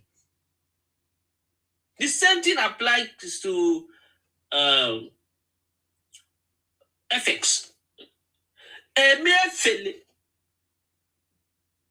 Look at your faces, eyeball to eyeball in that country, and told you that this dollar that is meant to be subsidized, to be given at official rate, 500 naira for instance, per dollar, and that should be given to your businessmen to go buy goods and services and sell for you at a much cheaper rate, having gotten the dollar at the official rate, denied them and gave the dollar to his friends, who became, I call them the armchair businessmen. They have no factory. They sat down on their chairs with a phone call to the bank manager. They negotiated how much they're going to buy the dollar from the official rate, at the official rate from the official rate. Oh, we're going to, if the official rate was 500, so we'll give you 600. They became millionaires sitting down at home. And then the bank manager, anytime you need money, the business people, they needed dollar. They go to the bank manager will always tell them there's no dollar. You are a student. Maybe you got admission to the United States. You're entitled to $4,000 according to United States law. You went to the bank. They denied you. They say, go and buy your flight ticket first. Then you come. Then when they understood that you have bought your flight ticket, they delay you until you decide to leave. They won't give you your dollar. Why? Because the bank manager who bought it 300 naira from MFLA partners of criminality,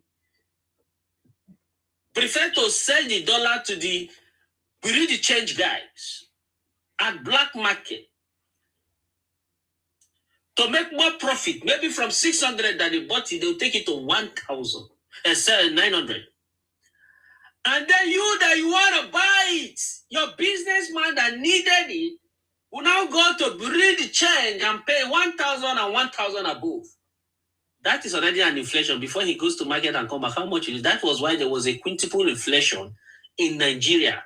Goods rose 5 times their prices. A bike that was sold at 120,000 became 600,000. You know if you talk. They flog you, suffocate you in that aspect. You did not do anything. This man came, look at them, he said, stop it, no more. He said, Federal Bank, we have to block this loophole. If we don't float the naira, people will still do this thing. So you two, Central Bank, act as if you are giving the dollar at official rate. At black market rate. But instead of giving the money to Sheyi, Tinubu, or Alogia, or Remy, or my friends, give it back to the country as revenue. Let's build our country. Give the governors more money. They have much responsibility to build their states. So he didn't say bring down the dollar. No. It was intentional. Because if you bring down the dollar, the MFLA part 2 will emerge. You won't know. So, but when you flood it, the country makes money instead of those few people.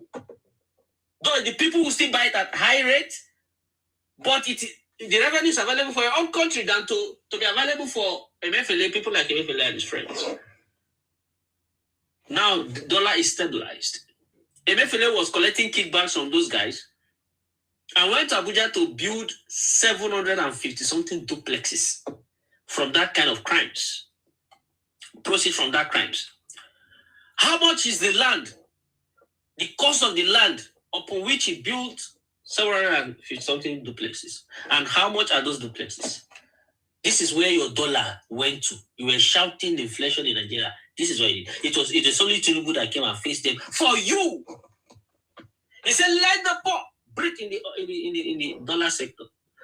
Also, local governments, your governors have suffocated the hell out of you. Refuse to give you local government autonomy. Nobody could even take it up, even show already Mr. The boat of our time. The Mr. Protest, I've never for once protested for what will free the poor people in the villages. Local government autonomy. He never made that one of his argument. Right? Tinubu came as a Democrat. He doesn't want to use authoritarianism. He went to court and sued the governors and won it.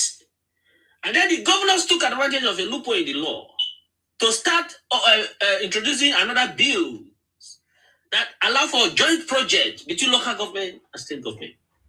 You are there. So just for them to hold the money. And Tinubu kept telling them, leave these people's money or I will use executive for that. Wait, let Tinubu go back to the container and see what he will do with these people. Right? Local government, he said, let the poor breathe. He fought for you. You don't want to see it. Look at tax.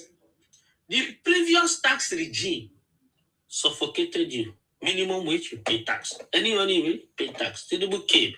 If you are making less than 800,000 a year, this is even after you have removed your mortgage, your health insurance, your rent. Your rent, if it is not more than 500,000 annual rent, after you have removed all this, is your money still up to 800? No. Yeah, now you are exempted. You're not going to pay tax. He removed the poor people of Nigeria from the tax system. And then removed 50 products from the tax system. Including transportation became zero tax. There is a difference between tax exempt and zero tax. Zero tax completely. There's nothing like tax on driver, nothing like tax on transportation, no tax. All those states that used to block the road and collect taxes from drivers, no more. Because it is zero tax. If they are still collecting tax on you as a driver, they are cheating you. Tinubu has fought for you. He has given you a new tax regime that says you shouldn't pay tax in the transport system because the effect is still boils back to the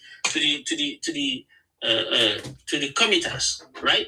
So that's tax system freed up that space. If you are a farmer, fertilizer is tax exempt. Completely no tax on fertilizer, no tax if you are a mother that is nursing newborn baby. All the products you need to take care of your baby, they are tax exempt.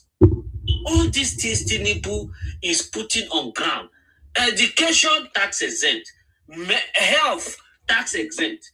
All the things that the poor man in Nigeria will benefit from, Tinubu have removed them from taxes, right? And the road, he said, focus on those roads along the economic corridor. Look at this Sokoto Badagry Super Highway. It is not about that road. It is the fact that 68 dams for irrigation farming is being planned will be constructed along that road. Nigerians, young people, you are shouting there is no job. Who tell you that the government will carry money and put in your pocket? He is going to give you 68 dams. Go and begin to think of how you're going to make agriculture your income. Right? Our mineral resources were exported out of Nigeria. No creation, no job creation, nothing. Few people will come, mine it, export it. Nothing beneficial to Nigeria. Tinubu came place a ban on the exportation of our lithium, and today in Abuja, Wasa, the video is online. The company is almost 90% completed. It's going to employ 3,000 people. Another one in Kaduna. Another one in Nasra is going to employ 10,000 people. Many things are happening. And that lithium now, you can use it to do your jump starter. You can use it to do batteries. You can use it to do many things. Now, the world is running away from fuel gradually through electric vehicle. God gave us another minerals that they need. That electric vehicle they are building needs lithium. We have it also. Now you are having a president that is mobilizing this sector. You people are not seeing it. It's only to be seeing the negativity of Nigeria. Even there's one content creator that came to Nigeria, I think from Kenya. Apart from that lady, and this is a guy. When he saw the roads, Coastal Highway, he said the thing that these people are saying on social media, on TikTok, about Nigeria is worse than what you look at. He said they are demarcating the country. This is somebody from another country. Because you think you hate the country or you hate the person that is the president, then you think you can be demarcating our country. That is why we are on TikTok with you. You cannot demarcate our country and we let you go free. We will debunk it. We will bring out the good things the president is doing. Our doctors were doing japa out of the country. Nobody had a solution. Everybody was complaining. Tinubu came. He invited all the universities where they run medical colleges. 18 of them. He said, I want you people to expand the intake of the medical students so that we counterbalance this exodus. They say, Mr. President, we do not have enough hostels for them. They have their own special hostels. And our labs are not sufficient to contain more students. Mr. President says, that's the challenge. If we solve it, it's going to be, will you be able to address it? Yeah. I'm giving you people 110 billion. 18 of you universities go and start working on this issue. Now they will build the hostels. They have look at it long ago, not even now. But Nigerians will not take this data. Their data is consuming what is coming from Burkina Faso and Ghana. So he said, okay, now they are going to expand those hostels. They are going to expand the labs. By the time they finish, they will now admit. By the time the students are finishing and will become beneficial to Nigeria, Tinubu would either be on his way out of government or will be already out of it. That is what you call sustainable development. You put a foundation that outlives you. And that is what Tinubu is doing. Look at Jonathan's time. Jonathan took Nigeria to the largest GDP in Africa. But on what did he build that GDP? Why did it collapse back to fourth? Because he developed the GDP on unsustainable programs. Like you win. Like Empower. Those programs ended with the president's tenure. But what Tinubu is doing is going to outlive him. That is what we call sustainable development. And he is also applying this to our security sector. Our soldiers have never had a national defense system. The commanders in the headquarters cannot see what the commander at the theater commands are doing. The commander at the theater command cannot figure out what his boys are doing at local levels. And then the large space called forest, where the criminals are hiding, because in information security, they will tell you that strong privacy breeds terrorism. Now, the forests have given these guys a good cover, a good privacy, for them to continue to carry that. You need to subject the forest to surveillance, and you need to be able to get real-time data. Tinubu went to UK with the Minister of Defense. Nigerians were insulting them. What did he go there to do? One of the things was that he signed a contract of 190 million pounds for them to come and build this. The company is called NIDA. They are going to build a national defense system that will enable our soldiers to have real-time data. And this is going to be AI-powered. The commander in headquarters Abuja can see what is happening at the theater command and other places. They have a dashboard in front of them. The same thing is applicable to the theater commanders. They'll be able to watch their boys at the local regions to see what they are doing. And this is what Tinubu is doing. It's not to go and buy bullets and send them and be shooting only. He is looking at something that will outlive his terror. That is what we call sustainable development.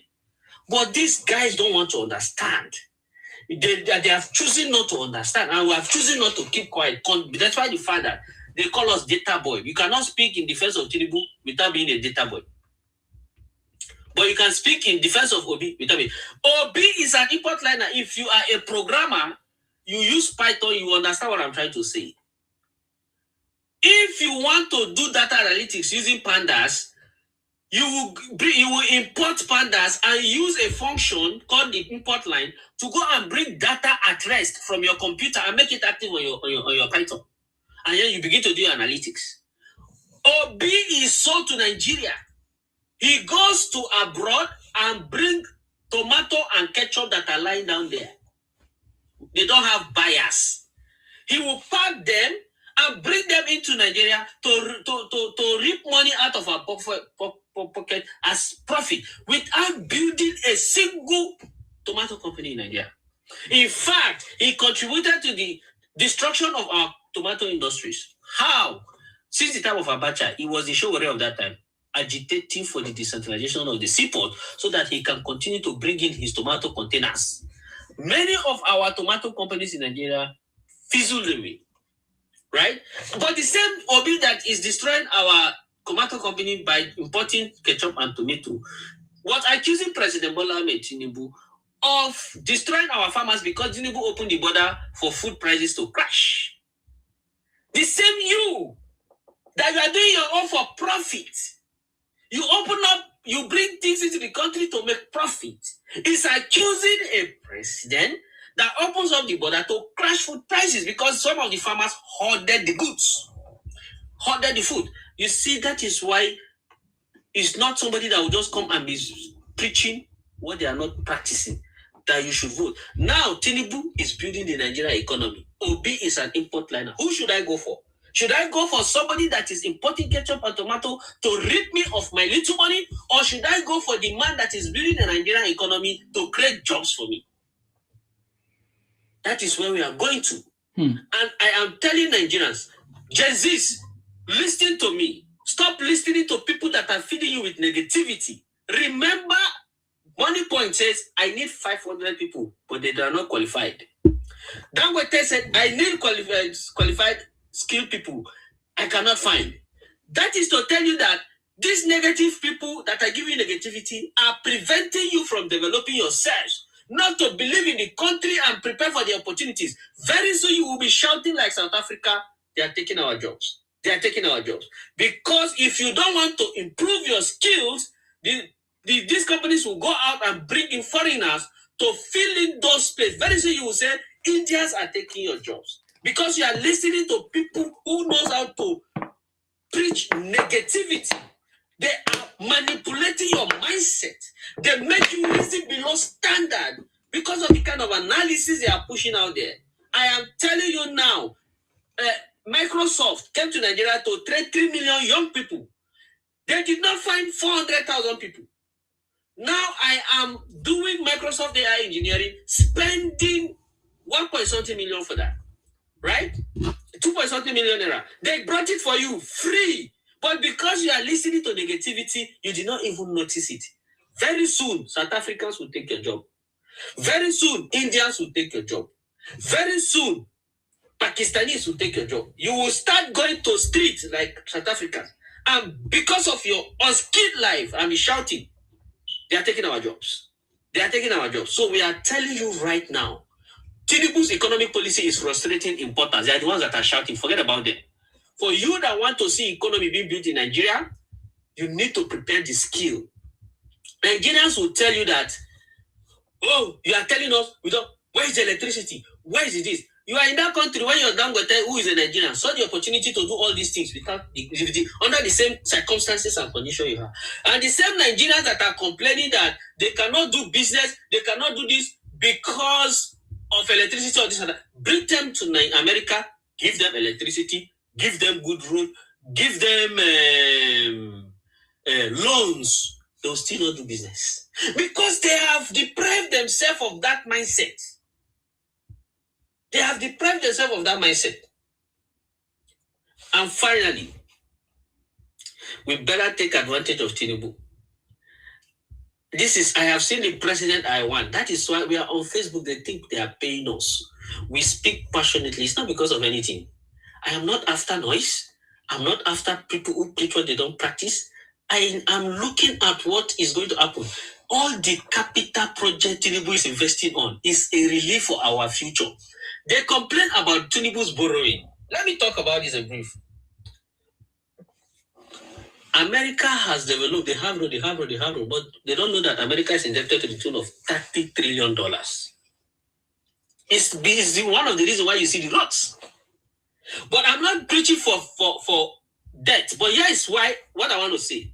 In secondary school, our simple economics on inflation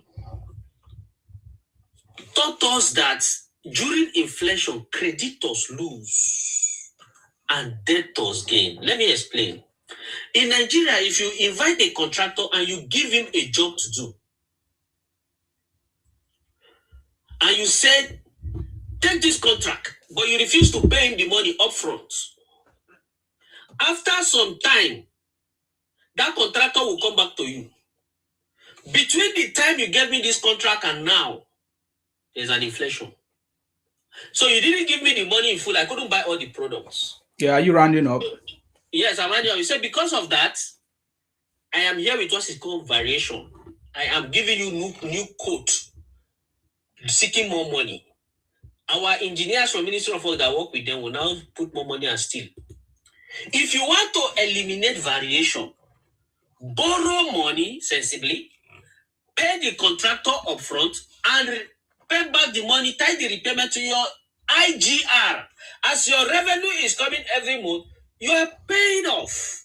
So if there is an inflation, it is the creditor who gave you the money that loses, not you. Common sense. But if Tinubu is borrowing the money to go and buy mosquito net, they will say there's a problem. But he's investing the money in the real places that we need to have them. Thank you, Mr. Host, for giving me this opportunity. And I hope with this following point, the obedient have transformed their brain from consumption to production. Thank you very much. I think one of the reasons why I say you should not know is because you are talking too much. They don't understand too much talk. Isima, please, I love that guy. I am so yeah, but that is what I'm saying. Those are saying that he's talking too much. Those guys don't listen to too much talk. I'm just carried away, Isima. Believe me. Yeah, I could have it's a lot of sense. But these people that I know, they don't have they don't have patience. So this is supposed to be a proper lecture. So that's why I say you should stop a little bit. But every information was correct. He understands everything that President Tinubu is doing. But these people running propaganda and trying to demarcate the country, I don't know, they pretend as if they don't know what the president is doing. So we don't care about them. So not too much of lectures for them. The only way they will learn is when they see the results. In fact, there is a challenge that they are challenging us, that Tinubu is a one-time president, right? So I just want them to check out what is going to happen. 2027 is already here by February. So I think the campaign should start by June, July, or thereabout. June, July, August, campaign should already start. So you see, that is the only thing we can show them, just like what President Tinubu is doing. President Tinubu is not responding to them. President Tinubu is only defeating them with success and his results. That's the way to deal with these guys. These guys don't want to hear too much talk, those kind of stuff. So, but the conversation was very, very correct. Tinubu that's why I only summarize all these conversations when I say that President Tinubu is on the throne, that President Tinubu have cracked the code to take us out of the third world status. Because everything that President Tinubu is doing is to take us out of that status. To take us out of that thing that they say we are a third world. Why did they call us third world countries? You should look at it, because many of you have been saying this thing, you are not listening and you are not understanding. Go and find out, why did they say a country is a third world country? Why did they say a country is a developing country? You should check out all those things and then look at what President Tinubu is doing. When you understand your vision, when you understand where you are going, you will know what to do in order to get there. President Tinubu wants to leave a legacy that Nigerians will forever remember. I think one of our ladies talked about that. I think that was Iyanu or something. I don't know.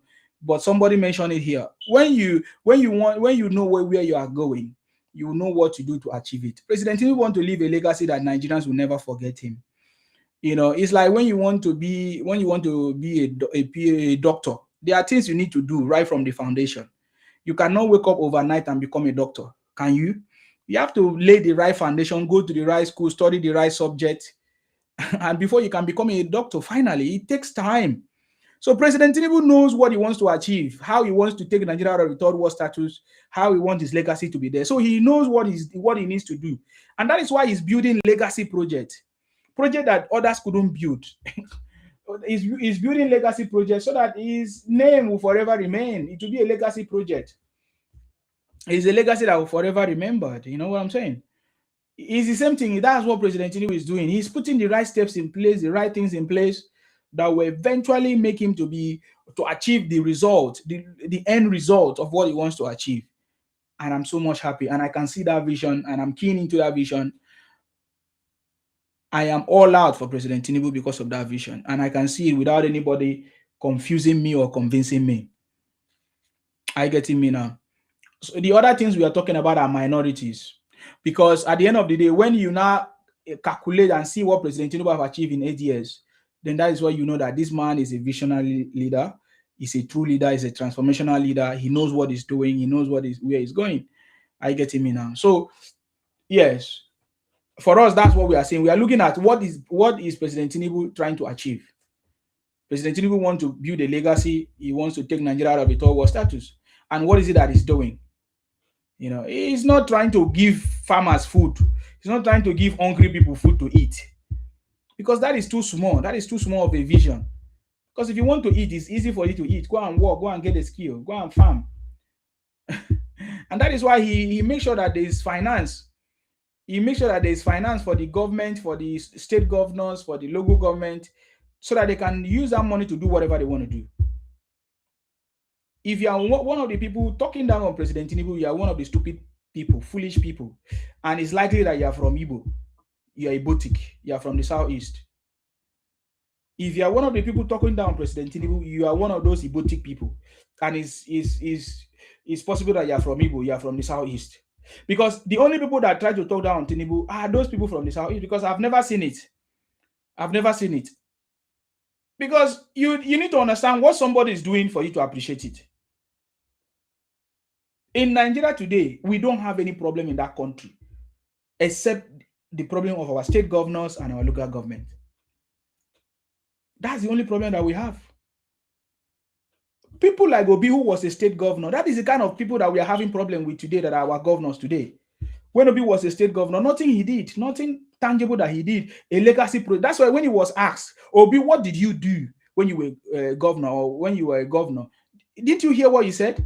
That he built a state of confusion, orderly behavior in his state. That is the only thing he could mention. People that his successors told us that he did nothing. And then he came out on the national television to say, yes, that what he actually did was to build an orderly behavior. When he himself was a criminal, taking the state money to put in his own personal business. Let me give Morgan. Will. Yeah, Morgan, is that your time? Yes. Is Morgan there? Hello, Morgan.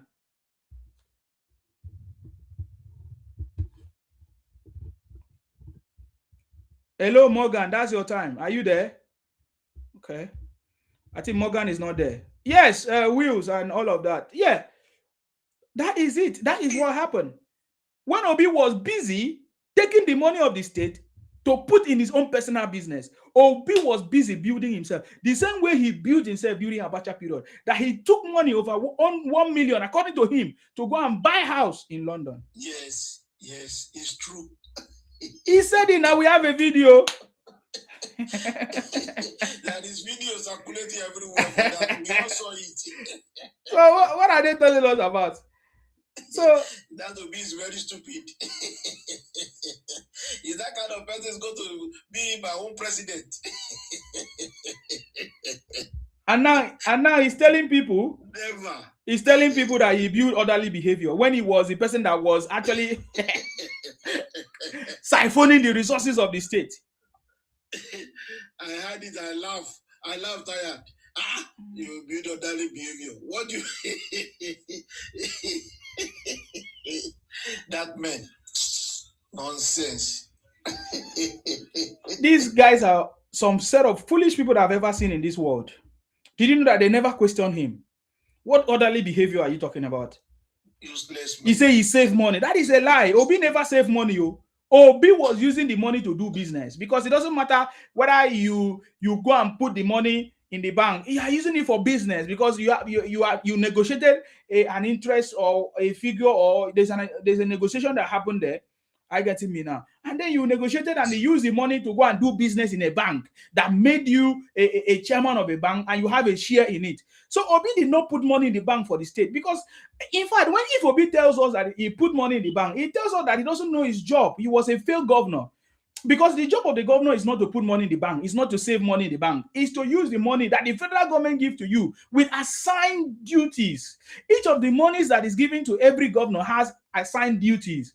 For protection, there is security vote, there is a road construction, there is infrastructure, and Obi failed to use it to do what he's supposed to. So he was a failed governor. Obi was a failed governor. That is why when he was asked, where is your legacy project? He couldn't tell the people or the interviewer any legacy project. He said he built a state of orderly behavior. Oh my God. So Obi became a choir master or a religious leader who built orderly behavior in people in Anambra State. And when we dig deep, that was a lie too.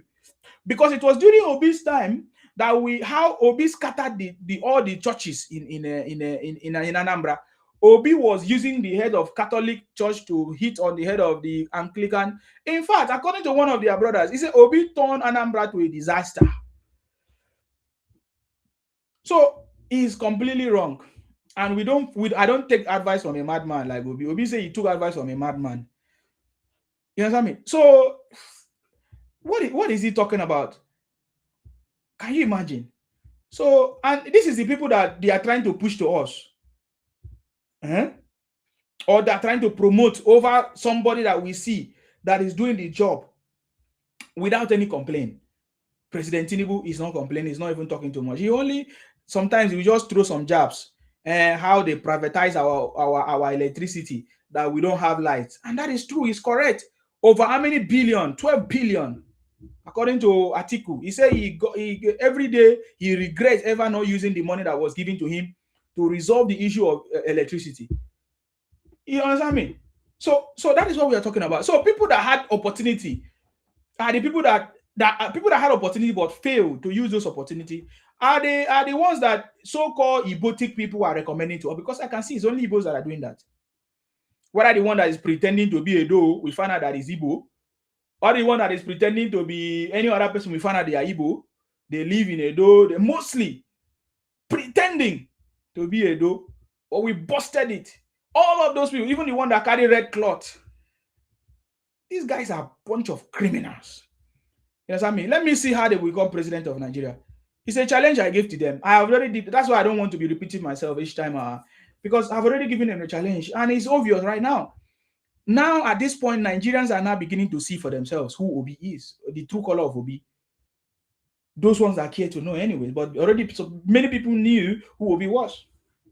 People like us, and that is why we told him from the beginning to collapse his 4 months presidential ambition and join the man with Sabiru, the city boy himself. But it was all good that he failed to listen to that advice, and today he's moving around. People are just fooling themselves all around. So I just wanted to play some video. I don't know if there's any of you that have something to say right now. You can say it right now if you want. But I have a video of Kenneth Okonkwo exposing Obi right now. Thank God, though, we are not even stressing ourselves anymore. We now have somebody that is doing that job very, very well. Kenneth Okonkwo is so passionate. Whenever he talks about Obi, his gimmicks, Obi lies, and Obi strategies, I so much love it. In fact, I came across one video that I think what's his name? Kenneth Okonkwo said in Peter Obi within 6 months changed parties 3 times. I don't bother myself because he's not relevant. I am sure if not for the restriction in the Electoral Act, before the close of the registration or the membership time, I'm sure he will be a member of another party. That was Kenneth Okonkwo exposing who Obi is. He doesn't have stability. He doesn't have any leadership. And he cannot stay in one place. He cannot solve any problem. He will run away from problems. So is that the people that some idiot are presenting to us?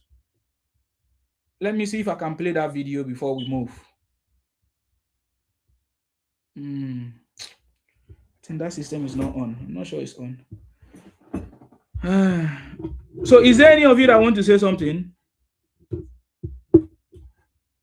Okay, obviously there's nobody. I want Dauda to continue if he's still on the line. Oh, okay, hold on. Hold on. Let me play this in. If the other will continue, no problem.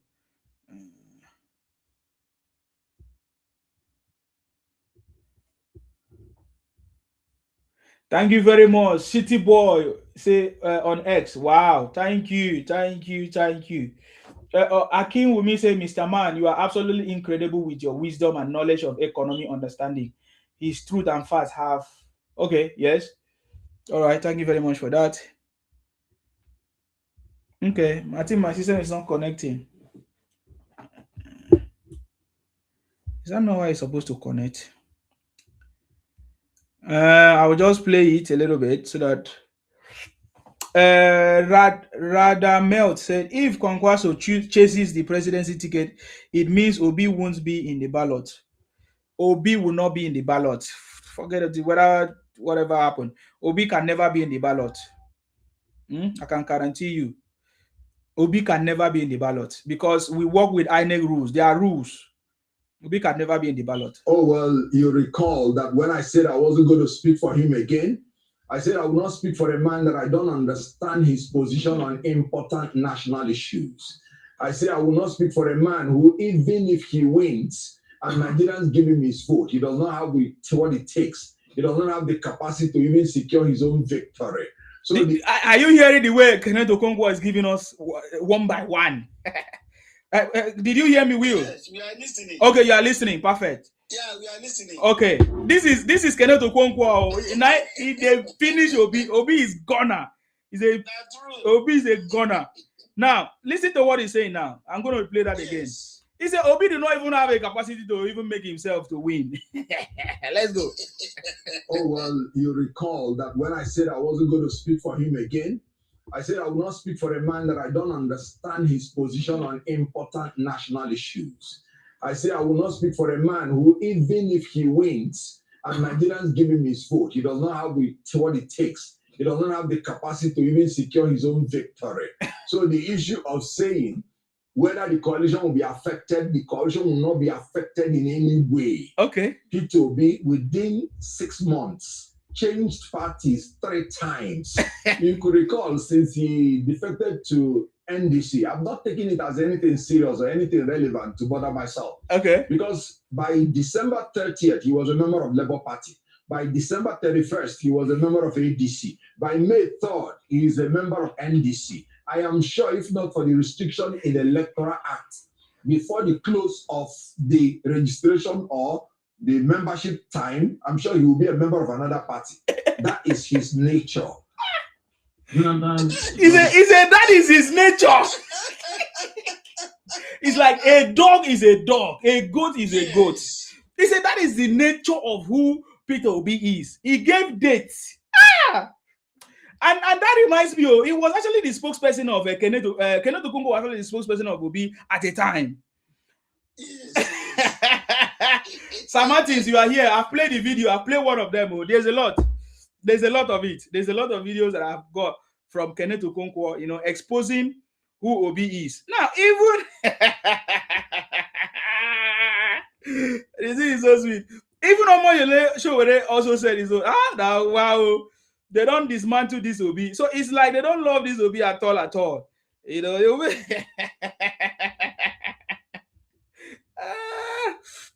Okay. Hold on, guys. Hey, God.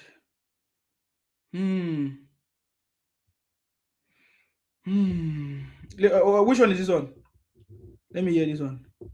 he cannot possibly be missing anything. Okay. Recall that before he came to ADC in December 31st, his political career was already dead.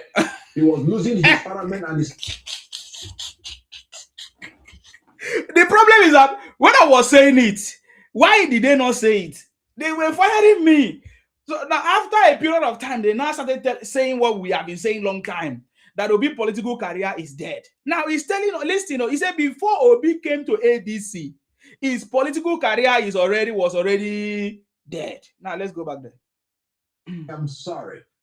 The P2B's temperament and his capacity is incompatible with the requirement of Nigeria of today. So the ADC cannot possibly be missing anything.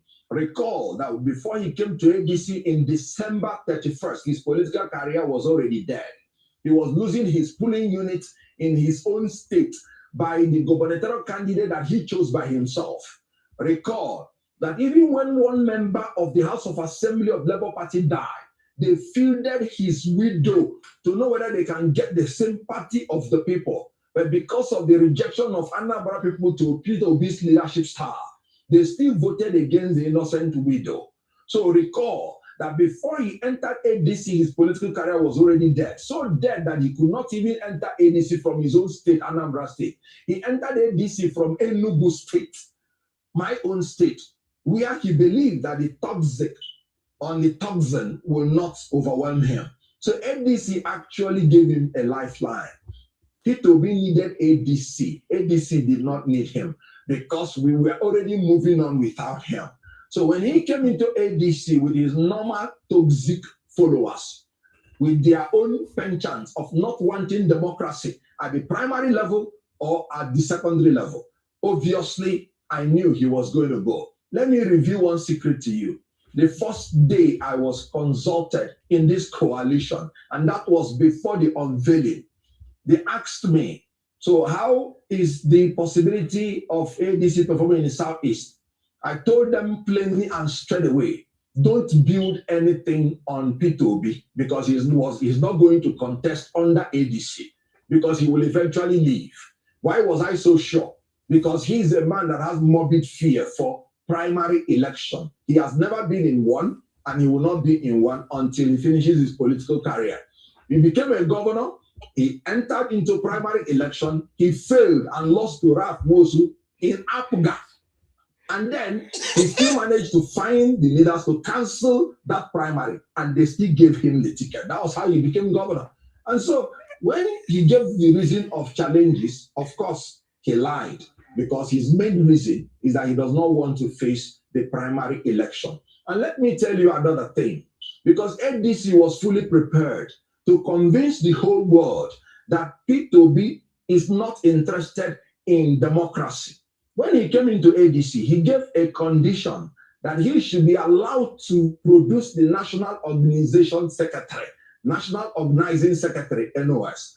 And the reason he gave is that so that he will be the one to conduct the primary. And ADC said, fine, take. When we were doing the e-registration, P2B again and his followers asked to be in charge of the e-registration.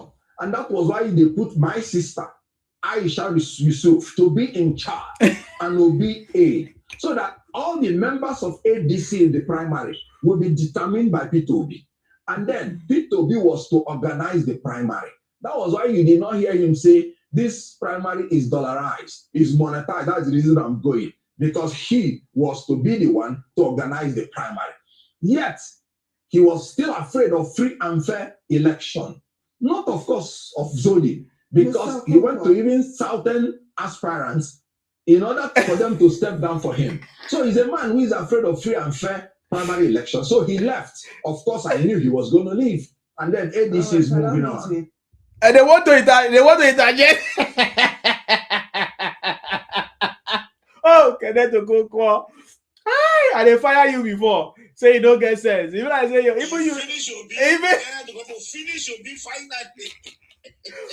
Everything he say here, we have said it a long time.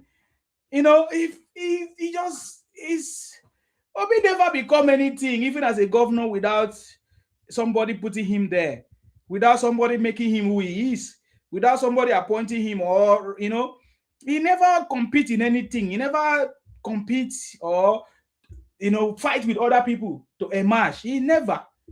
He always want them to give it to him. So we know Obi, that's not the kind of person that we need. So Kenneth Okonkwo actually dealt with it very, very well. You see, I don't even need to explain. He has helped to confirm what we have been saying long time ago, that Obi has never done anything for himself. It has always been, somebody putting him there, trying to get lobby to get a free ticket and all of that. And I think I listened to he also mentioned something about Aisha Yusuf. I will tell you more Aisha Yusuf. I think I have a video of her saying that she wants to go and join ADC, or she wants to go and contest or something like that. I love it. I love it. I don't know if this one is a continuation of this, because we knew it.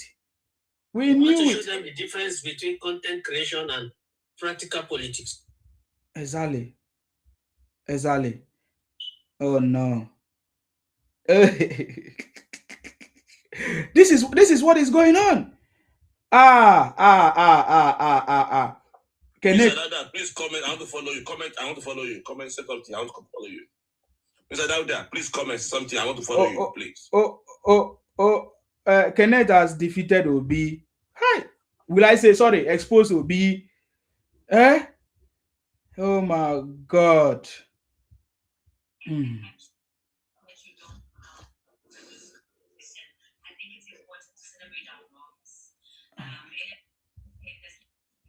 Sorry, who is that? There's noise coming from there.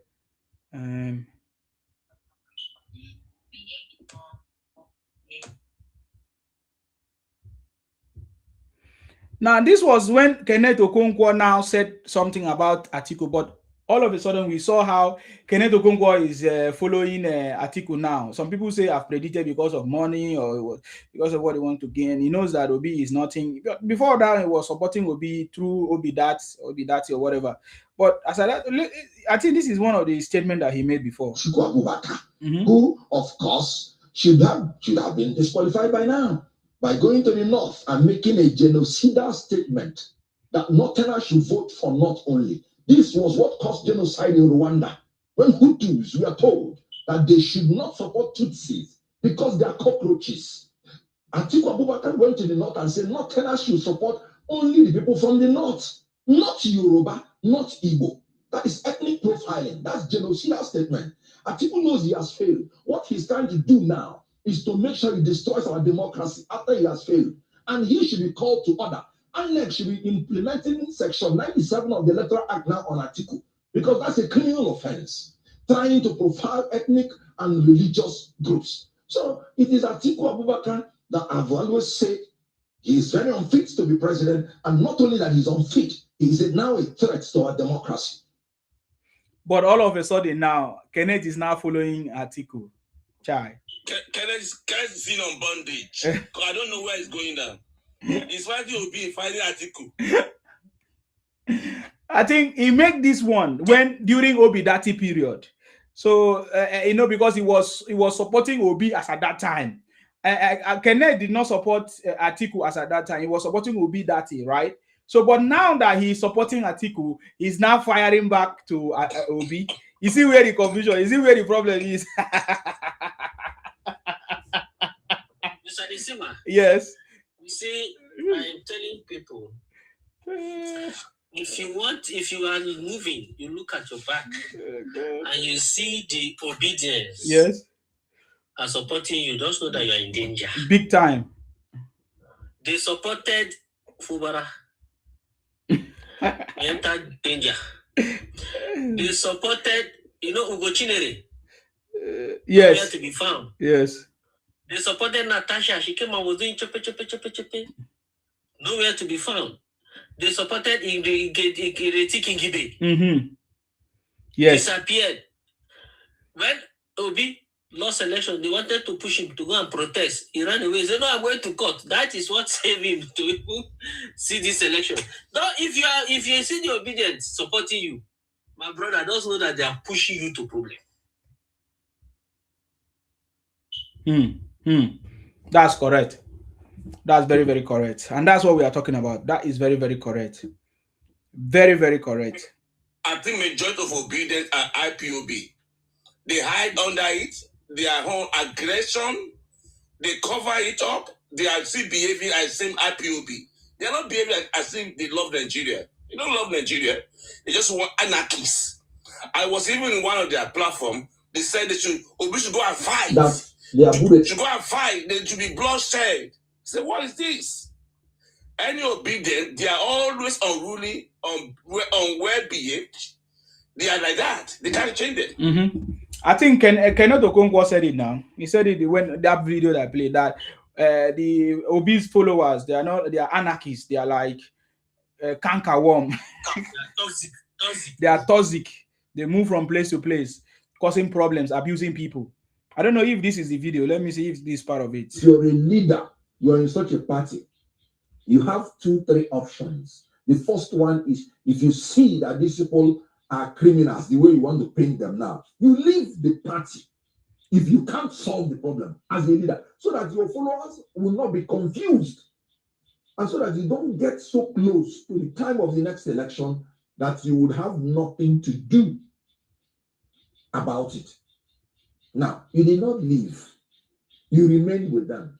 Why? Because you're in cahoot with them in everything they're doing. In all the primaries that the Aburedem organized, none was organized without Obi's approval, whether in Imo, whether in Edo, whether in Ondo, and now in Anambra. And that was how Obi campaigned for all the candidates that came out of it. So you're in cahoot with these people in private. In public, you want to paint another image. No, you're just being a politician of convenience, not a politician of conviction. So where does Kenneth come into this? What? Okay. So that was when Kenneth was exposing how Obi is behaving and everything. The same structure of criminality, Obi has become a friend. And now he's running to ADC, NDC. You know, is he going to hijack the party to become presidential candidate? Let's go ahead. Let's listen to Ahmed Dati, the running mate of the former running mate of Obi. Let us listen to what he has to say with all these things that Obi has done. Okay. Then consistency is good. Okay. As much as he said consistency is good. So is Obi not consistent by leaving parties by party? Obi is consistent now. You see, sometimes when we make statements, it's different. Or consistency in what? Obi is consistent in moving from one party to the another. Is that good?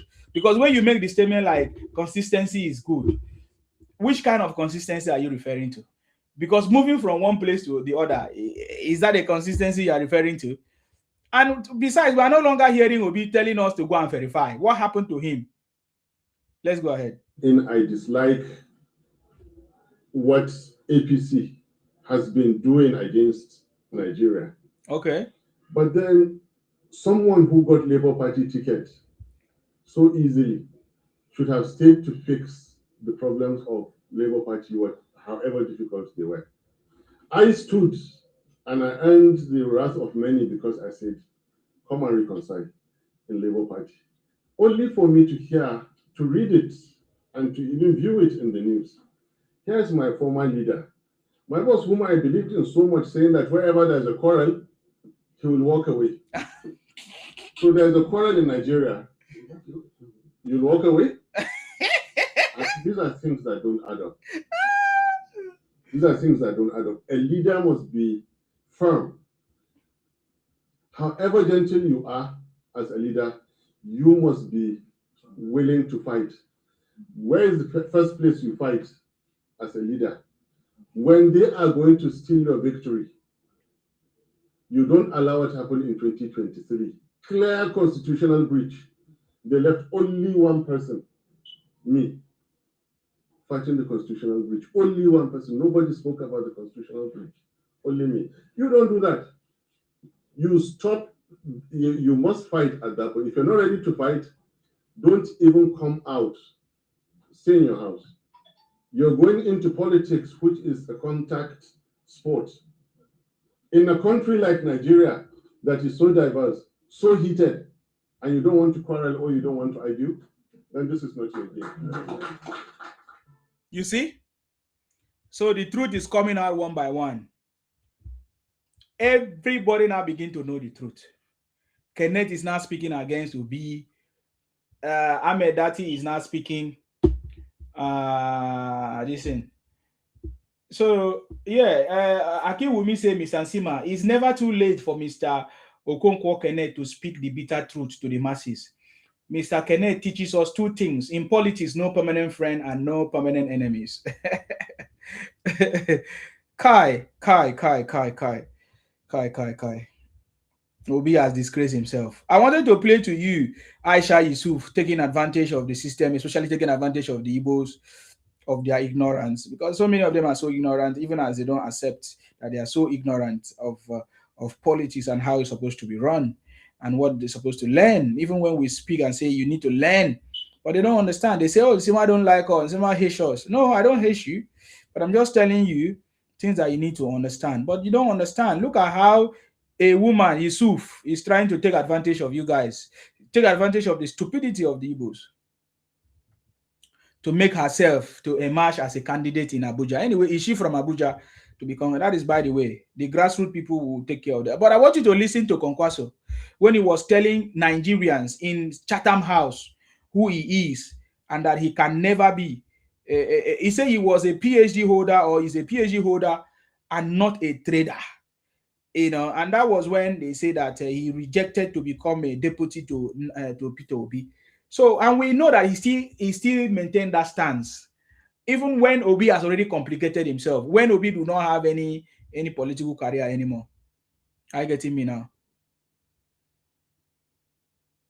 Yes, Aisha Yusuf from Edo. I understand, but he's taking advantage of the Igbo stupidity now, especially the Igbotic Biafra criminals. Yes, she's Edo now. She's wise. Everything that Aisha Yusuf have been doing, he's taking advantage of it. She's been enjoying it. I knew that she's taking advantage of the system. It's politics. But she lost in her unit. 2023, she lost in her unit. Yeah, that's what I'm saying now. I don't think she's really interested in like politics like that. She's just interested in what she will get from the Igbos, especially he knows that they are donating money. So he took advantage of it. Is it not that time that I learned that she was driving a new car that was given to her by the party, allegedly, as at that time. So I don't know if that's true. But the news carried that. Yeah, I think I saw videos of it as at that time, or pictures of some of those cars that she was driving. She was using it for campaign or something like that. Yes, she's using Obi or Peter Obi for popularity contest in Abuja. Don't worry now. If like say Wike no dey there for talk, but Wike is there now. But let us listen to when Kwangwaso made a very clear statement that he can never become Peter Obi's deputy or something. That people that ask him that question are ignorant of who he is. Listen. Konkoso to withdraw for Labour Party. You should go and look at my credentials, my brother. I am a PhD holder in civil engineering. And check your candidate, what he has. I have been in the system. Obi say he's Kwankwaso say he's a PhD holder in civil engineering. Check your own candidate. What does he have? The last time I checked, he's a trader. He doesn't have anything. Let's go ahead. For over 30 years now, I have been a civil servant for 17 years. I wasn't a trader. Civil servant for 17 years. I wasn't a trader. I was Deputy Speaker of the House of Reps in 1992. Wow. I was in the Constitutional Conference elected delegate. I was Governor of Kano State for 8 years. And so on and so on. I was in the Senate, and so on and so forth. So when we sat down, what I told them is what I will tell you. Okay. If anybody wants to come also to withdraw, let's bring criteria and select the best. Anytime I have any better candidate, I'm ready to talk to you. Thank you very much. That as at that time when this broadcast came on was powerful as at that time, because people were running propaganda of how Kwankwaso is going to be a deputy to Obi and all that. The same way all of them are running propaganda. Sometimes they all have short-sightedness or short memory, will I say. Short memory, or they forget so soon of what happened in the past. And that can never, Kwankwaso have already been very clear that I will never be a deputy to Obingo. Kai. And it's very, very clear. And Obi is not any candidate, so you have no value. It's not the choice of the people, so you can't achieve much. this time around. It's unfortunate. Okay, let us listen to Michael. Is that Michael? I don't know. Michael, are you there? Yeah, Michael, what do you want to say?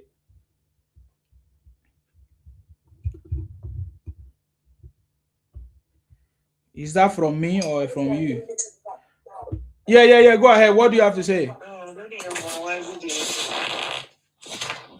Michael, what do you have to say? Okay, when you are not ready, no need. Wills, do you have anything to say? Okay, he's sleeping. Okay, so now let's just concentrate. Now, so we listened to Kwankwaso when he said that, I mean, he can never be a deputy or whatever to be. He's a PhD holder, and who is what is Obi? And that was when Obi was not even like so insulting to the North. I think it was later that after that this incident that we later discovered that Obi made a call, and then he was trying to use religion. He called the bishop and say, "Yes, daddy, yes, daddy."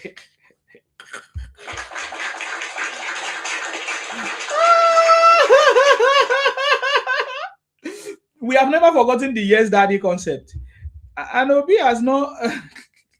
Obi has not changed. Obi is not a different person from the yes, daddy that he is. Okay, he's still the yes, daddy man. And Kwankwaso was, yeah, Will, I was calling you. Yes, do you have anything to say? Yes, daddy. Yes. Yes, daddy.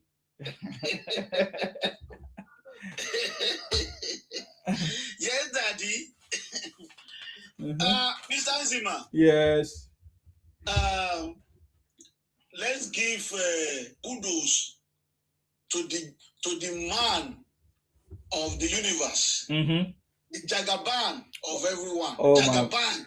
I tell you, the city boy and, himself. Uncommon senator, Senator Akpabio. So let's give kudos to them. You see, I know I still have the hope that Nigeria, we are facing our country and everything will go well for us. Like I said, Jagaban have started the race. He said from the first day, he's going to keep the ground running. And he started, and the first day when he's made the ground to be running. And he continued to make the ground running, even to today. So he has make it easier for anybody who is going to be elected again as a president after 2031. That person just going to make everything, is going to make everything easier for him. So because the men have continued to give us a good road that can last for at least 100 years. We don't need to wait for good 2 days before travel from Calabar to Lagos anymore. You see? And we don't need to travel from Sokoto, to waste some days again to travel from Sokoto to Lagos. Most of the road by Enugu road, which we normally see by another gentleman called Savi, he has done everything. You see, most of the road have been constructed, and local government autonomy was also there. It is now our turn now as a citizen to hold our governors and our chairman responsible. We have to hold them. It's our responsibility now to hold them accountable to do the right thing. It's not as business as usual anymore. We need to hold them accountable. We cannot leave everything for our president to do. We are all citizens of Nigeria. We need to hold our governors and our local government chairman accountable. Definitely. I remember those days when we normally queue when we are buying petrol with our jerry cans. We buy petrol, we queue from Ijashata to Mile 2 just because we want to buy petrol. These days, everybody can just go to the petrol station, buy petrol. Even that time, we are saying even if the price is going to be high, a higher price, everybody want to get petrol. But we thank God. And even look at this ASU strike. I've never heard anything about ASU strike anymore. 4 years have been 4 years for everyone. Many things have been created. These men have created a lot of things. Even most of our children who want to go to technical school, he has been giving them free of charge now. Not free, but even if it's not free, at least they have created this technical school for anybody who want to learn how to do handwork, like a tailoring, like a carpentry, like a fixing phone, like computer accessory. Many things have been, those technical schools have been there. People should go and register. The government have tried their best. And I heard that that was yesterday. I was hearing from another gentleman that all our elderly ones are elderly people, the old one, have been giving 20. They are giving 20,000 every month as a grant. So we people should take opportunity of all this. This government I've never seen any government in the history of Nigeria who ever think about citizen. No one. No government I ever think about all this that this man is doing. I'll just call Nigeria to tell my brother so that he can go and register one of our grandfather there, so that he can be collecting his money every month. I'll get the information from Alaja Aulat. So these are the things that we people should try to do. We should stop criticizing the government. We should support the government. When they are doing the right thing, we should support them. Someone was saying that how can a president be borrowing money to fix road? You want the president to borrow money to fix your papa house?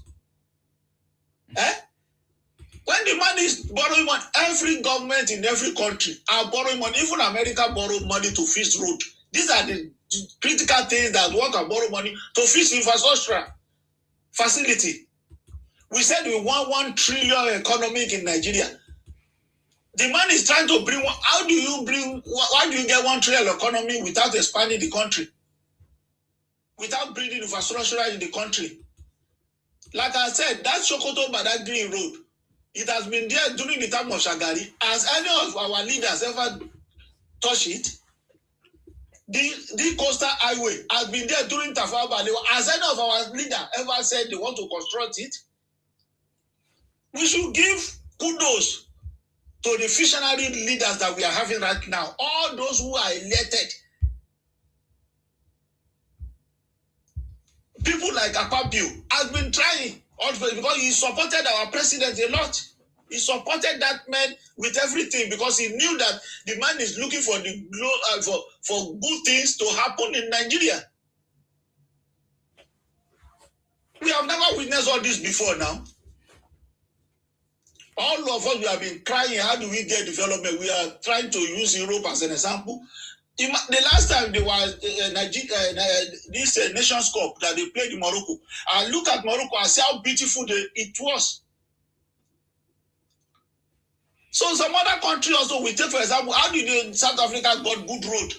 If not that, they also try to, a lot of, I will say, people are paying taxes there. If they ask Nigeria not to pay tax, they will complain.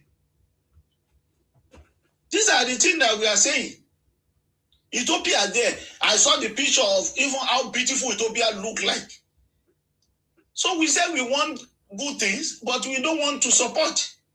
Instead of that, they will sit in their house criticizing the government. And none of them ever even, let us see the good thing that these people are doing.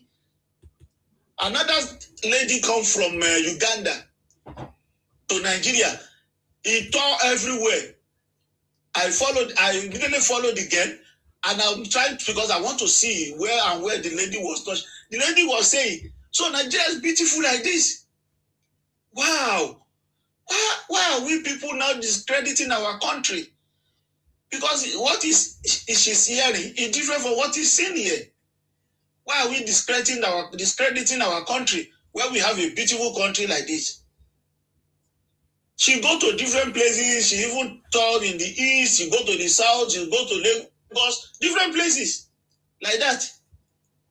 And another one also from Zimbabwe with the husband and the wife. They also go with the bicycle. They also tour everywhere. You see, all these things, we people should stop discrediting our government.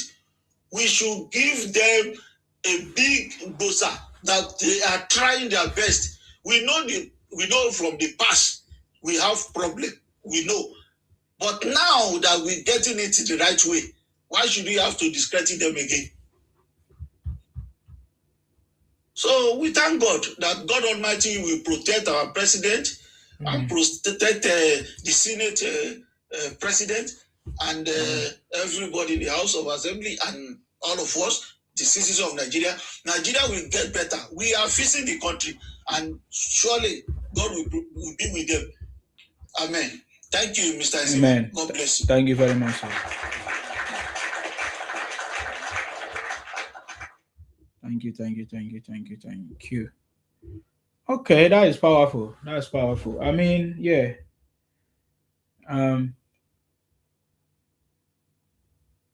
Tinubu have done what no man can do. Simple. All those other ones they are doing, just not making. They will soon realize their mistake. That's it. Okay. I wanted to just play a few things before I go because I came back from holiday. I need to train. I need to start small until I can stay my life as I normally stay. But the sleep they worry me small. So yeah, I have something to.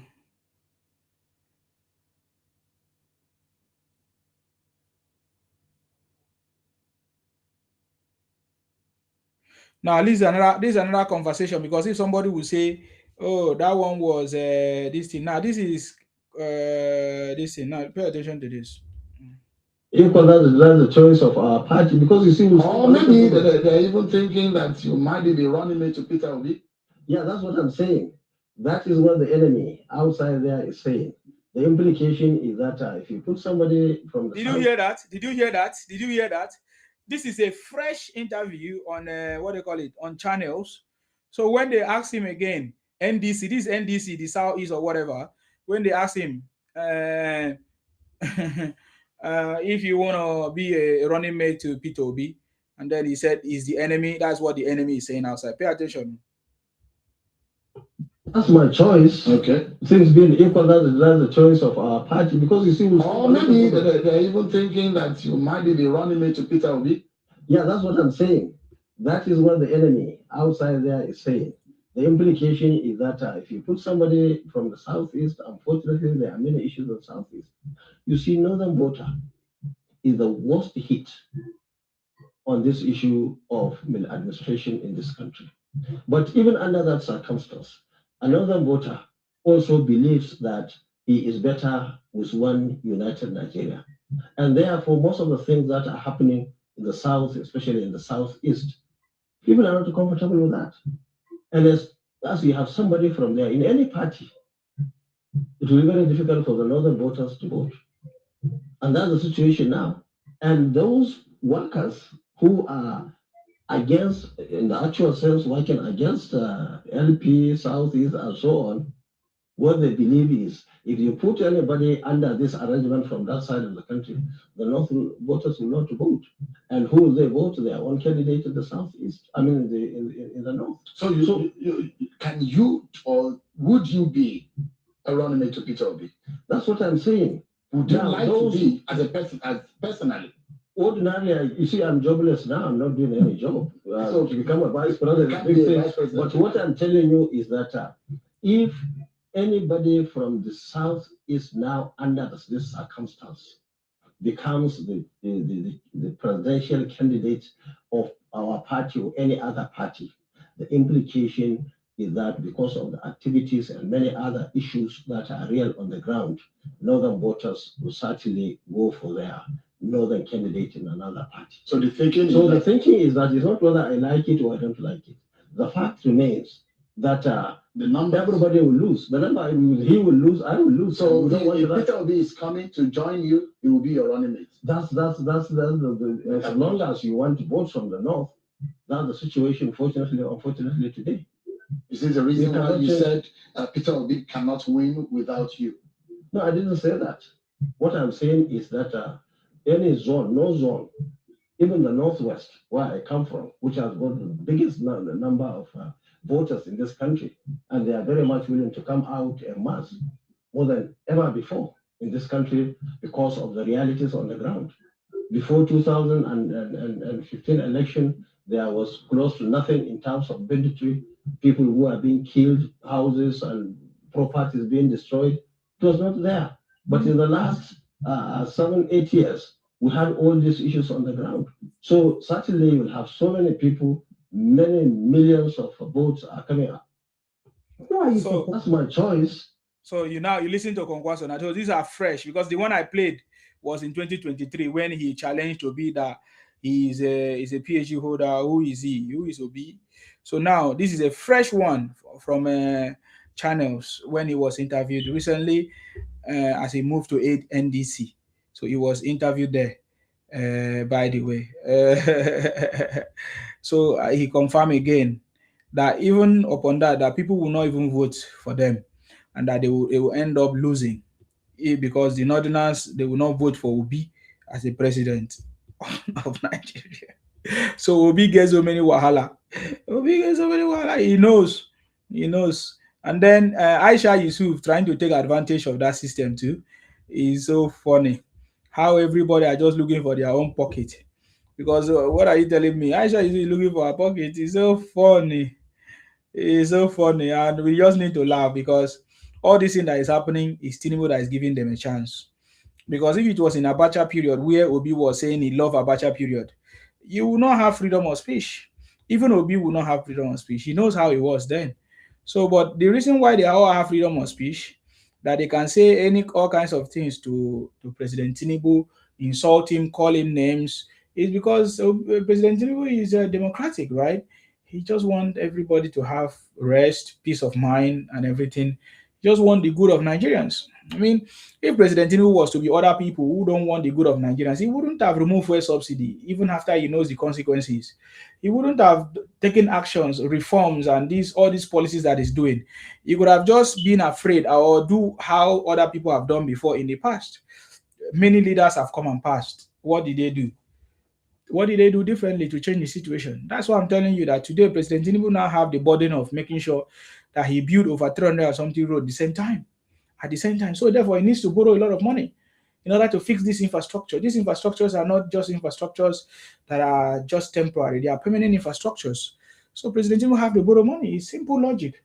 So anybody who are against President Tinubu borrowing money, is because he don't know what he's doing. He don't understand the task that is ahead of him to achieve the result that he wants to achieve and to take Nigeria to the next level, that he wants to take Nigeria to.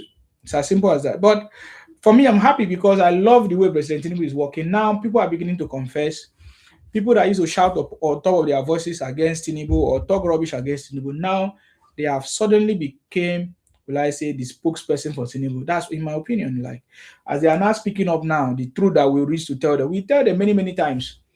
But because maybe they just choose to behave the way they have been behaving before, well, now they see the road clearly and are beginning to speak. One of them is Rufai. I want you guys to listen to Rufai. Before now, he used to say all kinds of things. He's still saying it, but at least right now he's realizing something, and it's good that he's realizing it. By INEC, Bola Tinubu is declared winner of the election. You saying you won the election? I'm not saying there are no circumstances around the election, which I also point out, but President Tinubu did win that 2023 election. That's fact. Did you hear that? So they are now giving them facts. How long did it take on Wise TV to do this? For so many years, almost 3 years now, 29th of May will make it 3 years. On Wise TV has been keeping quiet, joining disobedient children, the Obingos, the Ipong, Ibotic, Biafra criminals, to run propaganda against Tinubu, that Tinubu did not win election. Yes? Is that the way that guy from Arise TV talking like that? Yes, oh now. my God. Yes. Please. Oh my God. You see, if I was using the other system now, I could have played the video. But yeah, it's so that it will show on TikTok. But yeah, he's the one. He's the one, sir. He's the one. I can show you. Let me play it again and show you. Hold on. Okay. By INEC, Bola Tinubu is declared winner of the election. You saying you won the election? I'm not saying there are no circumstances around the election, which I also point out, but President Tinubu did win that 2023 election. That's fact. Secondly, what are the... Did you hear that? You know, you see him now. That's him. He's him. Live and direct. Yes. All your bingos now, they are clear now. They are They all know. They all know. They all know. They just wanted to use it to cause problems. I'm telling you, everybody will be celebrating President Tinubu legacy. Did I not? People that have been listening to my platform, did I not say it? I said it. When I said it, there was still chaos. There was still problem. The marketing propaganda. I said everybody at the end of the day will be celebrating President Tinubu legacy when the time reach. 2027 election campaign of President Tinubu is celebration of his legacies, because many of the things that he has started will now become actualized, fulfilled, and those people that doubted it will begin to see the results. You get the point now. For the first time, a sitting president gave money, allocate resources to say, fine, it's time for you to now all our universities has to be renovated. This is one of the things that we are missing. No maintenance, no renovation. Teachers strike every day, every now and then. But now all of that, President Tinubu resolved the issue of those teachers strike. What do they call it? What do they call them? And then now he has given them resources to make sure that every federal government proper university has to be maintained.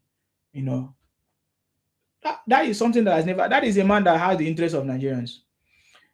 If it was any other person who doesn't want anything, we just come and do gra like Jonathan and leave. But this man did not just. Thank you very much, man. I salute you, man. Thank you very much, man, for that comment. Thank you very much.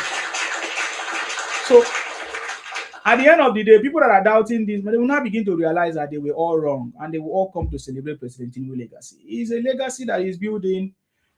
I mean, everything is not going to be right because he's not the one doing everything. Most of the things that we are complaining about is not President Tinubu that is causing it. It's the people that is either working with him, or the state governors are not doing it, or the ministers are not doing it, which, if we point it correctly out, President Tinubu can now correct them or call them to attention. You know, but when you instead of you to identify who is supposed to do that job, is that person doing that job, and then you refuse to identify the person that failed to do the job, you now put all the blame on Tinubu that Nigeria is not working. Then you are putting a confusion, because when you say Nigeria is not working, it's a very ambiguous statement. What is it that is not working? What is it that is not working, and who is supposed to make it to work? I think that's the way we should be addressing the issues now. What is it that is not working, and who is supposed to make it to work? Simple. Then that is where we solve the problem. And then we meet the person that is not doing the job. If we approach the person that is not doing the job, we hold that person accountable, and then we ask the person, you are supposed to do this, why are you not doing it? If the person now say, oh, they have not given him money, he doesn't have the resources to do it, then we now go to the federal government. Because whether you like it or not, the federal government is the provider of the resources. So how they do it, they gather the one state by state, and they send it to the federal government. And they now say they want to distribute it in a formula that everybody will benefit. That is what they do in Nigeria today, which I feel is the reason why some people are lazy, some states are not working, some governors are not doing their job, because they know that money will always be shared to them. That is why the country has been the way it is. The only way to solve that problem is to stop giving money to the governors. Stop sharing money. And you can only do that if you are able to change the constitution. Yes, you need the 6th amendments, constitutional changes. Because according to the constitution now, you must share money to the government. According to the 1999 constitution, you must share money to the state government. The federal government must share money to the state government. That is the law. So President Tinubu cannot hold money that is meant for the state, according to the law. So if we want to change the problem, we should stop sharing money to the state. That will now make the state to start working and do what they're supposed to do. So how can they take money from Akwa Ibom, take money from Lagos, take money from Rivers State, from Edo, Delta, and now share it equally to other people who have done nothing? like the Southeast people and other people, like the Northerners who are causing problems in this country. That's the thing. That's a problem. If you are not pointing out these problems, then we are not ready to solve the problem. The Northerners is the biggest problem of Nigeria, followed by the Southeast people, because of the marketing, propaganda, and tiffy, kidnapping issues, baby factory, fake food. That's what we are saying. Those are the biggest areas that we have problem in this country. And then plus our state governors who have failed to do their job, our local government who have failed to do their job. This is the biggest problem that Nigeria is facing. And that is a very ambiguous problem. I hear that somewhere in the east, the one local government chairman that failed to do the job, then it was launched by the hotel. They went to go and meet him and beat him over there. I don't know if it's true. Oh, okay. I'm not aware, but beating him, is he going to solve the problem? Maybe they beat, I don't know. I've not seen that yet. Maybe I've missed it. But, just like I said, I was on holiday, so I didn't have much time. I was busy doing some other stuff. But yeah, I will find out, sir. But when I say hold our governors or our leaders accountable, I'm not talking about beating them. Because beating them will never solve the problem. When you beat them, will they still remain in office? So I think the better options is to either vote them out or recall them. Those are the options that I think can be the best one. Because beating people, they can turn that violence to something else. So I don't advocate for that. But hold your governors accountable. Find out what they're supposed to do and they have failed. Do you know the budget of your local government or your state? You don't know. But every day you say Nigeria is not working. Is it President Tinubu that will I say, yes, formulate the budget for your state? Is it President Tinubu that formulate the budget for your local government? Please, Nigerians, rise up. Don't allow all this propaganda of Igbos to stop us from doing what we are supposed to do. It is time for us to learn a skill. If you are from Nigeria or in Nigeria and you have not got any skill, go and get a skill, man. Let nobody deceive you. Because if you don't have a skill, when the opportunity comes, you are like nobody. You will not be able to do anything. You will not be qualified to do anything. Go and learn a skill in one thing. It doesn't matter what it is. Go and learn a skill. Look at how many years they have deceived most of you. On Wise TV, when you say that Tinubu did not win election, they will join you and talk rubbish. Look at finally right now, all of them have come to the conclusion or have come to tell you today that the fact is that Tinubu actually won the election 2023. Obingos and all of that. What do you have to say? Okay, you won it by rigging. Fine. Prepare and do your own rigging, if that's what you want to say. Because you are foolish. You're always talking nonsense. Won it by rigging. Do you know what it means for President Tinubu to win that election? Election that almost everybody were against him, especially those people that were in power. The cabals and the group of people were the incumbent and all of that. And he won election and you are telling me that he rigged the election. You must be mad. You must be mad because you have Obi, or because Obi won some places in Lagos. Obi won Lagos. That will make Obi to win election. According to the law, you need to win 25% of 2/3 of the state, of the country. And you're telling us that Obi won election by just winning Lagos and some places? That cannot make Obi to be a win election now. I believe now Obi has studied the system, the constitution, and understand the rules. You have to win 25% of the 2/3, yeah? Right? Is it 2/3 or 25%? Which one? But there's something you must do. And the President Tinubu, who has been a master of the game, he understands all the calculations, he knows the areas, he knows what and where he needs to win. You understand me? So there's nothing. There's nothing. Looking at it, I've told you a long time ago that Obi's presidential ambition is dead. Can you now see will I say, what's the word now? Can you now see the blueprint of Obi? The political career is dead. Is it now clear? To some of you that doesn't understand, to some of you that still argue with us, but I know that the other guys, I think by now they know. That is why they are trying to push Jonathan.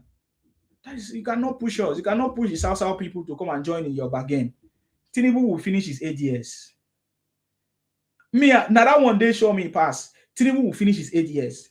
My own special plea to Tinubu is he should not allow. Of course, I know him. He should not allow all these people to delay him in delivering success, delivering results to Nigerians, especially this issue of electricity and insecurity. Putting the right foundation. Now, these state laws that President Tinubu suggested must be implemented. This state laws is one of the solutions to the insecurity. Because now we now say, if you say there's insecurity in Plateau, what happened to your security outfit in Plateau? Because it's not the responsibility of the federal government. President Tinubu is trying to solve the real problem. Because every day when we talk about insecurity, people say, oh, Tinubu is the chief security, so he's supposed to come and protect you in your village. If I hear you say that you are one of the, if I wouldn't even argue with you, I wouldn't even follow you to make any conversation, because I know you're a foolish person. Because it's not the responsibility of the federal government to come to your state or your local government to protect you. It is the responsibility of the immediate government in where you live. Because security is local. So if something happened in Plateau, why do you blame President Tinubu that live in Abuja? If something happened in Lagos, why are you blaming President Tinubu that live in Abuja? If something happened in his house, why are you blaming President Tinubu that live in Abuja? If something happened in Sokoto, why are you blaming President Tinubu that live in Abuja? Why don't you blame your local government, your ward, your chairman, your people that are immediately with you, are supposed to find a solution to that problem? So it's just a political tool. So they have been using this insecurity as a political tool for even before I was born, even today, even before we were all born. I said those of you that even before you were born, it was, in fact, Nigeria came into existence through political instability. I'm telling you. So don't be emotional when you hear stories and people are talking stories to try to confuse you. Don't be confused by these things. These things are lies. These things are completely lie. If they want to say they want to use this, President Tinubu said it now. He said, my enemies want to use insecurity to take me out of office. That's what President Tinubu said. So President Tinubu is in line with our conversation. You understand that that is a business that they are using to try to remove him. Even some foreign influence, empowering those illiterate boys in the north, call them Amajiri or all kinds of things. You understand me? And look at it. And they are not blaming their own leaders who have failed to educate them. Look at, is it not our leaders in the south that give us education? So is it not the leaders in the north that are supposed to give the northerners education? So they just burn them, throw away them for road, and every day they become what do they call it, Amajiri? There's no formal education. Because I'm not talking about mainly, it's not, I'm not, when I talk about education, I'm not just talking about classroom education. Because everybody can be educated. They don't really need to go to classroom. If the system plan it, if the government plan it, everybody can actually be educated. At least to know how to read and write and to know who you are, which is the most important thing. So yeah. So for me, I don't take it, I don't joke with the problem that is happening in Nigeria, especially when I know that the problem of Nigeria is coming from the north. Me, I never kidnapped person before. I never even thought of all those rubbish. I never even buy people or do all those. This is those people committing the crime in the north. So you cannot put it on us from the south. You can never. We have to separate it. You cannot say, oh, because we are Nigerians, so we should bear the stigma that we are all Nigerians. So crimes that are being committed are Nigerians. It's stupid. Even the Igbos, even when I talk about the Igbos, I don't talk about all the Igbos. I talk about the Igbotic Biafra criminals, which in my own estimation, I refer them to like 95% of them, 99.9% of them are those Igbotic Biafra criminals. Because I know that in every, it doesn't matter what it is, whether it's in every race, they are still good people. Whether it's a food, there are some food that are bad and there's some food that are good. In anything, there's always an exception. Even as an engineer, they taught us that mechanical advantage cannot be 100%. So I know that it cannot be everybody who is committing this crime in the Igbo land, but 99.9% of them are sympathizers, are in line with this Igbotic agenda. So that is what I'm referring to. So the biggest problem we have in this country is insecurity, and now it is now the people from the south that are now commercializing the insecurity news. It's very pathetic. You are very foolish if you are from the south, using insecurity to try to talk down on Tinubu. You are foolish. It doesn't matter whether you live in abroad or anywhere. You're a foolish person. If I will call you foolish to your face, I know you don't even have the audacity to talk to me. You never.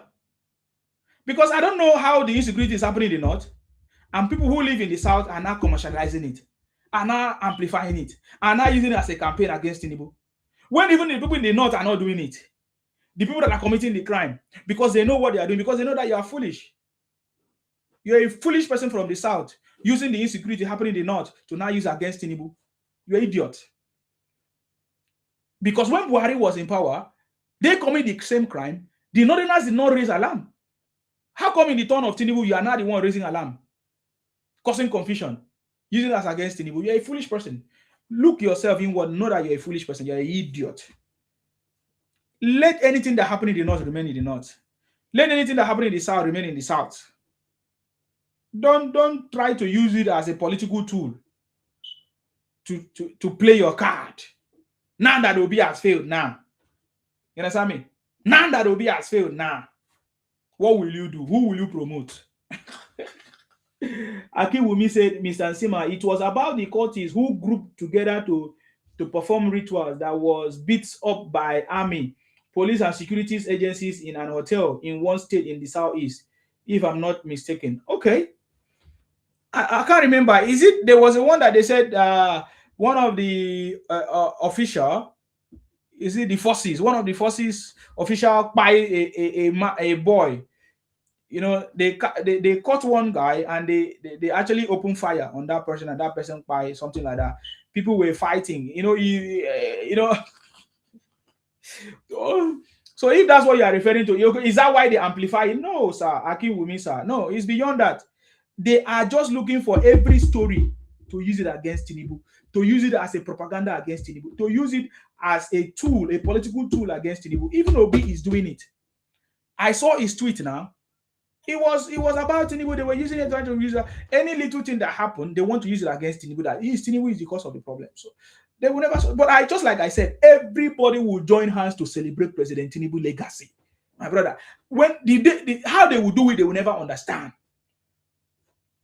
How they will do it, including those ones that are against Tinubu now, the way they will start celebrating President Tinubu legacy, how they will do it, they will never understand, because President Tinubu is gradually doing it and is silent about it, making sure he achieves results, because he doesn't want to fail. The man don't want to fail. He doesn't want to be like a bragging at the end of the day, he couldn't achieve anything. I get him now. So that is why he's taking his time quietly, silently, and implementing things. My problem is when the communication minister is not doing his job, or the national orientation, whatever person. I learned that person is taking that position, and it's not. I don't think this person is doing well. This national communication minister, I don't know. I will go and look for his name. I know his name, but it's one outside name like that, which I feel that that position will not fit the people from the north. That position did not fit any. Maybe it can fit them to use language to convince their own people there. But as a national thing, that position do not fit somebody from the north, because the northerners cannot speak, cannot communicate, cannot pass the message, or they might be having this biased mind. I know that Tinubu knows the person that is working with, but from so far so that we have seen, this person is not delivering. This person is not delivering. This communication minister is not delivering. He's not doing his job at all. He's not doing his job. There's so many things that President Tinubu is doing that Nigerians are not aware. They're not even that some other people are twisting it. Some media are twisting it upside down. This is the job of the minister, to put the right things in place. Sometimes I listen to Biwala. He tried to educate people. Even Reno is helping to educate people. I think I saw a video of Reno talking about the price of petrol or whatever in the UK, and some people were bashing him. These are stupid people, because they always use single story. See, you cannot use single story to solve the problem. I respect that woman. I saw her saying, what about the minimum wage in the UK? If you say you're buying 3,400 petrol per liter, so what about the minimum wage? They just talk single story. So if we are receiving minimum wage in the UK, it's not the same with Nigeria now. That is why it's different, because you don't do the things we do in the UK in Nigeria. What happened in Nigeria is not what happened in the UK, right? So our minimum wage is not supposed something that the money in the UK is money in the UK. The money is what you deserve, is what you need. The money in Nigeria is the money you need in Nigeria. You cannot use the money in Nigeria to come and use it in the UK. You cannot use the money in the UK to go and use it in Nigeria in comparison. No. Are you getting me now? Because the money in the UK is meant for the UK. It's meant for the UK economy. It's meant to work in the UK and all of that. And there are many things. So it's not a single story. You cannot tell us about petrol and you say, oh, because of the minimum wage in Nigeria. No. The minimum wage in the UK is not only used to pay petrol. We use it to pay our house rent, to pay taxes, so many things. So, and you don't pay most of those things in Nigeria. So I don't understand. I don't understand why. And the UK has already been built to a level of stability. Nigeria has never been built to that point.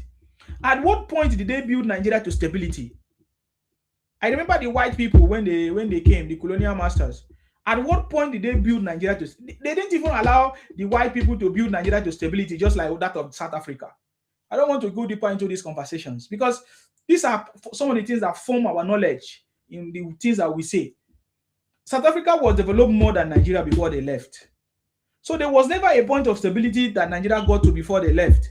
And after things they left, there's always been all kinds of political instability every time. Which means Nigeria has never had a stable time of growth. You see the point now? So at what point are we going to have a stable time of growth? In fact, it was during that time that the colonial masters were leading ruling Nigeria. That was when Nigerians used to come to the UK. Oh my God. I listened to the story. I'm so happy. I was so happy about that story. So there was a time that Nigerians used to come to the UK to watch football and go back straight up. There was a time that Nigerians used to come to the UK to go to school and they go back. That was when the colonial masters were still in charge.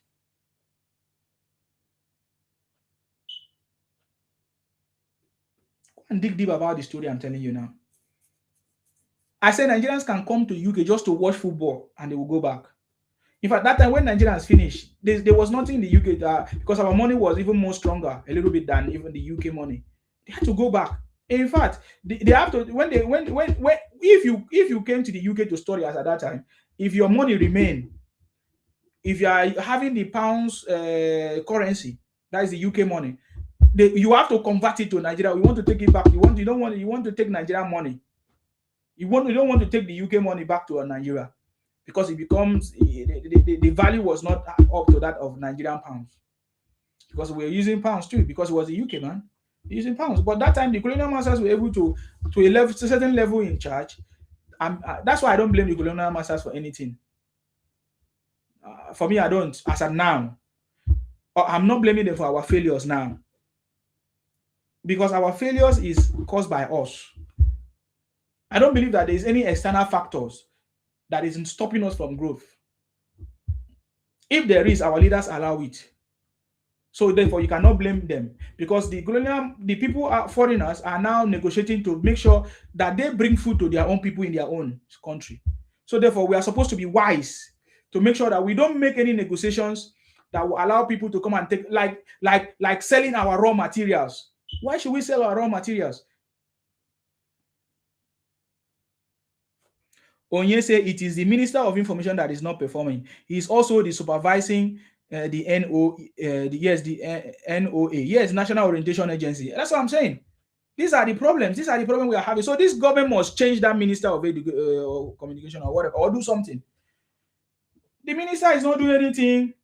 This government is achieving a lot, but there's no communication. I think I see the Federal Minister of Works. Most times he tries to educate us. I have a video of him which I'm going to play because most Nigerians say, "Oh, well, tell me what one thing that Tinubu have done." Very stupid talk. Anybody that tell me what's Tinubu, I know that is from Igbo. It's Iboti. Yes, go ahead, please, sir. You're welcome. Are you free to speak? Okay, I thought you are free to speak right now. Okay. Somebody's abusing me in the comment section. I know it's Igbo. I know. Yeah, you guys are Scotch 163 in Sima Igbo Nnamdi Kanu Bobrisky. You are very, very Ibotic. That's the only thing I can tell you, man. Because we have overcome all these things, man. Overcome all these things. By now, you're supposed to know that all your lies and propaganda is not working for you. You have failed. So I don't need to join you to act like a stupid person like you, man. So, I mean, the time I told you about Nnamdi Kanu you thinking that I was joking. Now you have seen it for yourself. He's serving in Sokoto prison, and now I'm beginning to see all your brothers coming to explain. Say, oh, it's true.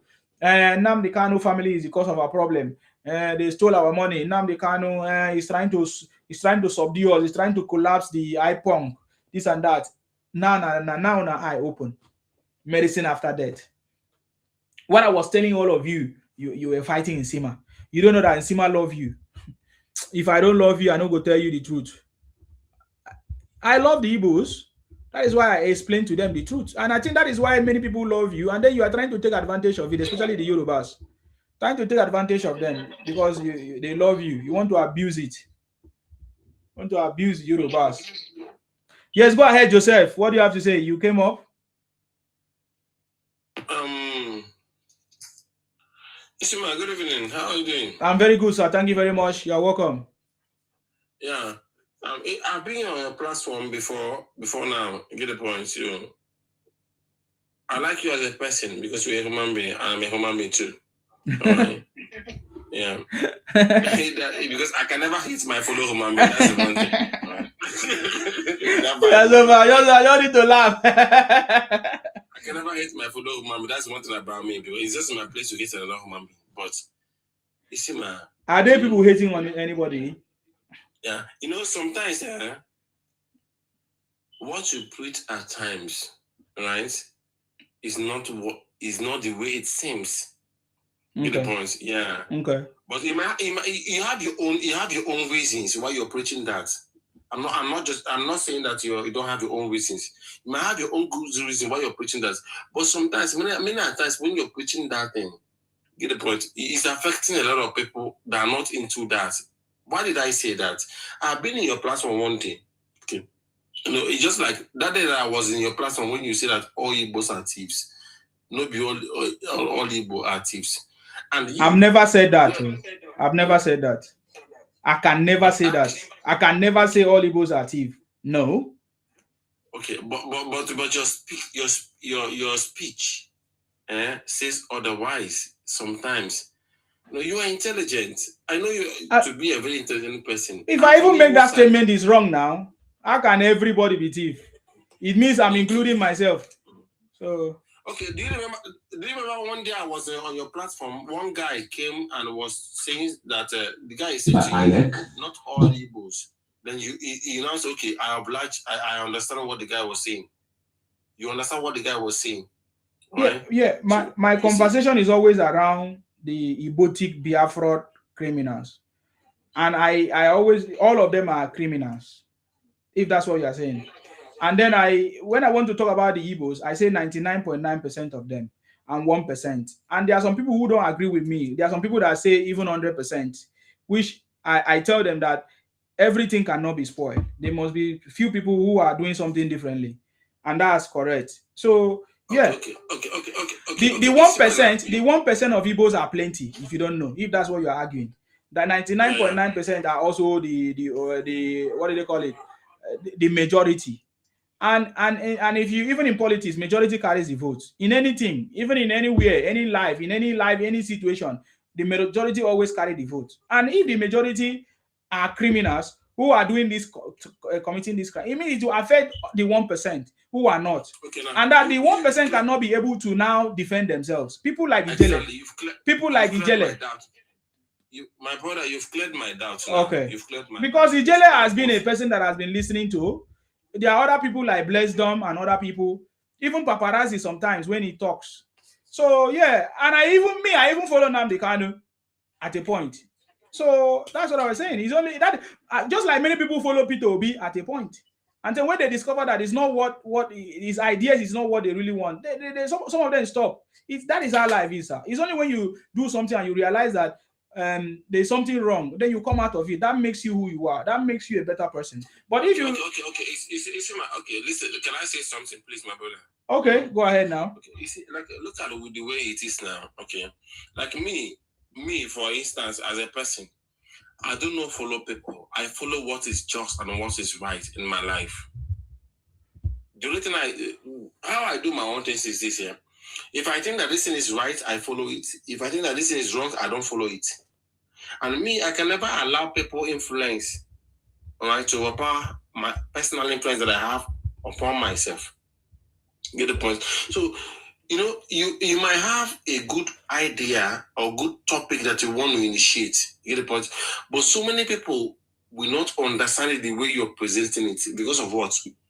Okay, look at If they don't understand, they ask question now. Okay, when you're saying all these things, many people will come to your platform. They may not even understand the message you're trying to pass. All right, they will just get it from the beginning, and they will say, "Okay, this guy is just talking nonsense. This guy hates Igbos. This guy doesn't like Igbos." Right. So I want you to see if there is a way you can be differentiating it. Like anytime you want to make a topic, like if there's a way you can be saying it so that you can accommodate everybody. You get the point, so that this tribe will not see that okay, you are against them, and this side will not see that you are against them. If there's a way you can be doing that, and it will be okay. Let me tell you something. You are the one that you have your platform, all right. So if there is a way, because a lot of people might not even understand the speech or maybe message you're trying to pass. But if there's a way you can be seen so that you can clear their doubt. I don't hear you now. My job is not to come and clear Igbo, this and that. If there's anybody that have questions, just ask me. I will answer your question. But if you keep saying it this way, you're having so many enemies. No problem. I love enemies. They are foolish enemies, and they will die. They are foolish enemies. No, how can you make me your enemy when I don't have problem with you? Okay. If you're my dad now, and if you want to give me a message, like if my dad now, and I want to travel to Lagos, maybe I'm in Enugu, and I want to leave Enugu to travel to Lagos, and I meet you as my dad. You get the point? And I say, Dad, give me your blessing. I'm traveling to Lagos to go and in search of greener pastures. All you have to do for me is for you to give me your blessings. That's what I need from you. But me coming as a son, for me to seeking for your blessings, you have to sit me down to explain things. There are sometimes you explain things that I'm going to meet in Lagos there, which I've never been to. But what you are saying is not correct now. What you are saying is not correct. It's not correct. Your father may decide to give you blessing or not. And the way he chooses to give you that blessings, you cannot detect it. Thank you. But my father might not give me his blessings, but he sat me down. He may not sit you down. He may not sit. You can't assume. He may not sit you down to give you advice. He would like you to go and see. When you now encounter problem, that's another approach. When you now encounter, you now cannot call him and say, "Oh, sir, how can I solve this problem? Look at the problem I'm facing. How can I?" He may not do it the way you think. He may not say, "Okay, at that Lagos, you are going." What you are saying is just like all these erotic movie.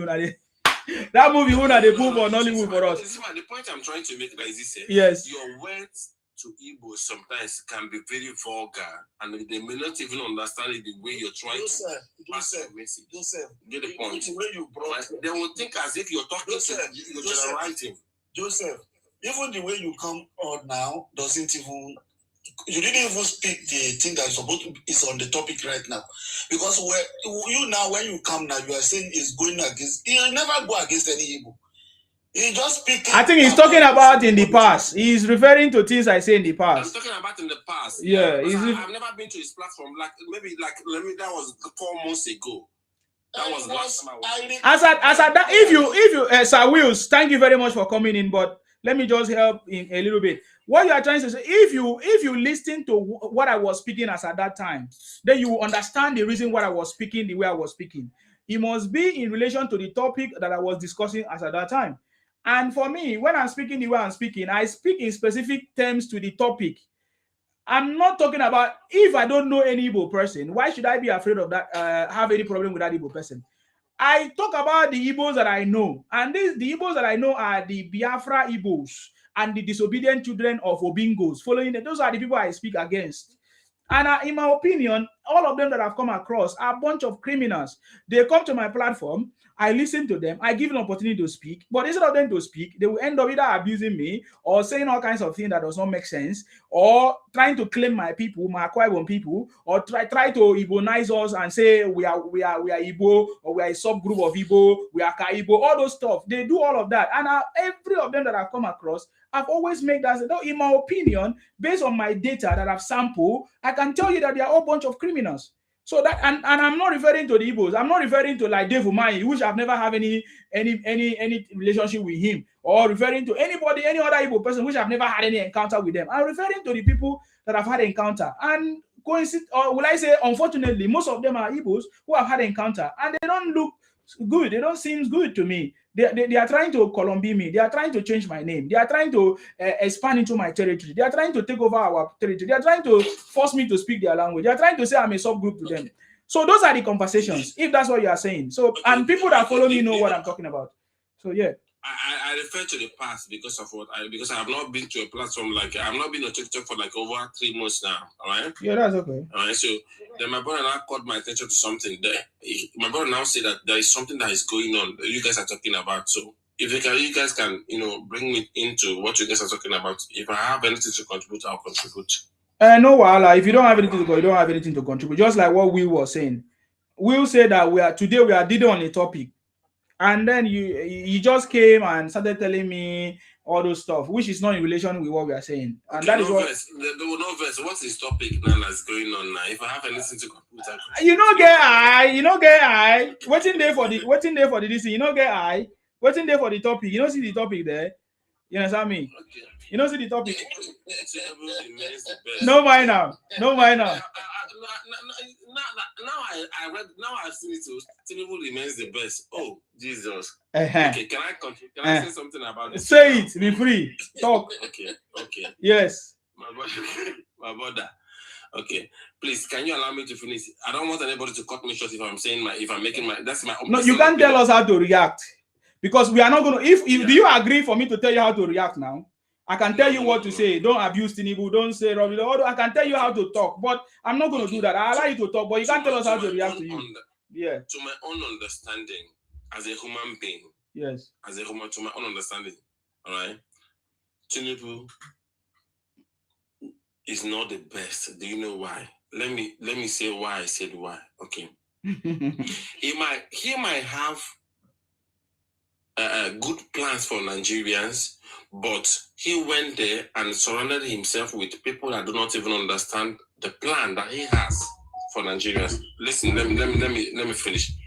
He went there and surrounded himself with people that do not even understand the plan that he has for Nigerians. He might have a good plan, but when you surround yourself with people that do not, their plans are not working with your plans, you get the point? At the time, you are bound to make a lot of mistakes. You get the point? So, you see, number one, why am I saying this? Number one is this. You claim the thing, you promise Nigeria a lot of things, which is social amenities, light, foodstuffs, social amenities, which is number one.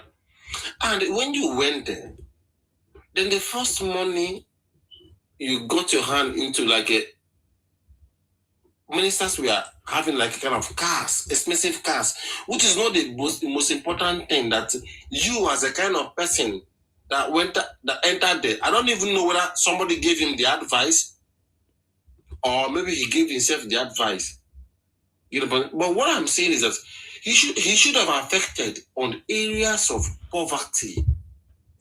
Because it is like, people on the streets are the people that, he wears the shoe and knows where his pinch is. My brother, you see the way yours is parabolate. You see the way yours is parabolate. No, masses are suffering every day. So is it Tinubu that bring the poverty? Is it Tinubu that brought the poverty? How much was spent on the ministers in terms of buying cars? It doesn't matter. That is not your choice. They deserve it. They deserve it. Whatever that was spent on it, they deserve it. Were they supposed to spend money on you? They deserve it. Ask me, how much did the governor, how much did the governor of your state spend on you? Can you ask me that question? Thank you. The same work. What work did they do? Did they deserve it in terms of what? What work did they do? Did they work for us? Why should they work for you? Why should they work for you? Is your state governor working for you? How do they deserve it? I'm asking you now. Is your state governor working for you? You say that they deserve it. They deserve it because when they go into that position, they will need. Listen now. Let me tell you how they deserve it according to the constitution. Okay. When they get there, they need their house, they need their car, they need their own given to them for them to be able to perform their job. Okay, when the country is in shambles, there is no country in shambles. There's no who made the country in shambles. When people are suffering, they deserve it. Are they the one that made the people suffer? When people are crying, they deserve it. Oh, who are those crying? Are you crying? Those are emotional nonsense. You're talking nonsense. What you just said now is complete nonsense. We are talking yeah. about. So you don't talk about your governor now. Your governor. What is the job of your governor? Okay, your governors. Okay, even governors. Okay, even governors. Vehicle for the traditional rulers. I don't know what you are talking about, man. So you could have been happy that the ministers don't have their car to work. You don't know that if you work in a government job, they give you your car. Okay, Isima, do you know the quality of a good leader? You tell me. Show us example now. Show us. Obi na one of the example. Okay, do you know why people? You see, when I was Obi is a good leader that build a building for you people. Presently, Obi do not have any office that is occupying now. No, we are talking from his past now. Was he not a leader? What did he do? What can we learn from him? Let's talk about people that are... No. You are talking about a good leader. Have you ever seen a good leader? Have you ever seen a good leader where you come from? So where did you sample your good leader from? No, is Obi a good leader? That is why everybody is running away. Was Obi a good leader? Was Obi a good leader? See, that is why everybody is running away from leadership. No, let's ask you. Oga, see, let me tell you, you never voted for Tinubu #1. So you say he did not give you food. Did you vote for him? You never voted for him. So when he came to power, he struggled by himself to come to power. You guys never voted for him. You never supported him. So you now say, excuse me. So you now say he should come and take the burden of your forefathers or the burden of your father, your family problem. Tinubu should now come and carry it on his head because he's the one that told your mother to pregnant you or to give birth to you or your family planning. What is the job of your family, of your father? Have they fulfilled their job first? You as if you are married as a husband, have you fulfilled your own job? Okay, in these 3 years now, have you fulfilled what you want to have fulfilled in your life? You have not. No. You have not, exactly. So what are you talking about, man? Can I say something now? Okay. Then if I know that, okay, I have not, in these 3 years, I have not, maybe in 3 years, I have not fulfilled what I achieved to, but if I have a plan and it's working and I'm seeing the plan and people around me are seeing the plan, because you see, when I was in secondary school. Oh, long story. I want to say, so when I was in secondary school, I was a SP of my secondary school. And do you know, I was also SP. Everybody have their job. When they wanted to give me that SP, I said, if I was a SP, my own as a SP was to convert people to. Let us educate you. It's not the president that bought car for the ministers. It's not the president. It is the various ministries. Yes, that's what I'm telling you. It's not the president that buy cars for the ministers. It is the ministry they go to. It's already their budget for the. Listen, they already budgeted it for any minister that is coming. That ministry will provide them with housing, with car. It is not the president. It's not. Please, man, let's hear him. Let him. You don't understand anything.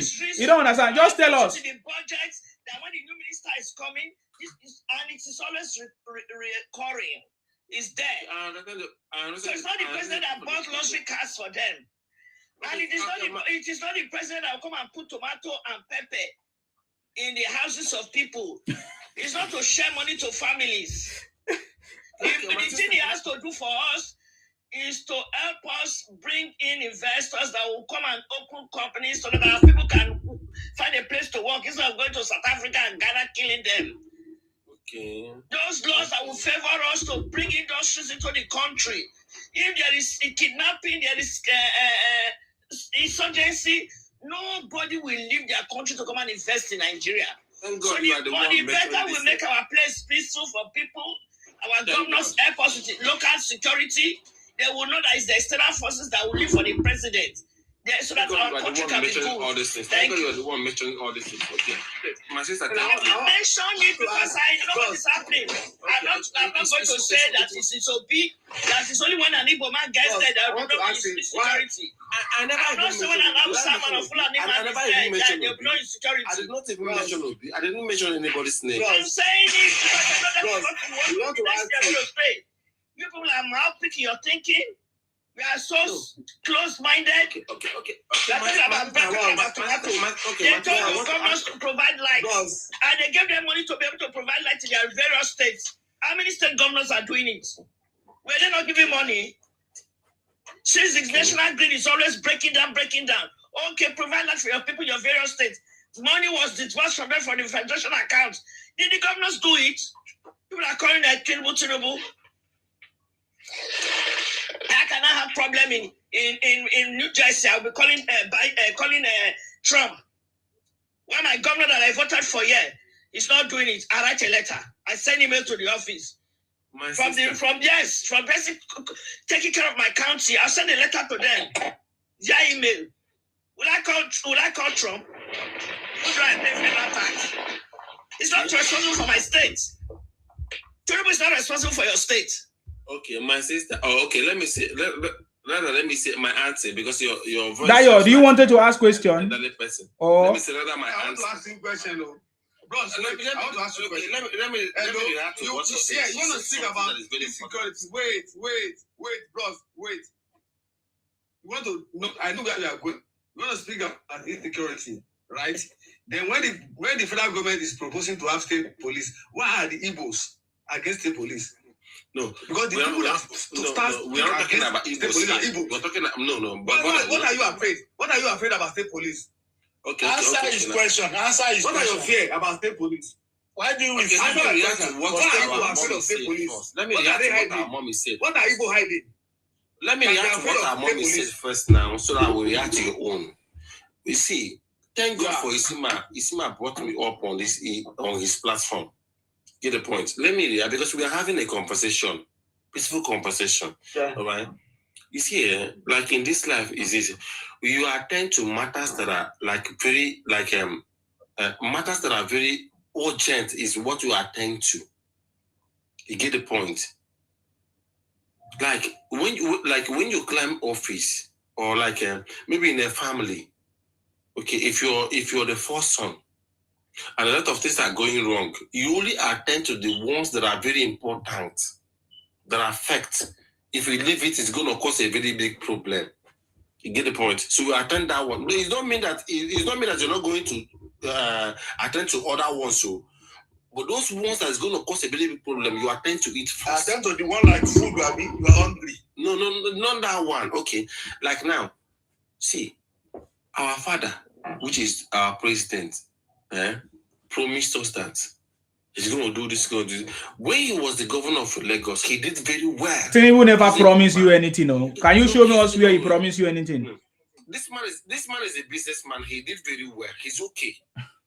All right, and he became the president. I don't blame him at all. I blame our government. I blame our local government chairman. I blame our councillors. You get the point? But allocation is being given to these people, and they're not doing anything with it. You get the point? So, then the point I'm making now is this here. Okay, now look at it this way. You are the president of Nigeria. Whatever you say stands. You get the point? So, look at look at the problem that you see that your people are passing through. Insecurity. Name the problem. Okay. Insecurity and hunger in the society. With the kind of parties that they are doing. Where is that? Where is that? Where is that? What are the parties in the federal government has proposed. Mommy, can I finish, please? They say security. We said, okay, the local ones, the president, the local ones, you governors take care of it. And 1 billion naira is given to each governor every month for security. 1 billion naira monthly. Yeah. And for security. And we are calling Tinubu. Will Tinubu come and help us? About that. You see the kidnapping in Electoral and Edo State? When we fire our governor, he get up. Okay, Mommy, do you know why we have Listen, what do you say about the 1 billion? Give it to each governor in every state. 36 billion every month. And why are Igbo against the police? Mommy, if you why are you against the police? I don't go say what is Igbo hiding? Because the governors, the people who for face. Oh, say them. When they kidnap one person in Edo State, in 2 persons, 3 persons, when we fire the governor, online they hot, desperate in Edo State, with a send message, he get up, go come on.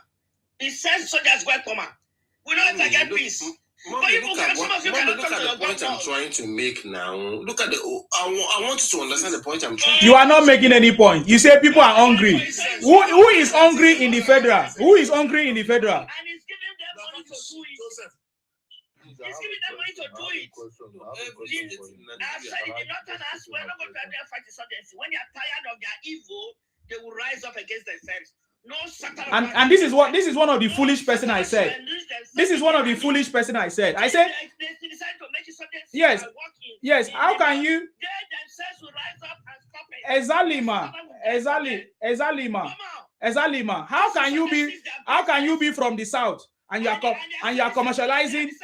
You are commercializing the insecurity in the north. Are you not foolish? You are foolish. No Saturday will go to north to go and fight insurgency. No. If they are tired of it, they will rise up against the government of the day because they collect money.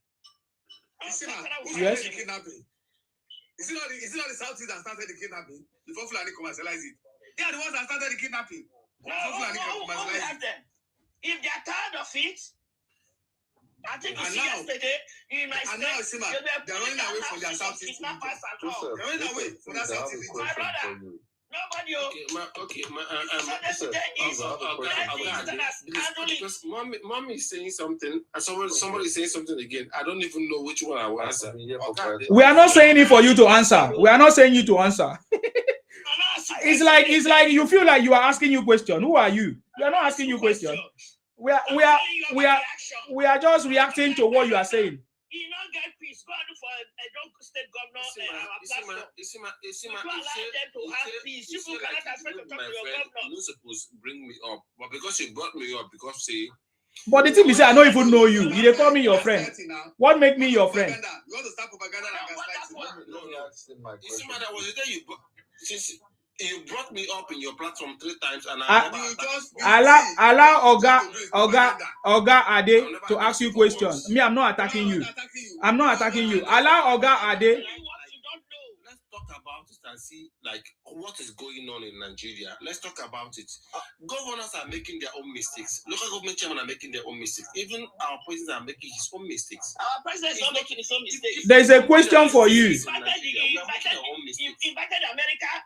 And the Sultan of Sokoto said he wants to kill his people. He invited America. The Sultan did not said he's killing their people. So then since we want America to help us, and they refuse, they will handle the matter themselves.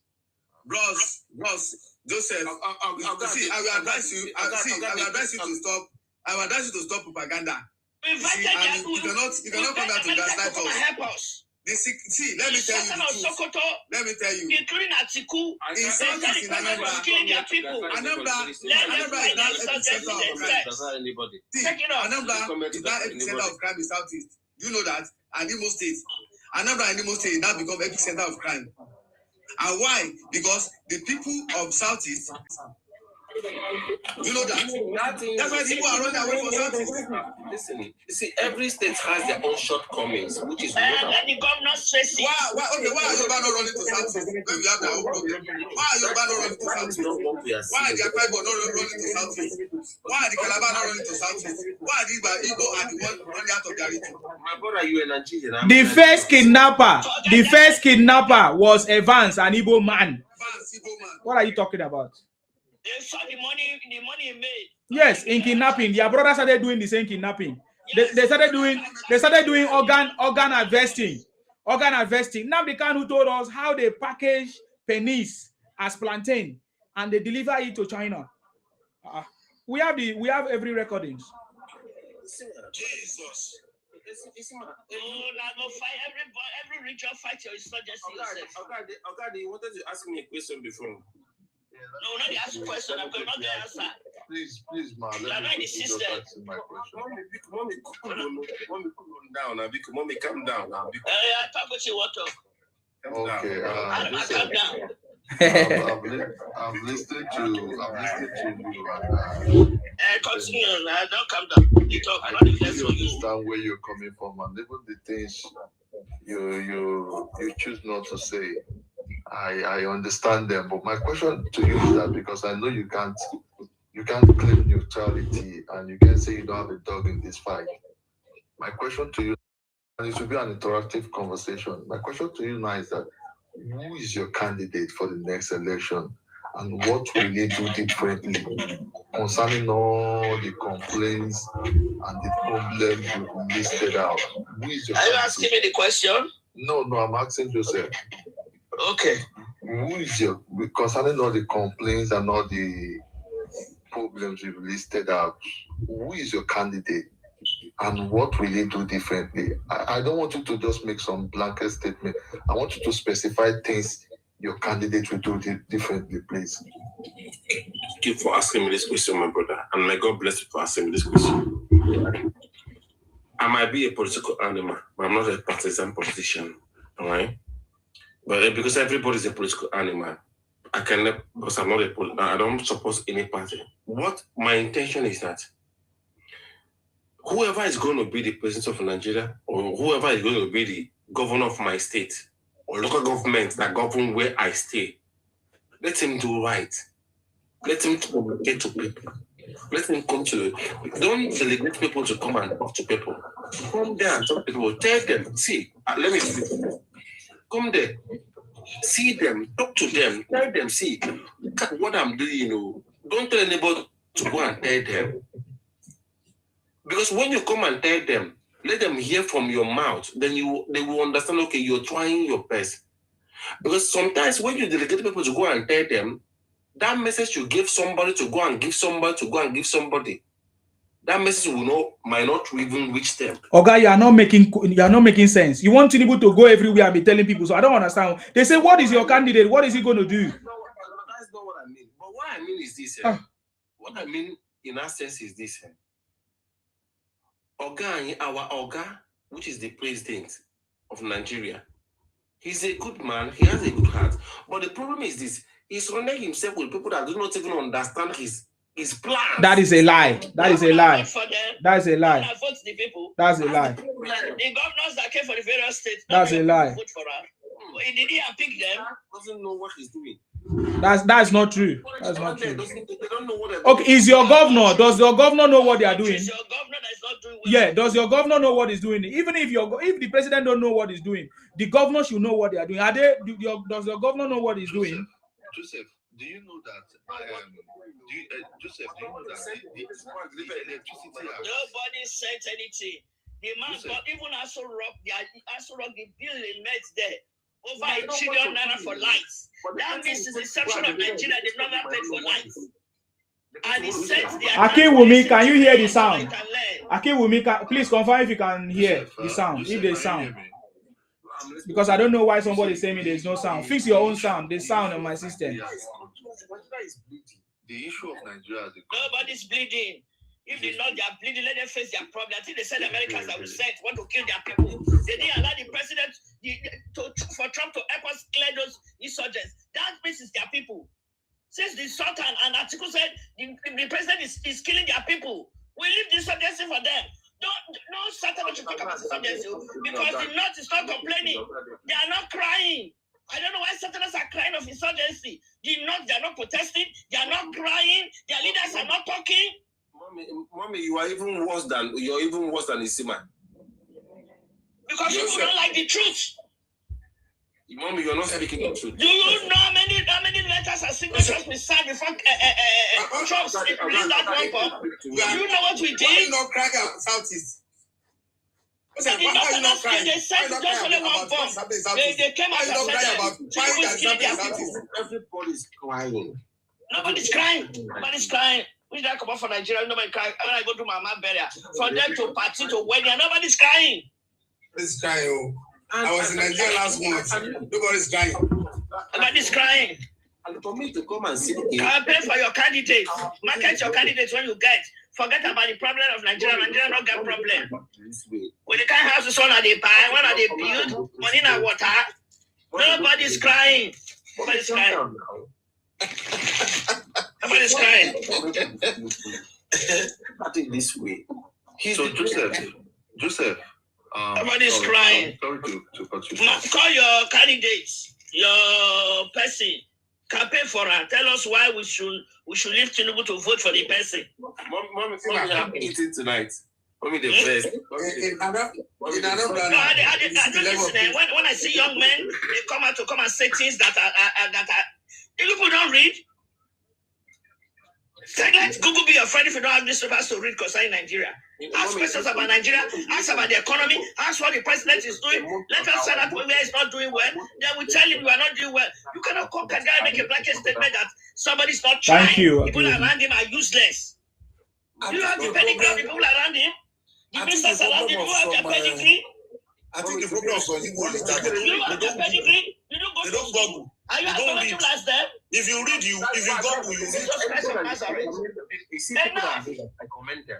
I respect them. To be a leader is not easy because everybody will be on your neck. To be a leader is not easy. Okay, now the natural green is always collapsing. The natural are sabotaging it. Okay, you various governors, take money, put light in your various states. You're not able to do it. We say this one, I think we say it's that. So can we now? Sorry, Joseph. The West, those ones they are very correct. Joseph, why are Igbos? Why are Igbo traders? Why are Igbo traders buying Nigerians through fake drugs and substandard products? And fake drinks. What did you say? Why are Igbo traders buying Nigerians with fake drugs and substandard products, including baby food and juice? Okay, you asked me a question. Let me answer your question. Have you ever bought a product that is written Igbo person sold this thing to you and it's a fake product? Have you ever seen that product? No. They are branding it Coca-Cola. They are branding it malt. They are branding it juice. They are branding all kinds of names. Fake yogurt. So they don't write their name, but they are the one branding it. And we have seen how many of them that the NAFDAC have seized. And we have seen many of it that many Nigerians bought it and it is poison. So that's what I'm asking you. Because I asked you a question. Instead of you to answer my question, you are now asking me the question back. Okay, because you asked me a question and I answered the question. You never answer. You asked me, have I seen it label Igbo? No, how can they be foolish to label it Igbo? No, they don't label it Igbo. That is why it's fake. Okay, does it mean that every fake product you see is produced by Igbos? Yes. Is that an assumption or your majority? Just give me some minutes. Let me take up. Joseph, you're a propaganda man. Joseph, watch news. Joseph, why are you talking like this? Let me ask you. Let me explain something to you. Who is your candidate? Let's market your candidate. Joseph, do you know why Southern Cameroon seceded out of Nigeria in 1947? Joseph, do you know why Southern Cameroon seceded out of Nigeria in 1947? 1957. Sorry, 1957. Why they come out for not Eastern region? In 1957. Do you know? Why they remove? What did happen? The reason why they seceded out of Nigeria, they laid out the reason. Number one. No, let him answer it. Please let him answer it. Okay. It doesn't never go at that time now. That was 3 years to independence. Number one, they said the Igbos were selling chalk as M&B paracetamol to them. They said the Igbos were selling fake oil to them. the Igbos were doubling money for them. I think Joseph doesn't know these are not things that making up. These are not things that making up. When was that year? When was 1957. These are not things I'm making up. They said it has gotten to a point. Does he even know that part of Cameroon was part of Nigeria before? I don't think he knows. I don't think he knows. They most of them don't know. I can go online and read out the reasons. As a matter of fact, the recent report says that over 300,000 Nigerians are buy by adulterated products. Joseph doesn't know anything. It's dumb. It's just supporting insecurity does not take 10,000 Nigerians in a year. Insecurity in Nigeria does not take 10,000 Nigerians in a year. But adulterated product takes over 300,000 Nigerians in a year. But people don't talk about this. The last time a complex was sealed in Onitsha, Obi went there to protest. Okay, please, bro, don't be open. When was that year? When was 1957. 1957, Joseph. Don't you know? Okay, 1957. No, What are you saying? Why do we have histories? Were you there when Nigeria had independence? They told you. No, okay. Were you there when Nigeria had independence? Me? Were you there when Nigeria had independence? I wasn't there. Yes. You weren't there. Yes, I was there. Ayo, not you. Please mute if you are not talking. Please mute because he's interfering. It's not you. We're asking Joseph. We are not asking you. We're asking Joseph. If I was there when Cameroon seceded. But he accepted Nigeria independence, Abi. Now I'm asking you, were you there when Nigeria? He was even there when the mother born him. When the mother gave birth to him. Were you there? Who told you that your father is your father? Are you kidding me? So you don't know Southern Cameroon was part of Nigeria. As a matter of fact, let me tell you, the northern part of Cameroon, the northern The northern part of Cameroon did not secede out of Nigeria. That is where you have Adamawa. I know about NCS, National Council of Nigeria Cameroon. I know about that one.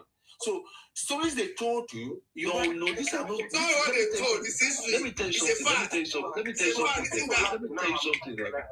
There are special branch report on this. These are not just things you make up. You don't make these things up. And one thing I've noticed about most people that come from the southeast is that they have little knowledge of Nigerian history. It's not that people they lie so much. They lie. That's why they make the same mistakes some of their fathers have made before. See, let me tell you something. I'm an indigenous of Lagos. Most of the things your people are doing and saying online are totally annoying. And see, this is the reason why the pogrom happened in the pogrom that happened in the northern part of Nigeria happened. It didn't happen because of the coup that happened. When after the coup happened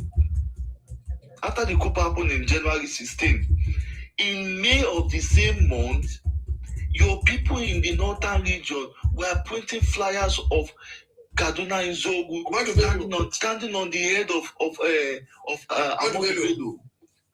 Rex Lawson released a song where a goat was screaming. You see, you can't be doing these things. You can't be saying all these things while you're still living in those people's land. You are endangering yourself.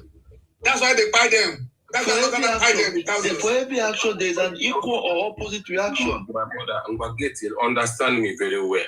What I bet so that you understand where I'm coming from. Just like my brother asked me a question earlier, which party am I supporting? Like me, I'm not supporting any party because I know they're in Nigeria. I'm not in Nigeria. But my thing is that my prayer is that let Nigeria be better. Whoever becomes the president or even the governor of my state, I don't even care. I'm not send. It doesn't concern me. Get the point? But my prayer is that let every money that's been given to them is being used judiciously.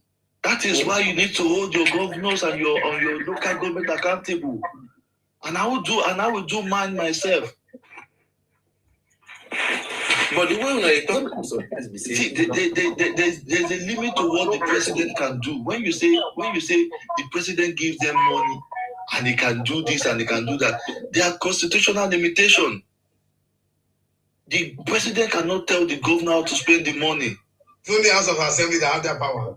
Okay. Do you know why I believed in Tinubu? I believed in Tinubu a lot before. You know why I believed in him? Because he's a senior man. You know why I believed in him? Let me explain. All right, because I know that this is a man that he has money. He's not looking for money. He has money. He has suffered and worked for his money, and he became the president of Nigeria. All right. To the extent that he can tell you, this is what I want you to do for me. If you don't do it, if you don't do one, I will come for you. You get the point? Which I know say you get the power. But look, you don't get the power. You don't get that. He does not have that power. He don't get that as president. He don't get that. He don't fit take governor anything. He don't fit. He don't get the power.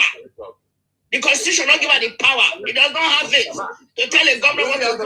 He does not have it. Only the state assembly now get the power to question the governor. How you spend money? Thank you, man. The governor has no power. The president has no power. House of Senate, is he working in Nigeria? Nothing they work in Nigeria. Why do you say this? How do you expect the president to control the governor now? How come?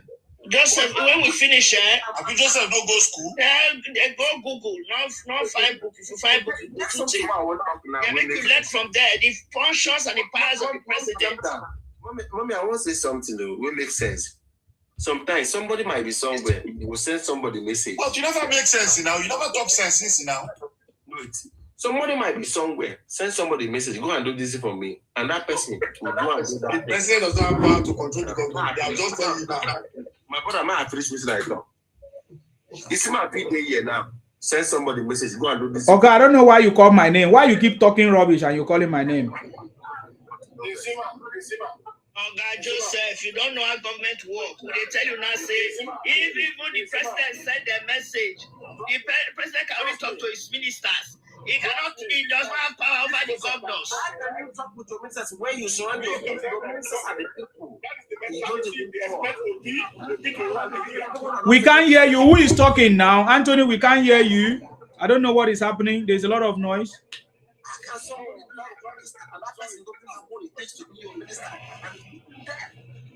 No, who is the minister that doesn't work now that you are querying? Is it the minister for internal affairs that make you get your passport within a tickle of an eye, or the one in the Kayoma is not doing his job in the airport? The minister for internal affairs not they work? Do they ask you to get passport? You enter international airport for Lagos, you know they work. James, you know they work. You know they work. The minister for works not they work. You know they work. I think the first question we should be asking him is your governor working? They are working and people are buying fuel almost like 3,000. My brother, listen, $32 now it feel my time. Now $75. Pay yourself all the time. $75 now feel my time. Before it's 32. Oh, now it's 75. let me mute. I think let me mute this Anthony. Anthony, fix your sound. Where is the noise coming from? Yeah. $22 now. I used to buy $32 to fill tank. Like this. That in America will cost the wala. Our president tell us say if we want to make the price go down, we'll go where they fight. We'll go fight for them. That was what he told us. We will beat them. $32 now they take fuel tank for America. But now, it depends on your car. The minimum is $75 to fill your tank. Multiply by 140. One hole. We bear them. We now go to chateau. They tax bread for Nigeria. They pay tax for tomato. Mommy, nobody is shouting. Everybody is saying the same thing. Let every waste too. Make everybody do okay. That's why I can never be a partisan politician. I read public administration. So is it the I don't understand. No, is it the government that will make it to be okay? I don't get it. And we quarrel with any government that they give money. My government in those states. I will worry him. I don't see other Oga, you are talking nonsense. Are you talking about your state governor to make you to be okay, or the federal government to make you to be okay? Is the federal government involved in your family planning of how many children you born, how you pregnant your wife? I don't understand. Okay. Did your parents consult the federal government that they're going to give birth to 5 children? That's why it's a general problem. It's not a general problem because I'm not facing that problem in my family. Because even the governor is not even doing well. Some governors are not Start from the grassroots. Start from the grassroots. If you start from that, then I can now listen to you. I say, yes, you are. Delta State, this local government chairman gets 7 billion naira every month. Direct to his, what can they do with it? Start from there. If Tinubu is not doing well, that means that governors are not doing well as well. What is Tinubu going to do? What he has to do for us he's doing already. He's doing it. What Tinubu has? He has given the governors money to take care of the various states. Security. My mommy don't even go there. He says security don't even go there. Don't even go to that. Don't say it. Don't just say it. When they kidnap 2 people in Ekoma, we fire one of our governors guys for those state, the governor of those state. We fire one who give her. They move to Ekoma. They cut the people. Joseph. That's how one state police. Joseph, see about the security. Everyone make Tinubu can't do security for him, for Anambra, for MBC. They went for Tinubu. Joseph, about the security, I mean, we're having a conversation. They vest for this thing, not they vest for this thing. It's not vest, he's telling you the fact. Oh God, no, but me, I don't get conversation with you. You are an idiot. Joseph, you are an idiot. Me, I tell you straight, you are an idiot. Joseph, let me tell you something. You see, about the security, no human life is worth losing for no reason. God bless you. You understand me? Thank you. We value that too. But one thing is that you need to understand how the security architecture work. The Constitution says the safety of the citizen is the sole responsibility of the government. That word need an interpretation. So when you say government are in 3 tiers. You have the federal government, you have the state government, you have the local government. I'm not excusing the president. And in that same constitution, it is spelled out that the state government is the chief security officers of their state. See, if not that the fact that the way Nigerian security architecture is structured, soldiers are not supposed to be fighting those bandits inside the country. Yeah, internal security. Soldiers are meant to fight external aggression. We should have different. Job every day, losing their legs, losing their arms. Hold on, it's not. See, let me tell you something. It's not. This insecurity is happening in the north. It's not like you guys cares because we know what you do. You guys do call the northerners. It's not like you people care. You say when you say that we guys. Hold on, Joseph. Hold on. 30,000 people were fighting your own region by your brothers. You people don't talk about them. They keep fight. They keep fight. They don't know anything about it. 30,000 people. 30,000 Igbo were fighting by criminal region. None of you come outside to talk about it. But you people always point to the north. Now, the president has said, hold on. In my own region, in the southwest, I'm an indigen of Lagos. We don't have that insecurity that is happening up there. But you know that the southwest governors came up with Amotekun before any other region even thought about doing that. And we don't have that insecurity in as the way they have it in the north. We don't have it that in the southwest like that. But we have to come up with measures to prevent that from happening, from spilling down to the southwest region. They came up with Amotekun, and it has been very, very effective. And after that, I think the southeast governors also came up with Ebubeagu. Is it happening in the east or in the north? Hold on. The northerners are not even talking about it. Where is the insecurity happening? Is it in the north or in the east? Hold on. In the east. See how the truckers come complaining. Have you seen the northerners in the air complaining?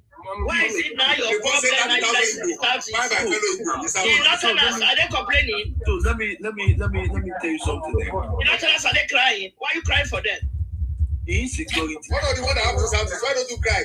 30,000 Igbo, quiet by fellow Igbo in Southeast. And all of you keep quiet. You people did not come outside and talk about it, but you people know that talking about the northern insecurity is a way to, but they are quite the same in Southeast. They don't run talk some about propaganda. But that's fine. We care about them. What can we do to solve the issue? Security is local. See, all those guys up there in the north doing those things, I can tell you for fact that their clerics, their local chief, their tribal chief up there, they know them. They call them our kids, our brothers, our son-in-laws. But you won't see them come outside and protest and talk about it. You won't.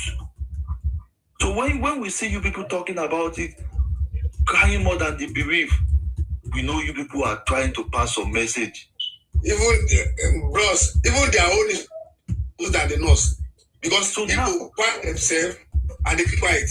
So now the president has said, okay, let's have a state security. Let's have state security. Those might organize themselves. Hold on, my brother. When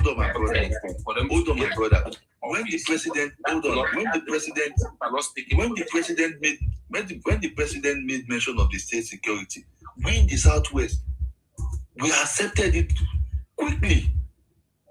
Now the Southwest has a security initiative where they all donated 1 billion naira because we want the state police to function in our own region. We can run it either we are in government or we are in opposition.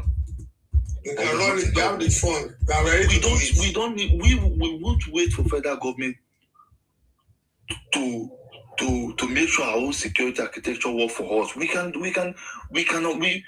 are well structured and organized in our own region. We can run it ourselves. Because without security, investment won't come in. People won't thrive. That's why we take security serious in our own region. You won't see us picking up arms and going against ourselves for no reason. We won't do that. Either for religion or for political, we won't do that. So now, your region and the northern region say they don't want state police. Why? Because security is local. The insurgents is not like conventional war where you just pick up guns and go into the north and start gun blazing and shooting everybody. The woman walking next up to you might have suicide bomb on her. So it has to be solved clinically. You need to talk to people who live in that region. No verse. Let me react to your question now. No verse. Let me react to your question. Get the point. No verse. I like you talking to me, or Isima talking to me, or God talking to me. What makes you go and sleep? Oh God, talk what they talk. No, they make stupid comments. What I want to talk about is this, my brother. Everything you've said is this. Is there an insecurity in Nigeria? Yes, there is an insecurity in Nigeria, which is number one. Get the point? Are people being buyed in Nigeria? People are being buyed in Nigeria every day. In Nigeria. Let's tell ourselves the truth. Where is it happening? Where is it coming from? You know the point? Let's not even talk about where it's coming You from. tell us now, you that know this, you that carry this news. It's coming from the north. It's coming from Joseph, stop lying. For the Southeast. Joseph, stop lying. Insecurity started from the south, from the southeast. When I talk, I not talk. Make I talk now. It started from southeast. From Southeast. When you are saying your own, I didn't object to you. Have you ever used your voice to condemn it? Have you ever used your voice? It started from Southeast. My brother, can you allow me to finish now? We are having a conversation. We are reminding you, don't skip it. Okay. So if after saying my own thing, Joseph, you know why I'm not going to allow you to talk? Because if I said finish, you know why I'm not going to allow you to talk? Joseph, because you are talking nonsense. You are talking nonsense. You are talking nonsense. You never speak the truth. You are talking nonsense. Bring your own opinion. You are a criminal party. Let me finish. Bring your opinion. I'm not going to allow you to talk because you are a criminal. Joseph, you are a criminal. Joseph, if you are the president, don't bother president, to spend time talking to him. There are stereotypes. If you are the president, how will you solve the insecurity? Please, no verse. Look at what he's saying.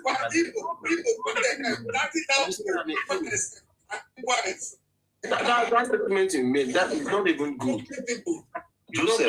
Joseph, if you are the president, how will you solve the insecurity? You're saying that I'm a criminal. It doesn't make sense. We are here discussing. Joseph, you are a criminal. You are a hyper criminal.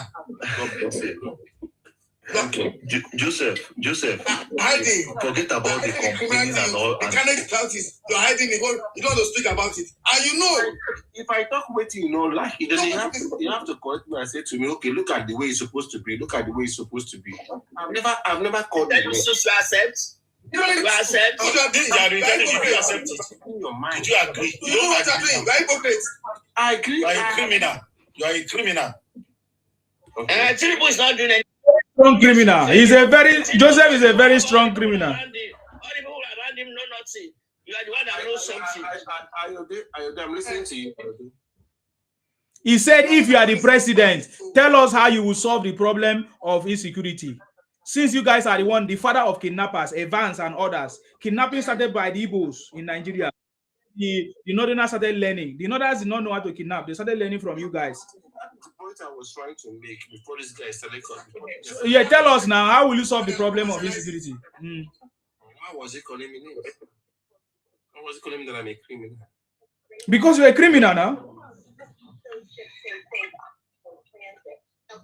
So can you tell us a different approach to solve the problem? They talk so much. Tinubu is a good man. He work hard for his money, but the people around, yeah, he's just talking nonsense. Yeah. Just say they follow talk to. They talk to. What did gaslight us? You know what happened is out. Joseph, can you answer the question I asked you? If you are the president, how will you solve the insecurity in Nigeria? Please be specific, please. Let me answer this question. If I want it, how can I solve the problem for Nigeria? Tell us now. Number one is this here. How we affect the area that needs attention. That's the area that I'll focus, number one. Then, where are the area that needs attention? Insecurity and hunger. That's the area that I'll focus on. This is people that needs me. My people need me. This is the area that I'll focus, number one. You get the point? Then how am I going to do it? Let me tell you how I'm going to do it. Like, I will start from my ministers. If I make you a minister, before I make you a minister to work in my cabinet, I have to know the area, your intelligence, which is number one. Okay. Because number one is this here. I may be a good person, but if I choose you because of my friend to be a minister, or because you're my... No, bro, let me correct you one thing. Let me correct you. Listen, let me tell you something. No, maybe you don't know about the ministers. Let me tell you how they get ministers. No, just 1 minute. Let me tell you how they get ministers in Nigeria. Listen, ministers are taken from each state. Listen, let me tell you, we are making mistake. Each minister comes from each state, 36 states of the federation. The governor of those states are the ones nominating the ministers. Do you know how to, like, when people are having a conversation? And I said, let me just give you an observation. So listen, so that you can continue. I'm not stopping you from talking. Minister does not go to the state to control security. It is the governor that controls security. You correct me.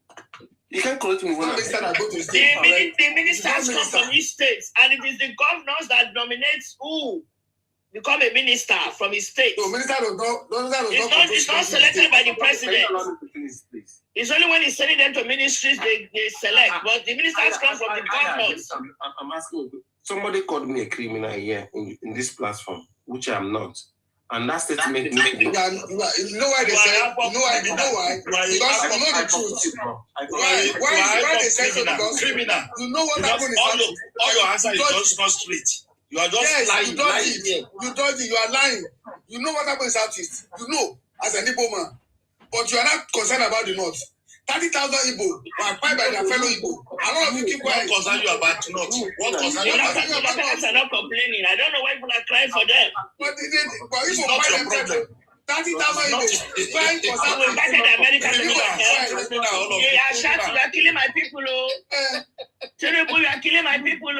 You are killing my people. The America withdrew and left their soldiers to be training our soldiers. Ayade, I want to answer your question, please, Ayade. And please, if you can never answer any question here. You will not answer any question. You are a criminal. Hyper criminal. You are a criminal. You are coming charge. You are a criminal. Hyper criminal. You will never answer any question because you are just lying. The way that they find themselves, you don't talk about it. You are talking about you buy yourself finish. You want to cause a problem. You are saying that none of you are running to Southwest. You are a criminal. Hyper criminal. You say you are talking about North. What concern you about North? When you buy yourself, you talk about it. None of you keep quiet.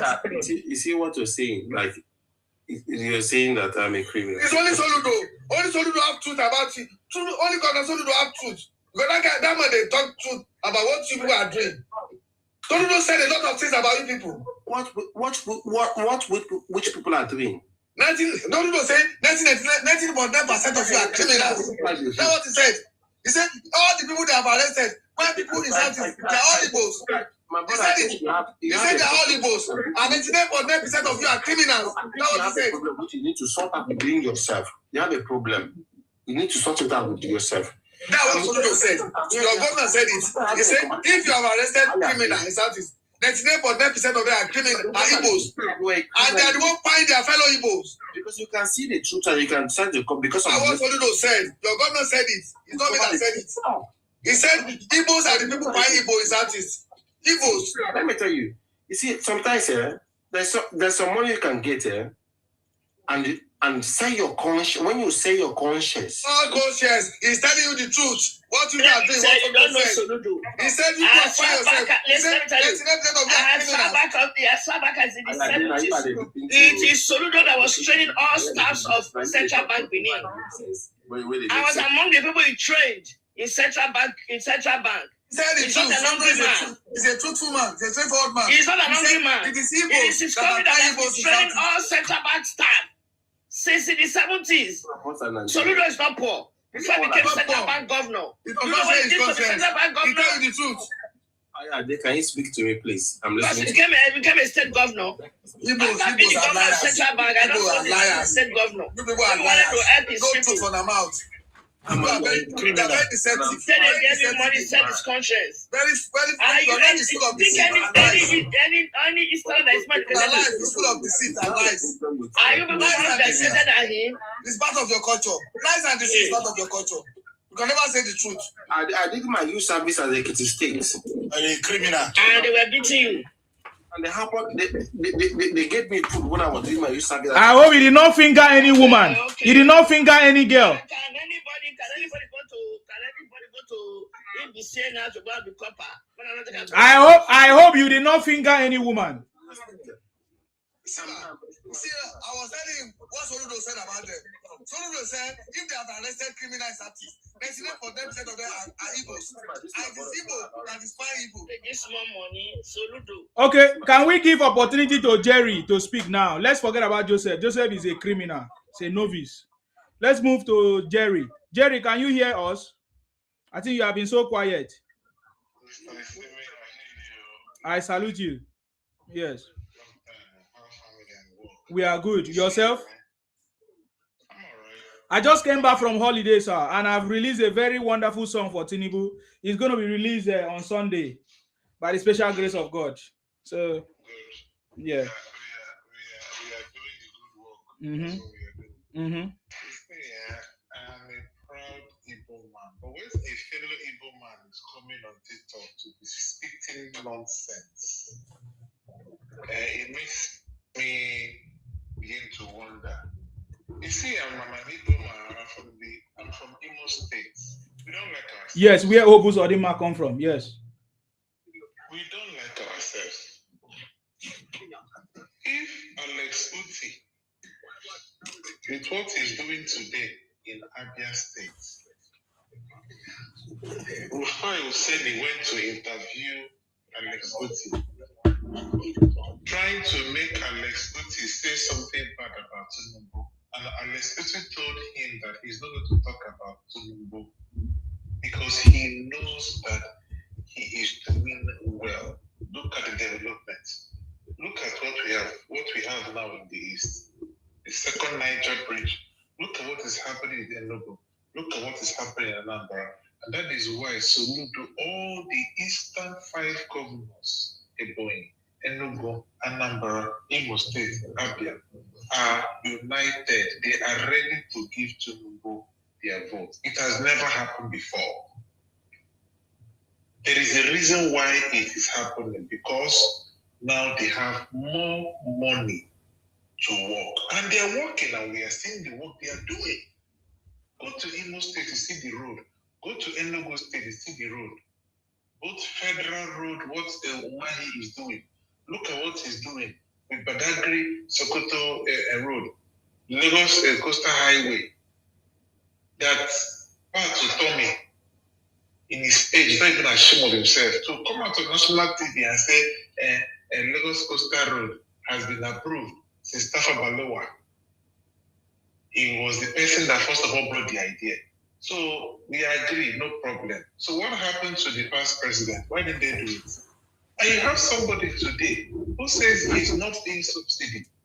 He has more money now to give to governors to get more projects. Look at the development. Let's tell ourselves the truth. Let's forget tribe. Tinubu has done well. When it comes to structure, he has it. When it comes to consistency, he has it. Is it Peter Obi that his former spokesman now is speaking against him? Kenneth Okonkwo. You need to see how Kenneth Okonkwo, an Igbo man, is telling his fellow Igbo man the truth. Peter Obi does not have solution to Nigeria problem. He's just preying on vulnerable youth who don't have sense. Tell me, one thing he has said he will do about security. Tell me one thing he has said he will do about poverty in Nigeria. He has not said anything, and Kenneth Okonkwo said it. There is nothing, he has no solution. What we are hearing is Peter Obi. That was how they presented Jonathan to us. What happened? Now they bring Peter Obi. Peter Obi is the God that will change everything. Is this? Oh, you come and tell us how you will do it. He has no knowledge of what he will do. Look at you now, Joseph. You are saying if you are giving if you have with social security, you are saying minister. What minister? What does minister have to do with security? I mean, you don't even know how the system works. It's not even finish my statement before they cut me short. The way you started means that you don't even know how minister. You don't know the functions of minister. You don't know how it works. So at the end of the day, I am an Igbo man, and I will tell you that Tinubu is the only president that has done something in the East that we, the Igbo, will say this man has done well. Oh, I clap for you. This man has 5 Eastern state governors have never been united like this. It is first time in Nigeria that governor will be in Africa and be supporting President. Yes. It has never happened before. Alex Uti is a Labour Party, but he is voting, he's telling people to vote, give Tinubu presidency and governor to him. That's the truth. So what about the Southeast Commission for the first time? Southeast, yeah, good. That's another one. That's another one, big one. Because monies are being given to those commissions for the development of the Southeast. 570 billion. How much? 570 billion. Give it to them. Yes. So at the end of the day, you just find out that this thing is just going to happen because somebody said, no, they're not professional. It has never happened before. So that man deserves a second time. He's made what he's doing now. He will always need a blueprint. Even if it's in Lagos State, we started with a blueprint in Lagos State that other subsequent governors coming up, the next governors coming up, will build on it. Let me tell you, he's doing in Nigeria now. He's building a foundation now so that any other president coming up will build on that foundation. That is the reality. Consistency, he has it. He has been in ABC from AD to ACN, ACN from AD to AC, AC to ACN, ACN, APC when he made the CPC and ANPP and ACN to form APC. That is consistency. Peter Obi, where is Peter Obi? Abuja, PDP, Labour, now the ADC, NDC. What kind of problem, what kind of rubbish is that? He lacks consistency. Look at the obedient movement. If he understands the organic, the strength of the obedient movement, he would have formed his party because he lacks the ability to do that. So he cannot do it. He cannot even lead a party. He cannot even solve the problem in the party. He wants to come and lead Nigeria. He's running away from one party to another. Is it the article that was vice president for 8 years? What did he do with that office? Nothing. But he kept jumping from PDP to AC, ACN to PDP. He just keeps jumping. Now he's saying ABC belongs to him. If ABC doesn't work out this election, next election now, obviously he will not win the next election. He will come back to PDP. Tinubu has proven to Nigerians that he has a structure and he is consistent and he is a leader. Those are the good qualities of a leader. You must have a structure. You must have consistency. Tinubu is the only person that has it. He's the right man for the job.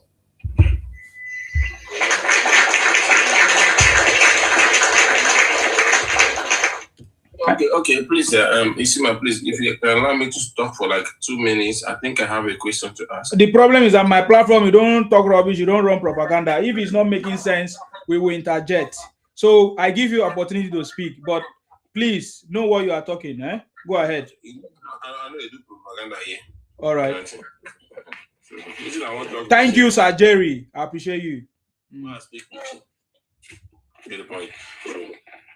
Reason I want to talk to you, you know me well because I've been in your platform. So I don't know you. You keep saying this, you know me. I don't know what you want to achieve. I don't know you.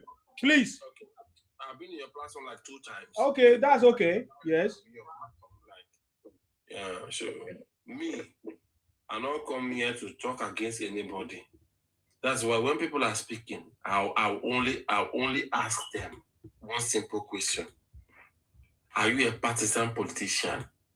Because partisan politicians always have interest. That's why I keep asking that question. Are you a partisan politician? Because me, I can never be a politician in my life. Even that question with the ass is like you don't know what you're saying. I live my life the way God wants me to live my life. Live your life now. If you don't want to be a politician, live your life. Yeah, that's why I keep asking people. Are you a partisan? Because being a partisan politician, you have interest. Oh boy, a politician must have a party. So I don't understand what you mean by partisan politician. You don't know what you're saying. You see, it's never a bad thing, right? But you see, like, there is something our father always, my grandfather, when my grandfather was alive, there's always, one thing he normally tells me when he was alive, he always tells me, Joseph, when you see something that is not good, speak up, right? But if it comes to the detriment of for your life, you can step away. Then when you Joseph, do you have question for Mr. Jerry? Speak, ask him. He's dead. Ask your question. Okay, Mr. Jerry spoke like a partisan politician, all right? though he said that he's an Igbo guy, I know his accent. I beg. That your vocabulary, change them. Partisan politician, change them, I beg. His accent told me that he's an Igbo guy, but he spoke like a partisan politician. Oh God. He said something that there's something that he mentioned that Igbos, we are our problems, which I know, even without anybody telling me, I know this thing right from the time. You get the point? So, but in this life, I'm no longer an Igbo person. I'm a Nigerian. Get the point? So anywhere I go, before I travel, now Nigerian passport what I present, and I represent Nigeria. Get the point? So if people are crying in my country for hunger, I am crying. Even though I'm comfortable where I am crying. If they are breathing, I'm breathing. I'm not presenting my donations to them. I'm not presenting my pain to one particular. Your place, join army. If you go fight for them. Mommy, allow me to finish. So you understand what okay, you are wasting our time. We have many people on the line. All this thing you are talking is rubbish. I was thinking that you want to counter the brother. He came here, he gave you facts. He told us how the governors are now having monies in the state. Please listen. He told us how the governors are now having money in the states. He told us for the first time in history how the 5 governors are coming together to work for a president. That even a governor in Abga is working for a president in APC. That it has never happened before. Is that not fact? Do you think we don't know that? So what are you saying? What are you saying then? I don't know what you're talking about. But because he's a partisan politician, all right, he's talking based on his own personal interest. Which partisan politician is he? Is he a politician? He's a fellow guest like you on this platform, and he's telling you the reality. I just asked you, is it not correct? Are there no governors working for Tinubu in the southeast? Yes, there are some. Are there no governors? Are governors not receiving more money in the southeast or across the country? Yes. Did President Tinubu not set up a commission that is meant for development? It's called the Southeast Commission. Go and Google it if you don't know what I'm talking about. The same commission is set up for every region in Nigeria. And that commission is meant for the development of your place. So if your place is not developing, go and ask question.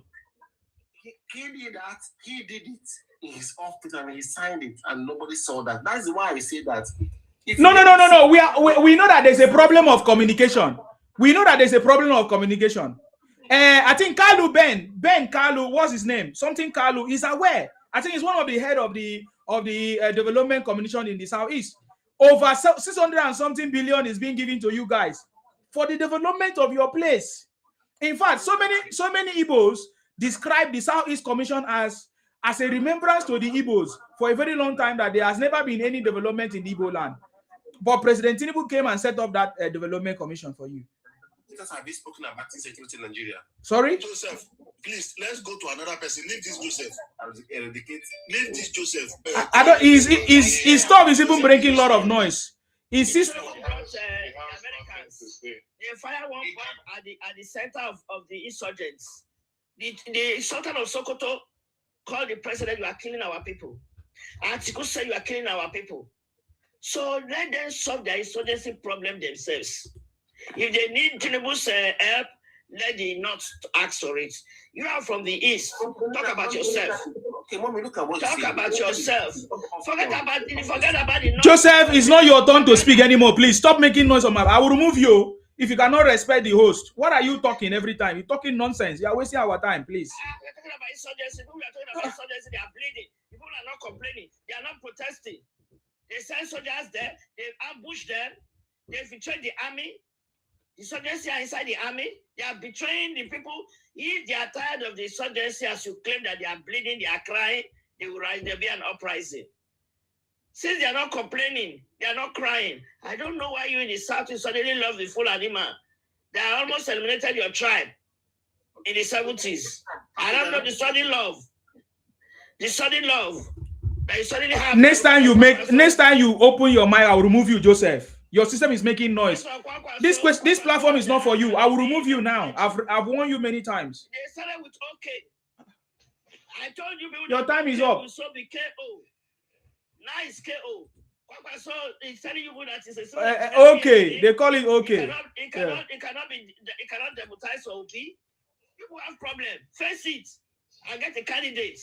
Let us see the opposition. Yeah, he's not. Obi is not the candidate of the Igbos. I think that's the only thing. That's the only thing I can say here. Obi do not represent the Igbos. Obi do not represent the Igbos, man. I'm a Nigerian. I travel with a Nigerian passport. I'm not a Nigerian. I'm from Edo State. Okay, there's a lot of noise everywhere. I don't know. I'm going to remove some people now. Jerry, do you want to say something? What I want to say lastly is... I know it's night, oh. If you can speak up a little bit. Go ahead. Yes. He cannot counter what I said because he knows what I said is the truth. Yeah. It's very, very glaring. So Tinubu is the right person. He has proved many people wrong. But, you know, when you have done something right, someone that they see, oh, this person is a bad person, is a wicked person. In 2023, everybody was coming against him. Now he is in power, doing what he is supposed to do. It's a hard pill to swallow, which I understand. But we should not throw away the truth. And the other person that even was not even ashamed of himself is Arek Boshala. That was Minister of Interior for 8 years. He didn't do anything. Tinubu came into power and brought a very young guy. Look at passport now, 2 weeks. Let's tell us, look at our airports. Things are happening.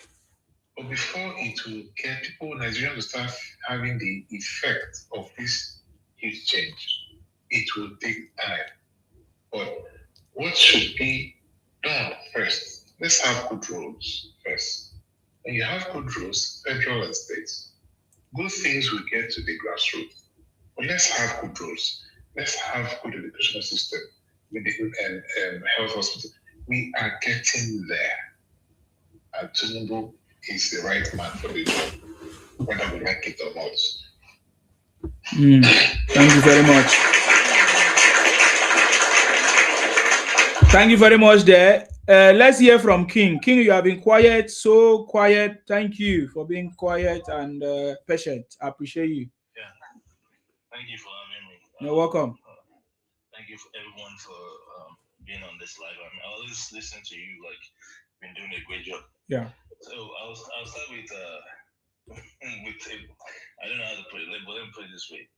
I think obedient or so-called group, they are the most ignorant and foolish group ever that exists in this world.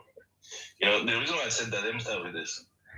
If you go for a job, for example, apply for a job, time for interview, the employee will check the duration you've worked in the previous job. And the reason why they're checking that is just like, oh, maybe this person is consistent. Like, okay, maybe, he stays there for a while, he knows about the job. They will, if you've been in the previous job for like a year, they're like, wait a minute, what's going on here? It's like, and the other one, the previous one for half a year, there's a pattern there. Now, the reason why I said this man called Obi, jumping from one party to the other party is common sense. If I'm the employee and I want if I'm the employer and I want to hire an employee, I will look at the consistency, like, man, you are not consistent, so you can't work in my company. But the obedient accept foolishness. That's why I start with that. Accepting foolishness. It's just common sense. The person you want to be the president jumping ship every now and then, you can't start from the scratch, jumping from one party to the other, giving excuses for jumping. It's like, I don't even understand. That's just by the way. And when they talk about insecurity, right, they talk about Kwara State. Like, oh, Kwara. The funniest thing is that an Australian company, mining company, just got 5 licenses, right? To mine in Kwara State and one other state, I think, or I forgot that place. My question is that, didn't the Australian company or mining company know about the whatever on live in there? Are they going to tell us that they're so dumb that they don't know what's going on there, right? Mm-hmm. But why are they so, they are, as a matter of fact, they were so excited to mine lithium there. That's to tell me that this is beyond what anyone think in Nigeria. To me, I feel like there's nothing like the way we see insecurity in like those places, in Kwara State, in the north. It's not the way we see it. That's correct. There's too many power involved in it. United States is also involved in it. All those things are there. So they're just using all these excuses about, they can't. This is an example. People can look it up and like check what I'm just saying now. The Australian mining company got 5 licenses to build lithium company right there in Kwara State. Right? They didn't go to Lagos, right? Which there's no, there's no unaliving. If we get Lagos now, we can say, okay, Kwara State. All right? That to tell me that there's all this thing, people are involved in it. And the reason why they gave them the license because to stop this illegal mining. And when they do that, because I know what's coming, you're going to start to see military force over there protecting those companies because they want to make money from it. So anyone that come online and say, there's a insecurity inquiry, you don't understand what is going on. It's beyond what you think. There's always a power involved in it. There's a power play into it. So it's not the surface. We're not so happy that people are getting own alive, but because I was talking about this with my mom. I said, I'm from the West. I said, the place you live right now, if they find gold there, I told her, I said, the next day you're going to see unaliving. I said, it doesn't matter where it is. Because when people start to find out, wait a minute, this man has gold under his ground, you're going to see, because the more people that know about it, the more they'll start fighting themselves over that. And it's just unfortunate. I said, the place you are, if they happen to be Muslim in that neighborhood, they're going to tag it as Christian, Muslim, unaliving. I said, it's just as simple as that. That's the logic. There's nothing too much about it. It's just because you have a bunch of obedience that are so ignorant.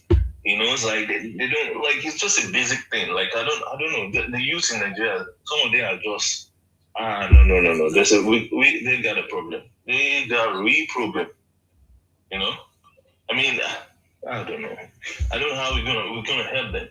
Like you have them basic. You tell them basic thing like this, and they're like, no. You tell them, this is apple. This is orange.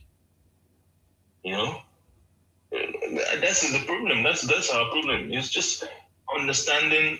Like for example now about they say, why is the oil so high? I said, wait. I'm so blind that you see that okay, there's something going on in the Middle East. You say, no. It's the oil went up. Like, come on. Those kind of things doesn't need explanation. It's just a common sense. And just as I think like last week or so, Dangote, you heard about the Dangote 20,000 megawatt plant that is about to assist with the electricity. Yeah. Dangote just did. But nobody's gonna talk about that. All they will talk about is the negativity. The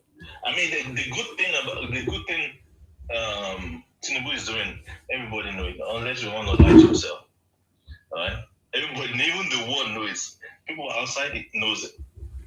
If people outside knows it, then you inside, you got a problem.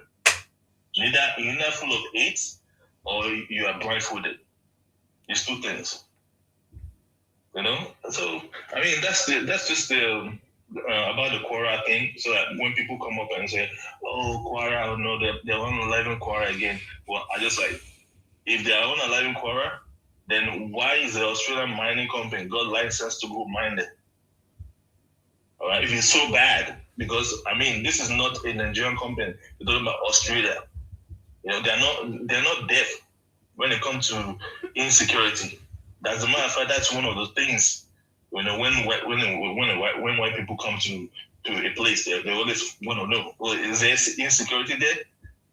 So they are aware. So anyone that that come up and say, oh, it's insecurity in Quora.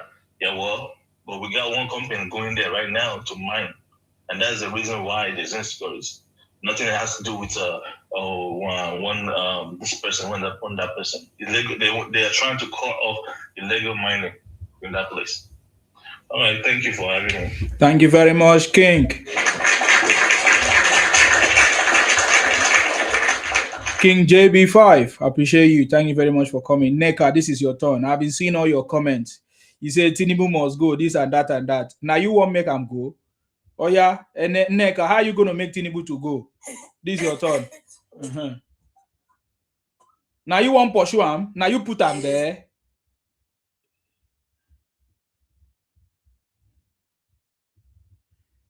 We are listening to you. We can't hear you. You see, we can't hear you. Yeah, okay. What are you saying? I said Tinubu's infantry is applaudable because I don't understand. How can you impoverish people and you still want them to re-elect you and vote for you to become the next president again? Like that must be some kind of bold moves that we need to study. You understand? And secondly, if you ask these Tinubu supporters, okay, what has Tinubu done so far? They will definitely refer you to Nair Fund and Coastal Road. That is the only thing they keep saying. For 3 years, the only thing Tinubu has been able to come up with is Nair Fund and Coastal Road. How are those Nair Fund and Coastal Road, how are those things going to reflect in the lives of a common Nigeria? How? We have issues that we can't hear you. We can't hear you. Common network, you know, if you use. We can't hear you, Oga Neka. Common network, you know, if you get. Issues. We have issues on ground. What issues do you have? What issues? It's Tinubu's fault. It's Tinubu's fault in my network. How is Tinubu's fault? How is Tinubu's fault? We have been listening to other people. They talk. Now it's Tinubu's fault for network. We have ish. Oh, please, I beg. Oh, yeah, well, I beg. Which network did they use? Which network did they use? Neka. Which network did they use? Tinubu's fault. My network is not good. Blame it on Tinubu. Which network did they use now? Now, which I ask you? Neka, you again, Neka. You go here where? NTN, can't you hear me? I didn't hear you. Why are you? Are you the only one that use NTN? I hear you now. We hear you now. But you can't hear me. That's why you are talking the way you are talking. So you say Tinubu impoverish you. You never tell us how Tinubu make you to be poor. If you are poor, you have always been poor, and you will remain a poor person. You cannot think that, even if Jesus Christ, upon that Jesus Christ came to give you richness. I thought they said Jesus Christ was made poor so that you might be rich. And I know you are a Christian, and you are not still rich, my brother. And you want Tinubu that is not Jesus Christ to come and make you rich. Let me tell you something. Tinubu will use you and don't you. Tinubu will use you. Tinubu is not using me. Tinubu is not. I'm even riding on top of Tinubu's name to be who I am today. Tinubu is not using me. Okay. I'm telling you. I did tell you because I've never seen a country that. What alternative do you have? And what have you done? Your candidate will have done different. Tell us. Is he going to return the subsidy? Because the hospital will be. I beg, keep your alternative. Now you're letting us. Question that you can't answer yourself. What? Ask your principal is alternative. What is the alternative you have? What alternative do you have? Tell us. You understand? Neka, my question is, you say Tinubu made you poor. People are complaining. How did Tinubu made you poor? You removed subsidy. What plans did you make to replace the subsidy that you? But were you rich? No, the question is, were you rich? Were you rich? Were you rich before? If you were rich and only a subsidy that make you poor, then you are a poor person. You people are bullied. You people are bullied. You will not allow Bully someone how? to make their How? submission simply because you want to push it. We are asking you question. Which not one saying is that bully? you're asking question. You are always claiming You're asking victim. question. I'm asking you. You are the one that told us that that Tinubu made you poor. I said, were you rich before Tinubu came into power? And how can subsidy make you poor? Removal of subsidy make you poor? And you have received your Jesus. Okay, as a Christian, you were rich because Jesus made you rich, and all of a sudden you became poor because of subsidy removal. It's a shameful thing, no? Go back to the man that made you rich now. Make you solve your problem. Nzima, can't you see that your patterns are becoming the patterns of a bully? If someone comes to your platform, irrespective of No. I don't just allow you to talk anyhow on my platform. See, I can't just allow you to just run your propaganda now. No. I can't just allow you because we don't come. We know that you guys run with propaganda and the marketing, misinformation. I can't just allow you to just run your propaganda like that. You say? That is why I said APC should leave politics and go back to grooming thugs. That is what the Yorubas are known for, grooming thugs. You see, leave politics. And you see, this platform is not Yoruba platform. It's Insima that is talking. And all of a sudden now you attack the Yorubas. It means you have a problem with the Yorubas. You see? You personally have a problem. You and Anya Anambra, and you guys will fail. Are you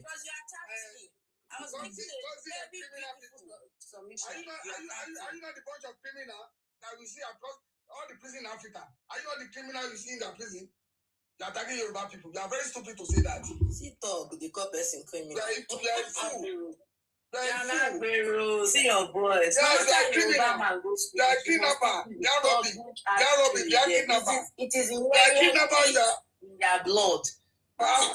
Nothing can wipe it out. I'm telling you, since you don't know this. Don't waiting. I know you. I know the people. I know you. This, in fact, we never had. See, let me tell you the miracle that is happening here. I'm so much happy with what is happening because by the special grace of God, the South Side have now have encounter with the Yorubas. We have never had encounter with the Yorubas. The Igbos have been lying to us about the Yorubas. Now we have seen the true nature of the Yorubas. Look at just one association with the Yorubas. It's not even up to 3 years. Look at the development in the South. For a very long time, we have been associating with the Igbos, but we have been facing so many backlashes, expansionist agenda, what do you call it? A change of name. All the what do they call it? Trying to expand into our territory, all kinds of things, trying to Igbonize us. That's the kind of things we have been facing ever since we had encounter with the Igbos. But since we had encounter with the Yorubas, we have seen a very big difference. And not all the lies that Igbos have been telling us about the Yorubas, it's not true. It's not true. Rather, Igbos have been the one that have been doing all kinds of things against us. So we are so happy with the association with the Yorubas. I tell you, it is Waso South. You understand me? So your own propaganda is not working. You understand me? It's not working. Look at this is my platform. This is a Nigerian platform. I've not even will I say tribalize it. But now you just came and you started attacking the Yorubas. That is very, very wrong. Because I'm not a Yoruba person. I'm a Kwaibo man, and I'm talking to you as a Kwaibo. Yorubas come here, Edo come here. Ayo Dobo is a Do. Is a Do. So many, even the Igbos. So many Igbos came here. So many Igbos that came here, they finish and they go. I also gave you opportunity. So anybody that come to this platform, we give. Yeah, they shout. You don't go and get high blood pressure. You go faint. Last year, the documented immigrants for them. You get blood pressure. God will punish you. Punish your mama. Punish yourself. God punish issue. Get President of America now. The day or documented. Bastard. Who is the father of algorithm?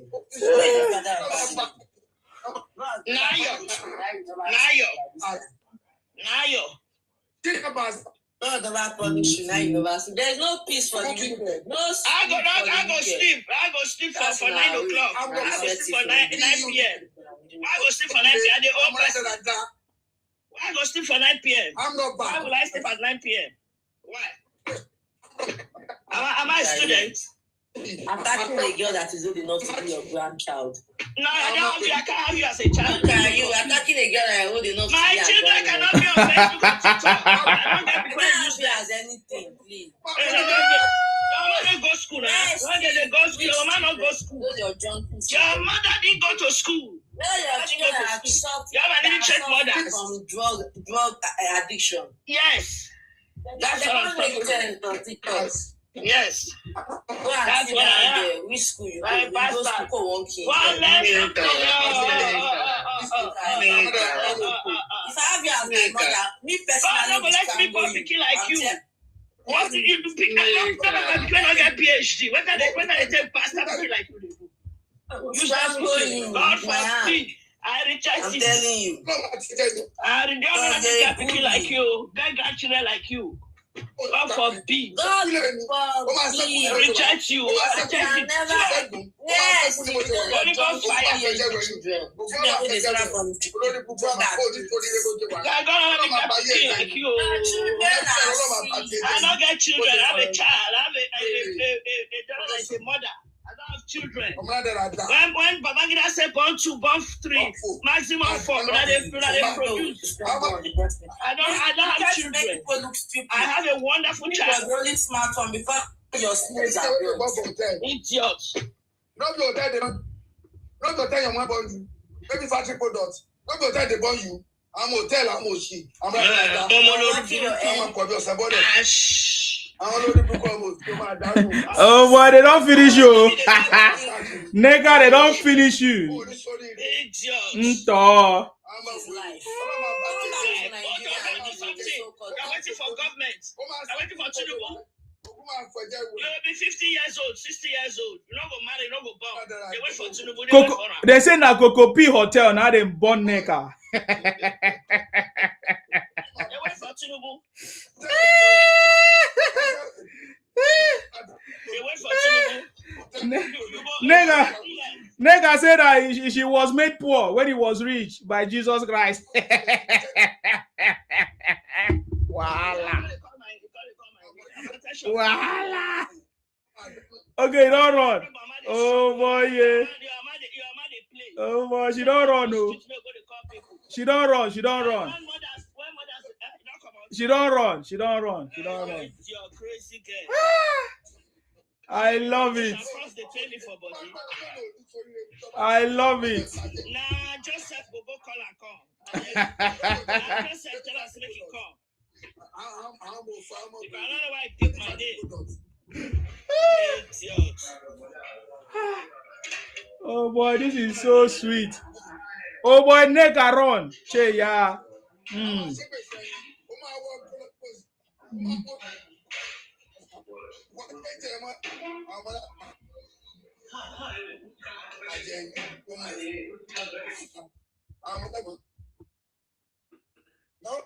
Oh, they say she's even everywhere. She goes everywhere, Abi. Okay.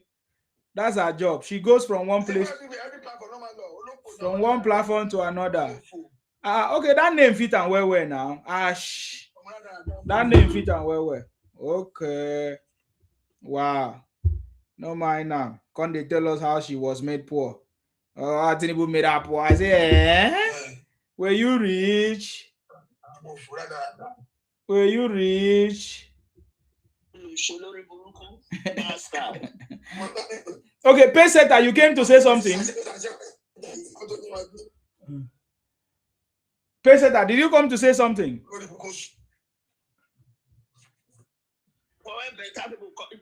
Gather, non-entity, come appear. She thought that she can come and talk rubbish. Uncle K says she goes to different non-Igbo platforms to gaslight and spread propaganda. Yes, that's what she just wanted me to allow her to. I know them, but I can't allow you to spread propaganda here. We have to counter you. So she now changed the conversation to say, I'm now. She said that I'm now a bully. I say, for countering you, for running propaganda. So we should allow you to run propaganda. It's not possible now. You can go to any platform that don't know you to do that, but it's not on my platform. You know, you can't come and run propaganda like that somebody make you poor. Were you rich? It's a very shameful thing to make that kind of comment. Now he said when they ask what has Tinubu done, we only say Nelfon and Coastal Road. Is that true? Now let me show you.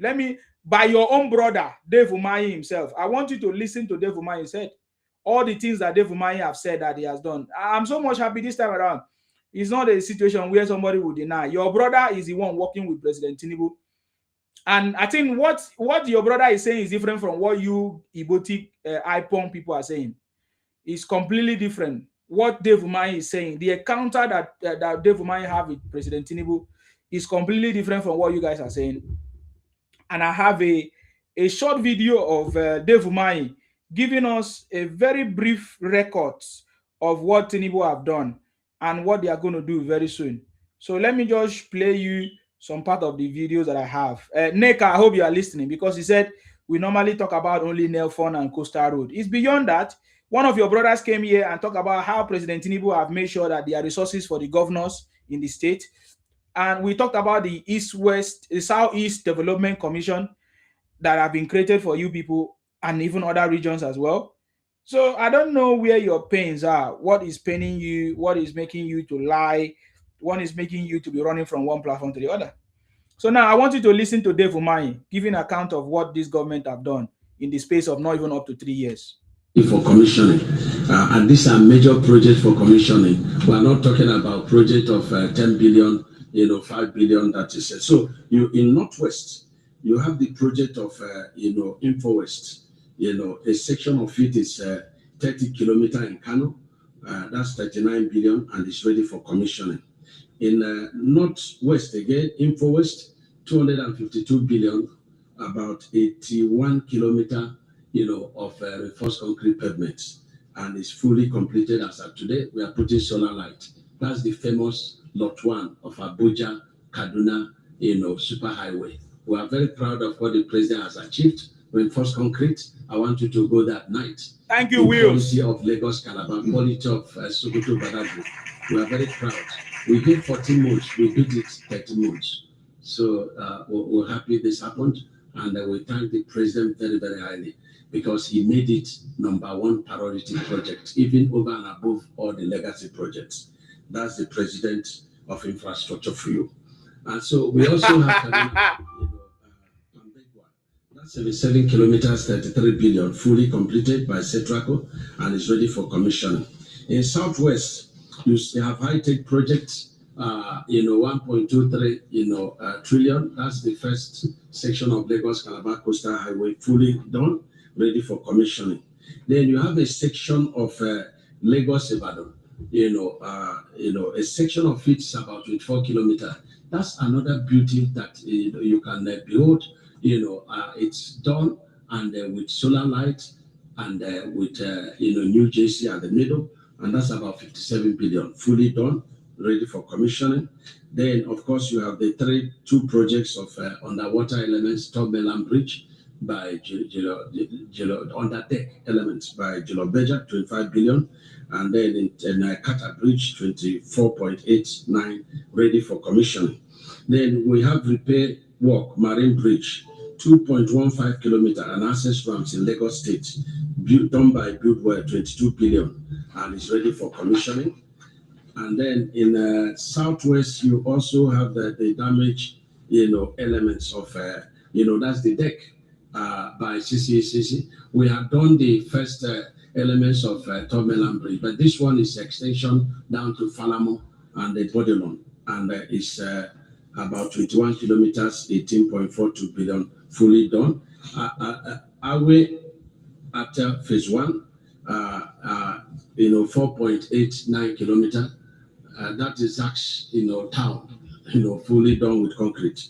And so in South, we have Julobeja, that's Bodo Boni, 37.9 kilometer, fully done and dusted. And for the first time under President Bola Ahmed Tinubu, a vehicle will take off from the island and then from the mainland and go to the island. So president is president of first in so many things. And so the Bodo Boni people are very happy, and they are in fact dusting their PVC to vote for the president. We have the Port Harcourt full carriageway, about 43 kilometers, 83 billion, fully ready for south. That's Port Harcourt Aba section. We have special intervention by True Creeks. Now I'm almost done. In Southeast, we have SKCC, a section of Enugu Onitsha. That's about 33 kilometers, 66 billion, fully ready. We have the Enugu Port Harcourt Expressway, Bayara Contractors. That is 65 billion, 56.1 times 2 kilometers, fully done and ready for commissioning. And finally, we have the 23 span at the Binago in Enugu State, which is 24 billion, fully ready for commissioning. Thank you for the attention. Noticed we have. This thing is too much. I don't get. You dey see them, you dey hear them. People that are talking rubbish. Who are those? Those Ibotic, Biafra Ibotic people. But that is your brother telling you how far he has worked with Tinubu and what he has achieved and where they are going. They contrary to what you are saying. I think which one is this one? I listened to this one. This is Lagos Calabar Road. Okay, he said Lagos to Calabar would take 6 hours of the coastal super high. Wow. Okay, that is powerful. Let me see. The people of Great Britain, according to our president, which means that what he's doing, his accomplishment, his faith, his commitment, his magical revolution of our economy. So you listen to Odevumai giving you updates. So I don't know what you guys are looking for again. In my language, they say, "Awi na mang boy Canado, awi nam game boy Canado, President Tinubu, awi nam game boy Canado, hey, awi nam game boy Canado." So. What that means is that President Tinubu, in fact, nobody can do more than what you have done. You have tried, you have done your best. May God bless you. That is what that song is. So I don't understand those people that are making noise. Now, just a little advice. If you are hungry, man, if you are hungry, what you need to do is to go and eat. If you refuse to eat, you will remain hungry, right? And then if you don't have what to eat, you go and get it. Yes? Kaduna is almost completed. There are so many things. There are so many things that is going to be completed. And there's a lot of things to. The team plenty. The project is a lot.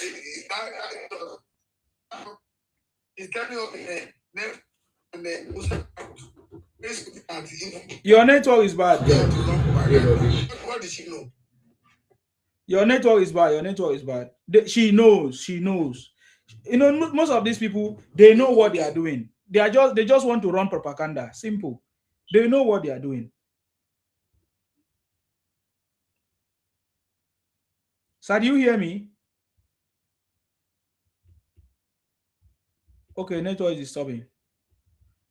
So they all know what they are doing. They all know what they are doing.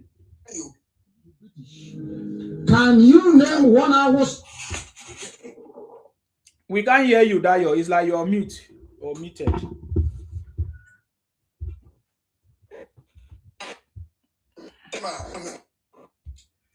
Dayo, I didn't hear you, so I have to take you down. Maybe if you want to say something, you can come back. The network was bad. I didn't hear you. We can't hear you. It was fluctuating. And I know that you were saying something, but we couldn't hear you. So, guys, okay, Dayo, I wait for you because I want to go and sleep. I just came back from holiday. I just need to sleep, guys. Sleep has been disturbing me since. But I tell you, yeah, the city boy is on the throne. The city boy is on the throne. President Tinubu have cracked the code. So many of you that have not listened to my song yet, is not released. It's not yet out. Is a what do they call it? Pre-release. It's actually on pre-release right now. Today is the 9th of May. So on the 10th of May, which is on Sunday, tomorrow, the song will be out. And it's for President Tinubu. Me, I know they joke because me, I understand the vision of President Tinubu. Me, I they go all out. And I tell you, this song is going to be a song that is going to be used everywhere. It's going to be hitting all ground, all campaign. Even you go to play am. Because when you listen to the song, even you self go say, now, wow, this is a reality. So just get ready. If you have not pre-saved it, go to my bio right now. It's on my bio. Go to my some people are watching me on YouTube. They won't see it. Let me see if I can share the link on YouTube right now. If you are watching me on YouTube or X, I actually shared it on my Facebook. So go to my Facebook. You'll be able to get the link and pre-save it. If you are using Apple Music, that's if you have Apple Music in your phone, what do they call it? Or if you are on Spotify, I can also share the link for you so that you can go and pre-save it. Immediately it's released, you'll be the first to receive it. That is why you need to pre-save it. So, but if you're on TikTok, the link is on my bio. Just go and click it. You take you to your what do you call it? Apple, whatever that you have. So you'll be able to pre-save. Oh, I sent 2 links. Let me send another one. So I've sent you the link now. If you're on Facebook, you should be able to see it. Okay, it's not delivering to Facebook right now. I can see it's not delivered, but it has delivered to YouTube. So if you're on YouTube, it's delivered. It has not delivered on X, but the link is already on X and Facebook. So go there, click on it, so that you can pre-save it. The city boy have cracked the code. That is what the song is about. Tinubu have cracked the code. The city boy have cracked the code to take Nigeria out of the third world status. Hey, the city boy have cracked the code. You see the way I'm talking is like a rap. The city boy have cracked the code. Imagine the beat now. The city boy have cracked the code to take Nigeria out of the third world status. Hey.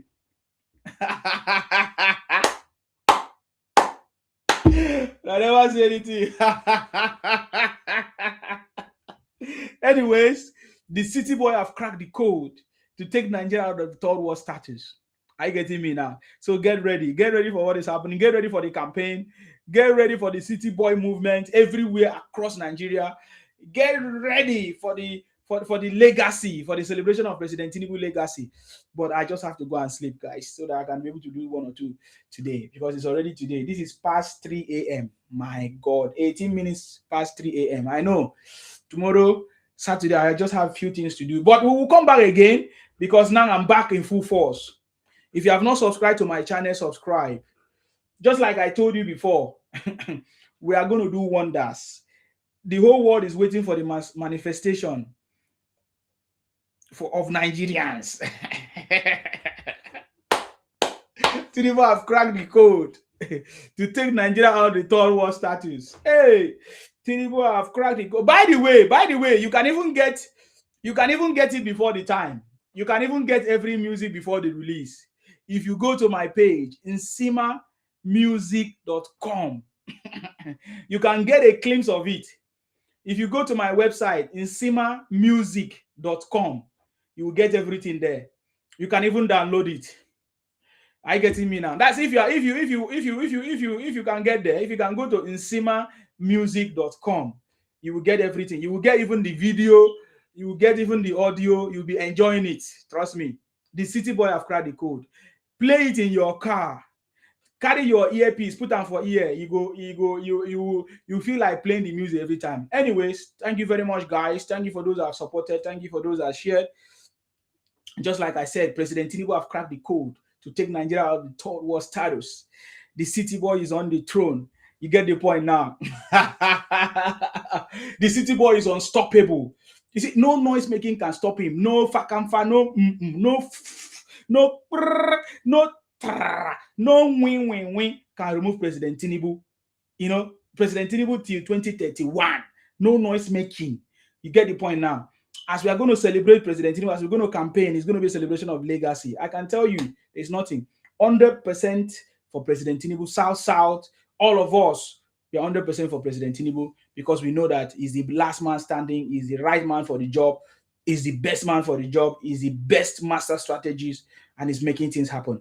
If there is any problem, that is why he's in that position to be able to solve it. So criticize him, present the problem, and he's going to solve it. But most of the problems that people talk about are mainly for the governors, for the local government chairman. They don't seem to hold them accountable. You know, they want Tinubu to come and build road for them in their village. They want Tinubu to come and build hospital for them in their village. That's not going to work. They even want Tinubu to come and create job for them. It's not going to work that way. So that is not how it works. So hold your governors accountable. Know the budget of your governor, of your local government, so that you know and find out what is it that they are using this money to do. You get the point now. So, but if you don't do that, then you are just making an empty noise. The issue of insecurity is President Tinubu is not responsible for insecurity. It is your state governor that is responsible. Because if insecurity happen in Abuja, okay, where President Tinubu stays, okay, President Tinubu can say, okay, it's my responsibility. But insecurity will happen very far, Plateau, Sokoto, Anambra, where President Tinubu is not there.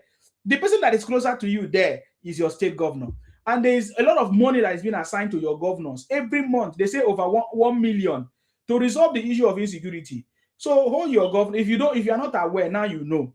So stop asking the wrong person. You know, stop, hold the right person accountable, which is your governor.